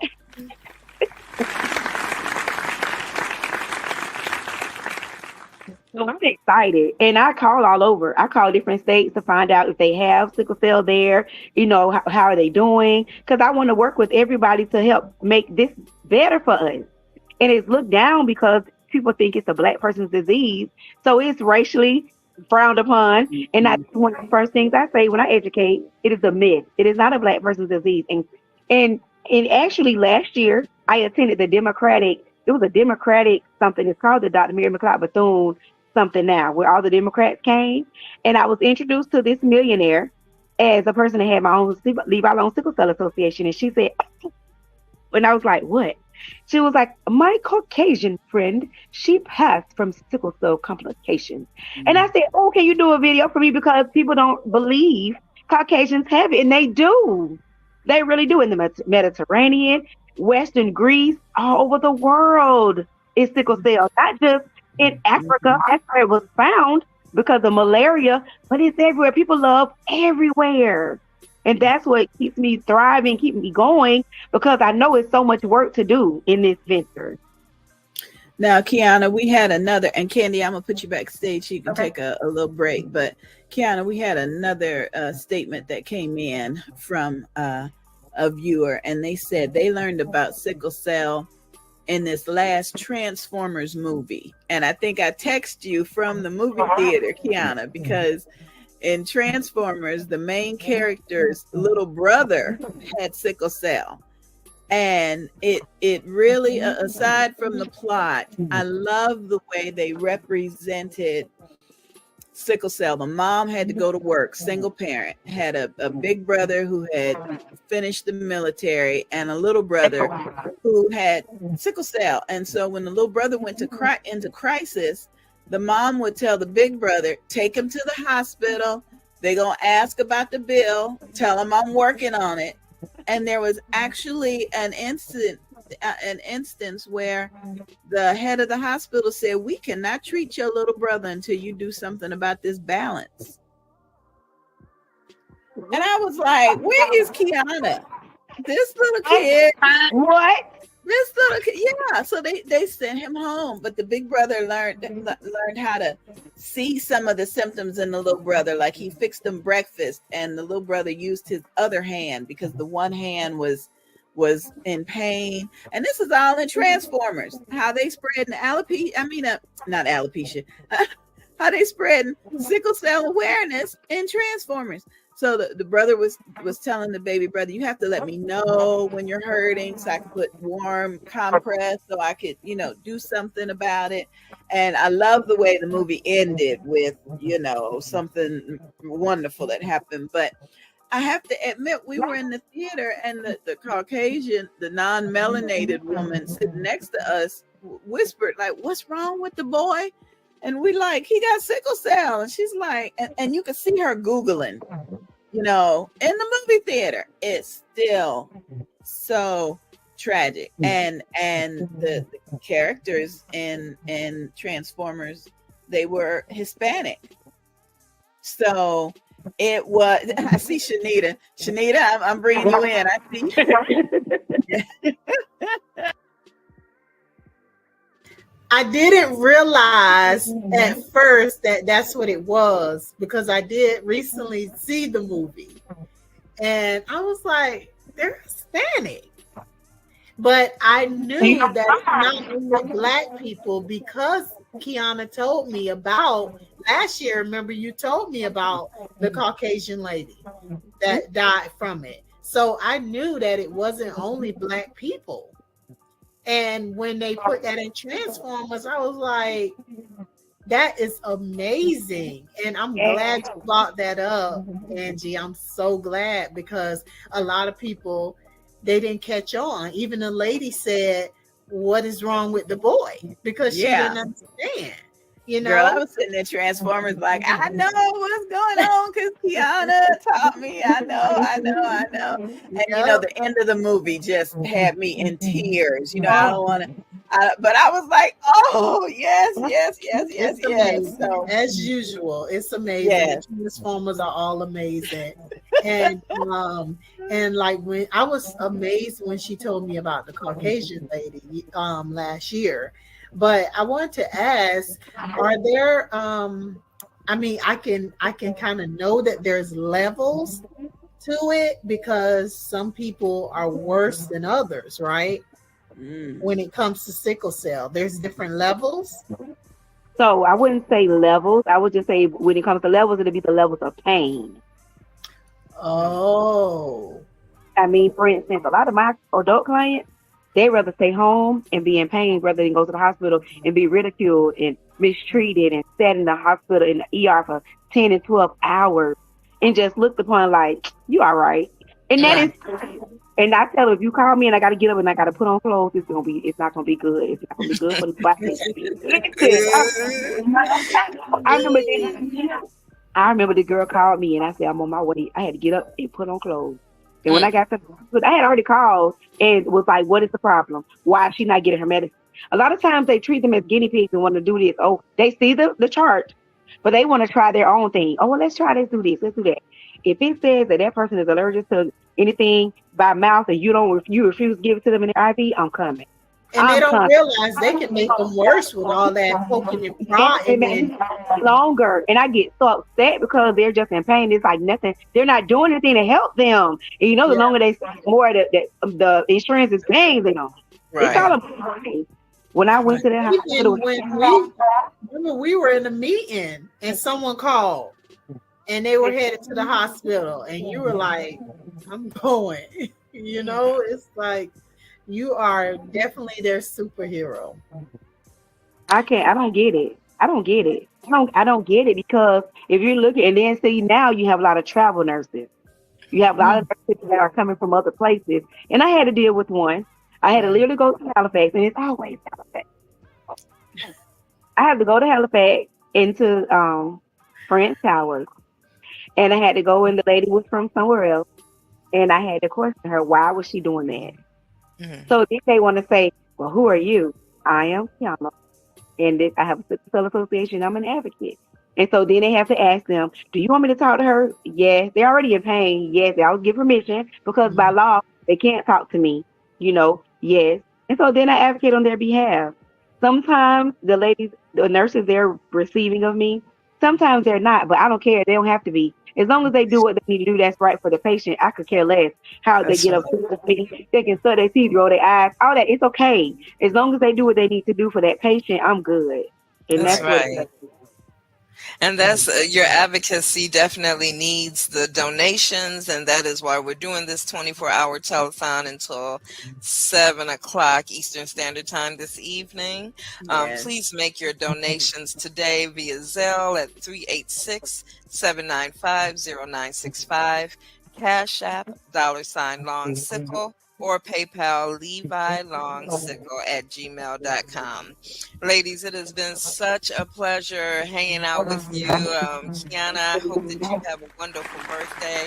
And I'm hoping that Candy gets a chance to hear about the sickle cell patches, the stem cell patches that you were. Yeah, I did speak about them a little bit this morning.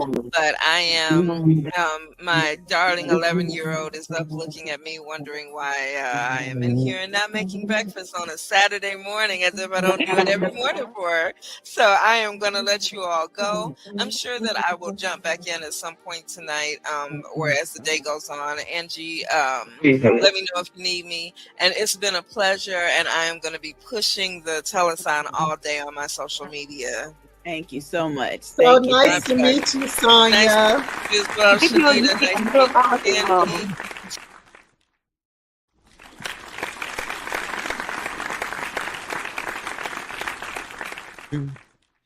Oh my goodness, my goodness, my goodness. Good morning, everybody. It's me, the Queen Bee, evangelist Angie B. And this is our final hour of our 24-hour broadcast telethon to benefit the Levi Long Sickle Cell Association. Atlas, my wonder dog, is with me in Studio B here in Jacksonville, Florida. Even his little stuffed toy is worn out. This little toy over there in the corner is just It's been a long night of text messages, phone calls, emails. Oh well, I guess he wants to say hello. There he is. Wants to say hello.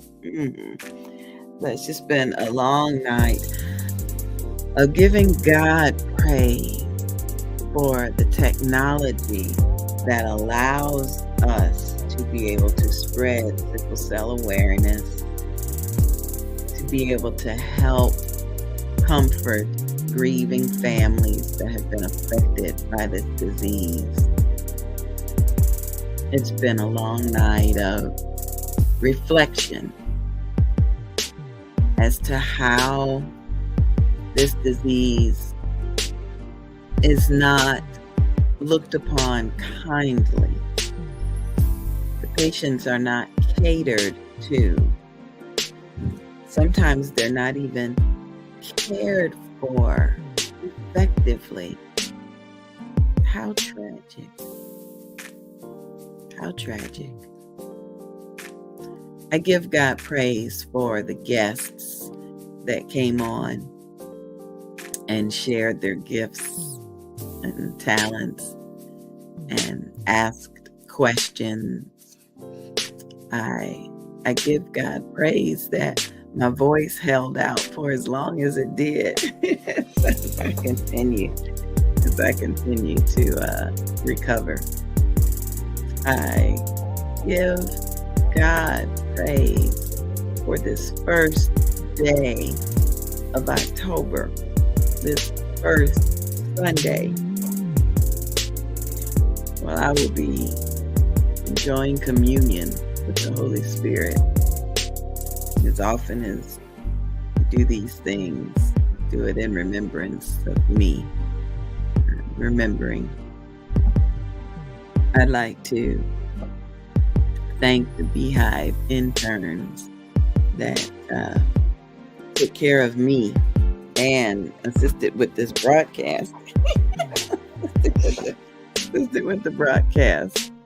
Because Lord knows I can't do this by myself. I truly can't. I take that back. I can do all things through Christ who strengthens me. He strengthened me in enough of an area to be able to say, hey, can you come and help? And I am grateful for that. I'm grateful for my pastor, Mary Hope, who called to check on me and made a way for me to still be able to be part of the ministry on today and in the future. And Lord, I thank you for the endurance of Kiana Long Hargret. I thank you for her endurance. I pray that she's able to get some peace and some rest and just to be able to reflect upon his goodness and how he kept her throughout this entire journey throughout. So I am grateful. All right, we got a couple of special announcements to make for you, right quick. I'll be back.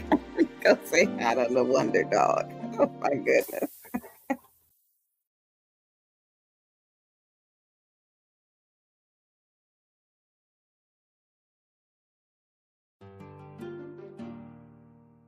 You are cordially invited to join us for Sunday afternoon service. It's all about Jesus and Me Incorporated, the teaching ministry. Join us every first and third Sunday at 2:30 p.m. with Pastor Mary Hope and Minister Deacon Jerome Hope. Our outreach ministries include the Sick and Shut-In for our members, a virtual youth writing ministry, virtual Bible study, assisted living facility services, and a brand new shoe ministry, Walking in a New Life. Our teachings come from testimonies to show how the Word of God is effective in our lives, making the Bible come to life in our daily walk with Christ. It's all about Jesus and Me, the teaching ministry. Join us on the first and third Sunday of the month at 2:30 p.m. at 1855 Prunier Road in St. Augustine, Florida. You are cordially invited. On April 1st, 2023, our Father woke me up to begin this writing. As my computer awoke from sleep mode, a Facebook memory popped up. At first, I didn't want to read it and fall down that rabbit hole of clicking and reading and clicking and scrolling. I had spent March 31st in the ebbs and flows of life, receiving great news and experiencing greater stress. During my waking hours, I longed for a peaceful night of rest, and last night did not disappoint. Now I see how God has allowed me to begin my healing from the grief. A marriage separation is a precarious place to be. On one hand, you miss the good times you shared with another. On the other hand, you find yourself traveling the cycles of grief, denial, anger, bargaining, depression, and acceptance, as defined by a psychiatrist in 1969. This next part of my story made me smile, laugh, and rejoice over the memory. It made me see just how far I have come with my healing towards acceptance.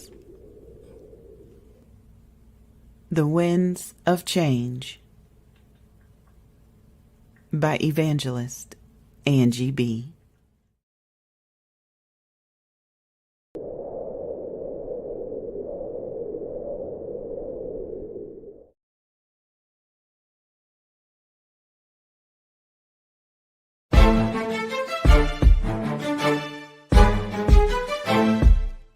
Hi, this is author Avalon Celeste Brown. I am the visionary of this project. Recently, I've been speaking to different nurses who have been expressing and voicing their challenges and their frustration while working in the field. So I decided to reach out to different nurses from different specialties and bring them together to create a book so that they can write about their experiences, their challenges, their frustrations that they experienced in nursing and how they overcame them and why those challenges did not make them quit. This is going to be a very important book for the next generation of nurses because they can see that they are not alone out there. The nurses before you have gone through these same type of challenges, these same frustration, but they never allowed it to make them quit because nursing is their passion. And this is what we want you to know. Keep your passion. Never let them make you quit. Audiobook produced and promoted by Angie B. Productions. Hey everybody, it's me, the Queen Bee, Evangelist Angie B. I'm back, and I want to thank. I'm just still praising God. I want to thank Him for everything, and everybody, especially Kiana, because here she comes. We got her. Hello, my darling. Hello.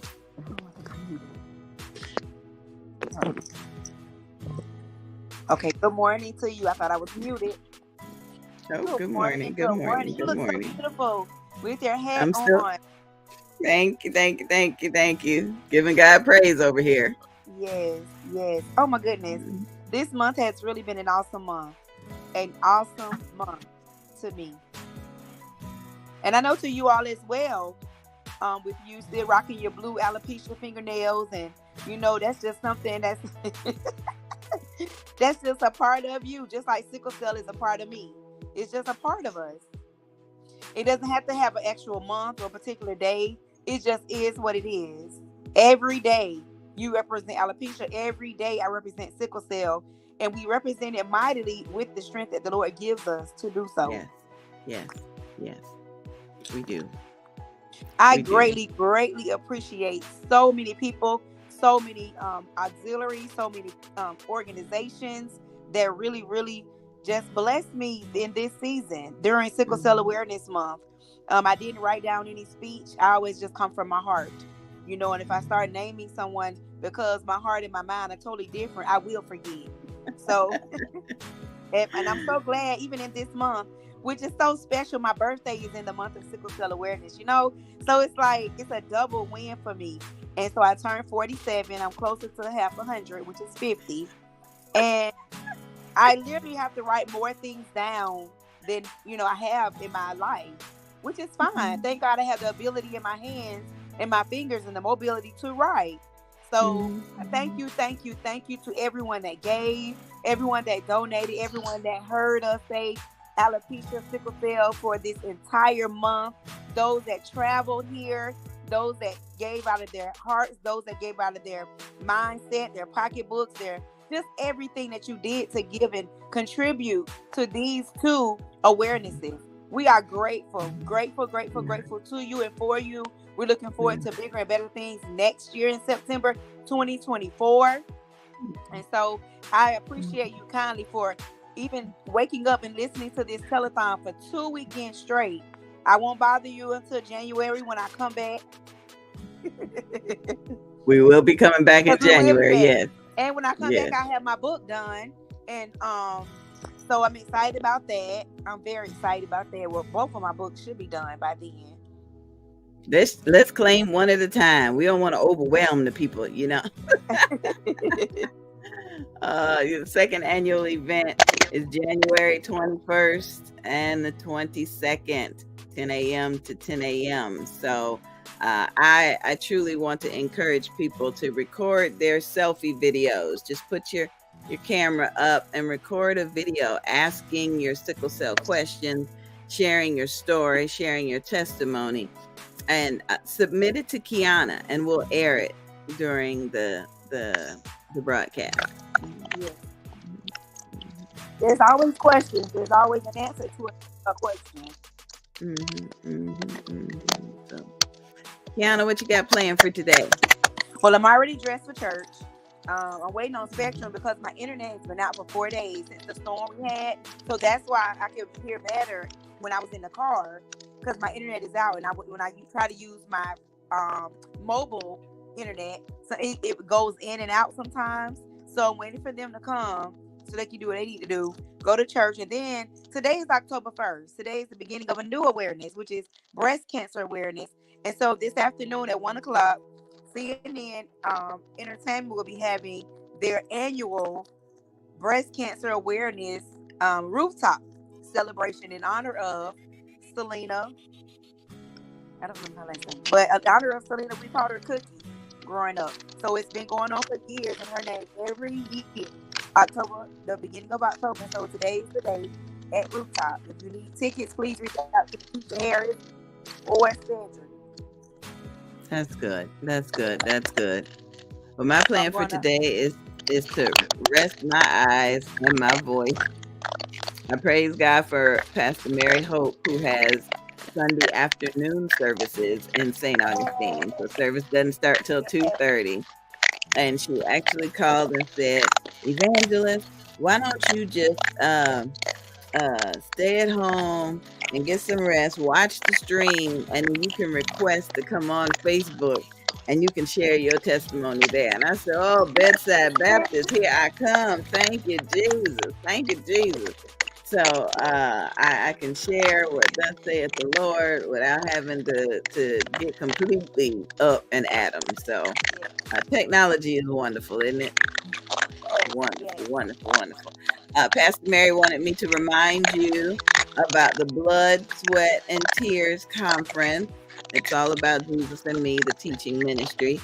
Takes place November 10th through the 12th in St. Augustine, Florida, Kiana. And we're looking forward to you talking about the blood.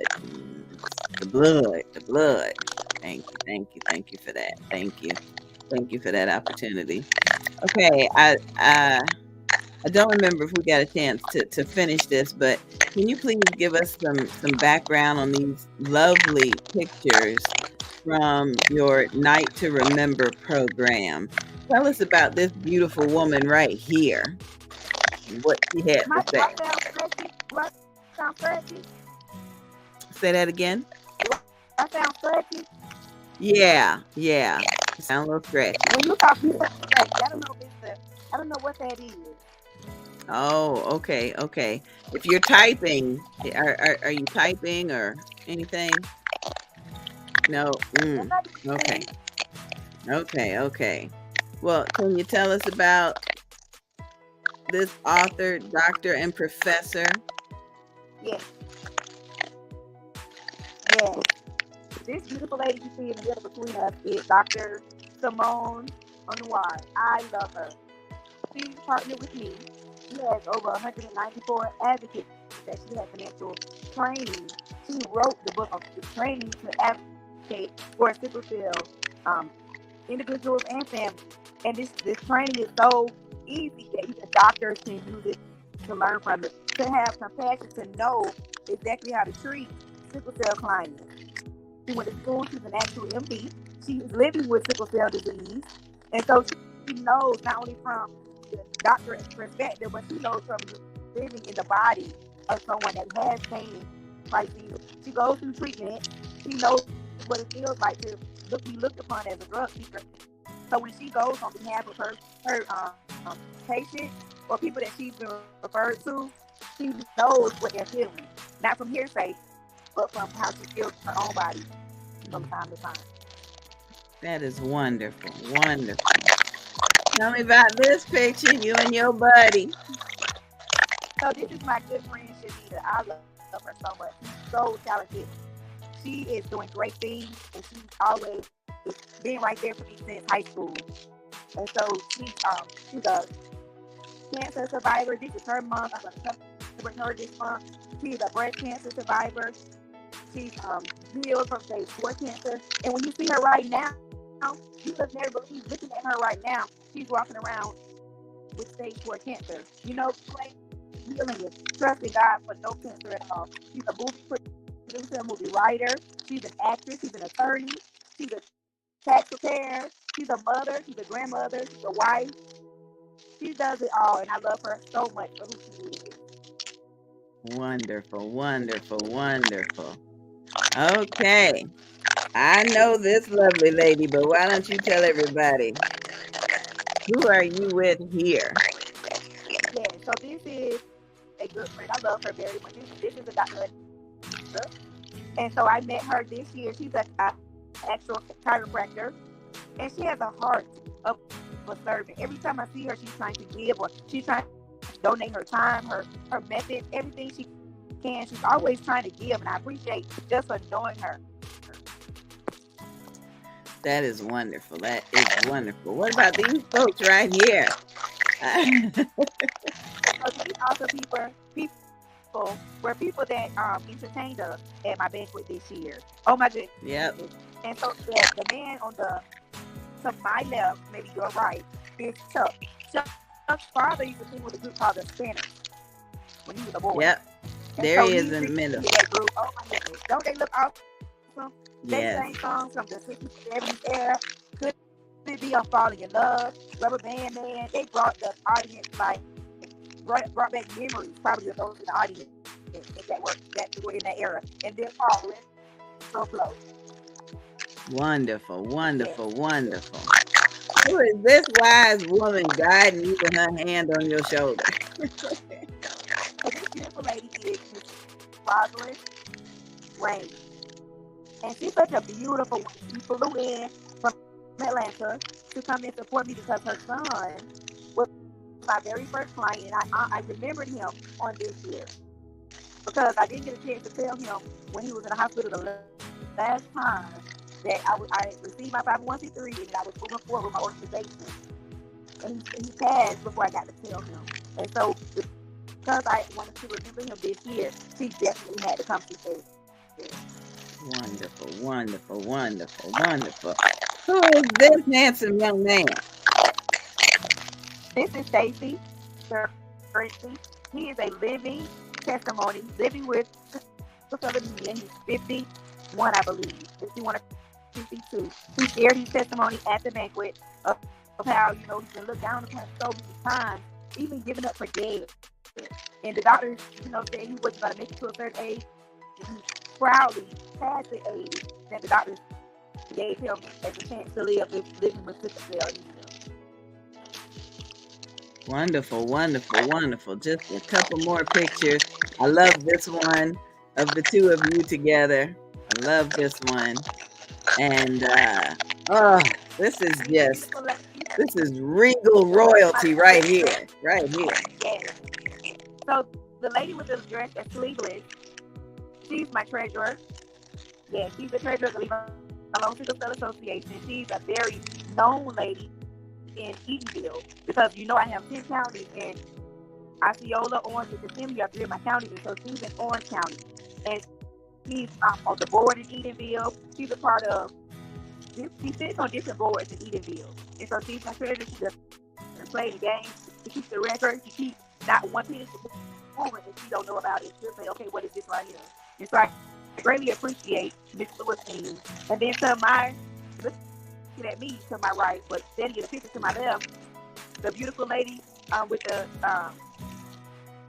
beautiful chiffon dress, that's Miss Bernadette Clay. Miss Bernadette is living with sickle cell. She's 68 years old. She does very well with it, yes. She's living with sickle cell anemia, and I was able to honor her this year, living and doing well. And she has some aches and pains, but she never, ever complains. Anytime I say, how you doing, Miss Bernadette? I'm fine, I'm highly favored, and blessed is the Lord, and so are you. That's what she always says, and I thank God for her tenacity in this walk with sickle cell. Amen, amen, amen. And do you know who these two are? So the male in the picture is Dr. Chester Wilson, and he actually was my moderator, the MC for the night. He did very, very well. And he actually is a trainer. He trains a lot of things. He actually trained me to be the case manager for the state of Florida for training. And next to him is my good friend, Kenya Toomer Griffin. She is a person, a jack of all trades. She does everything. She makes things, she sews, she cooks, she provides meal plans. It's just nothing she can't do. And actually, she's a part of an awesome mentorship program. Her along with Dr. I'll claim it for him, Mr. Collins. They have a mentoring group where they mentor youth and adolescents and adults. I actually had a mentor or a counselor from their program as an adult. Yes. So they do use their skills, their talents, and abilities to bless our community. They have a store where you can purchase nice things at a lower cost. So they're doing big things in this city and the community, and I greatly appreciate both of them. Nice. I'm so happy about that. Well, that was the final picture that I had, and I appreciate you for it. Yes. Can you just put the one up for me and Shanita real quick, please? Let me see where. Oh, that's right. Yes. Oh, that one. Yeah. So this is me at the end of the banquet. So I decided when I had my first banquet in 2021, I always take a picture at the very end so I can show, the years that I've done this and come a long way. So I remember my first banquet, I probably had 20 to 25 people. And that night, Friday night, I probably had close to 85 people. So as I can see and I can know, it's growing and it's getting better and better and better. Yes, yes, yes. And just the look of peace on your face is just a joy. Just a joy. Just a joy. Okay, well, if you are watching the replay, please put hashtag replay in the comments. Tell us where you're watching from, city, state, country, and make plans to join us at the second annual event. We began this in January 2023. At the time, we were raising money so that Levi Long Sickle Cell could procure testing kits for so that Kiana could go out and test students at Bethune-Cookman University and other childbearing students, childbearing people. And we were grateful to be able to help her with that. Our second annual event, mark your calendars, it takes place January 21st through the 22nd, 2024. We will be live from 10 a.m. to 10 a.m. From one day to the next. Still wanting to replenish Levi Long with testing kits, still spreading awareness and raising funds virtually. I am receiving that you will have your vehicle by then. So we will be rejoicing in that, Kiana. So you will have your vehicle. You will have your vehicle. Okay, you got any final words? Say that again. On yesterday, there was someone that posted something on yesterday reference to call this number for proposal, and I didn't screenshot it. It was a 407 number in the comments. Oh, that may have been here you go. I put that up yesterday, that you need a vehicle and we have a proposal if you want to donate a vehicle, so they can send us the text and we'll get all the preliminaries together. So I know we do have a few car dealerships in Daytona Beach that may want a tax write-off by the end of the year. So hopefully they'll reach out to us and we can help you get a proposal together and have you in the Levi Long mobile before too long. All right. You have any final comments before we get out of here with a music video or two? Yes. Stay hydrated. Stay healthy. Make sure you know your status. I'm so excited that I know that I are testing now only two equipment, but Kaiser, section, Daytona State now has a football team. And so I know I'll be testing those athletes as well. So please stay hydrated, stay alert for your body. If you feel pain, that's an indication that something is going on. Don't not go to the doctor. Go to the doctor so you can know what to pray for. Know what to say. You can believe it, but just know what it is. Never not know what's going on with your body. Right. Thank you so much for all of the love and support you've given to me on this month. And it is not going unrewarded. It's not going unnoticed. I appreciate you. My goal is to continue in this fight as an advocate, as an aware, as an inspirer, as a motivator, and an educator. Thank you again so much.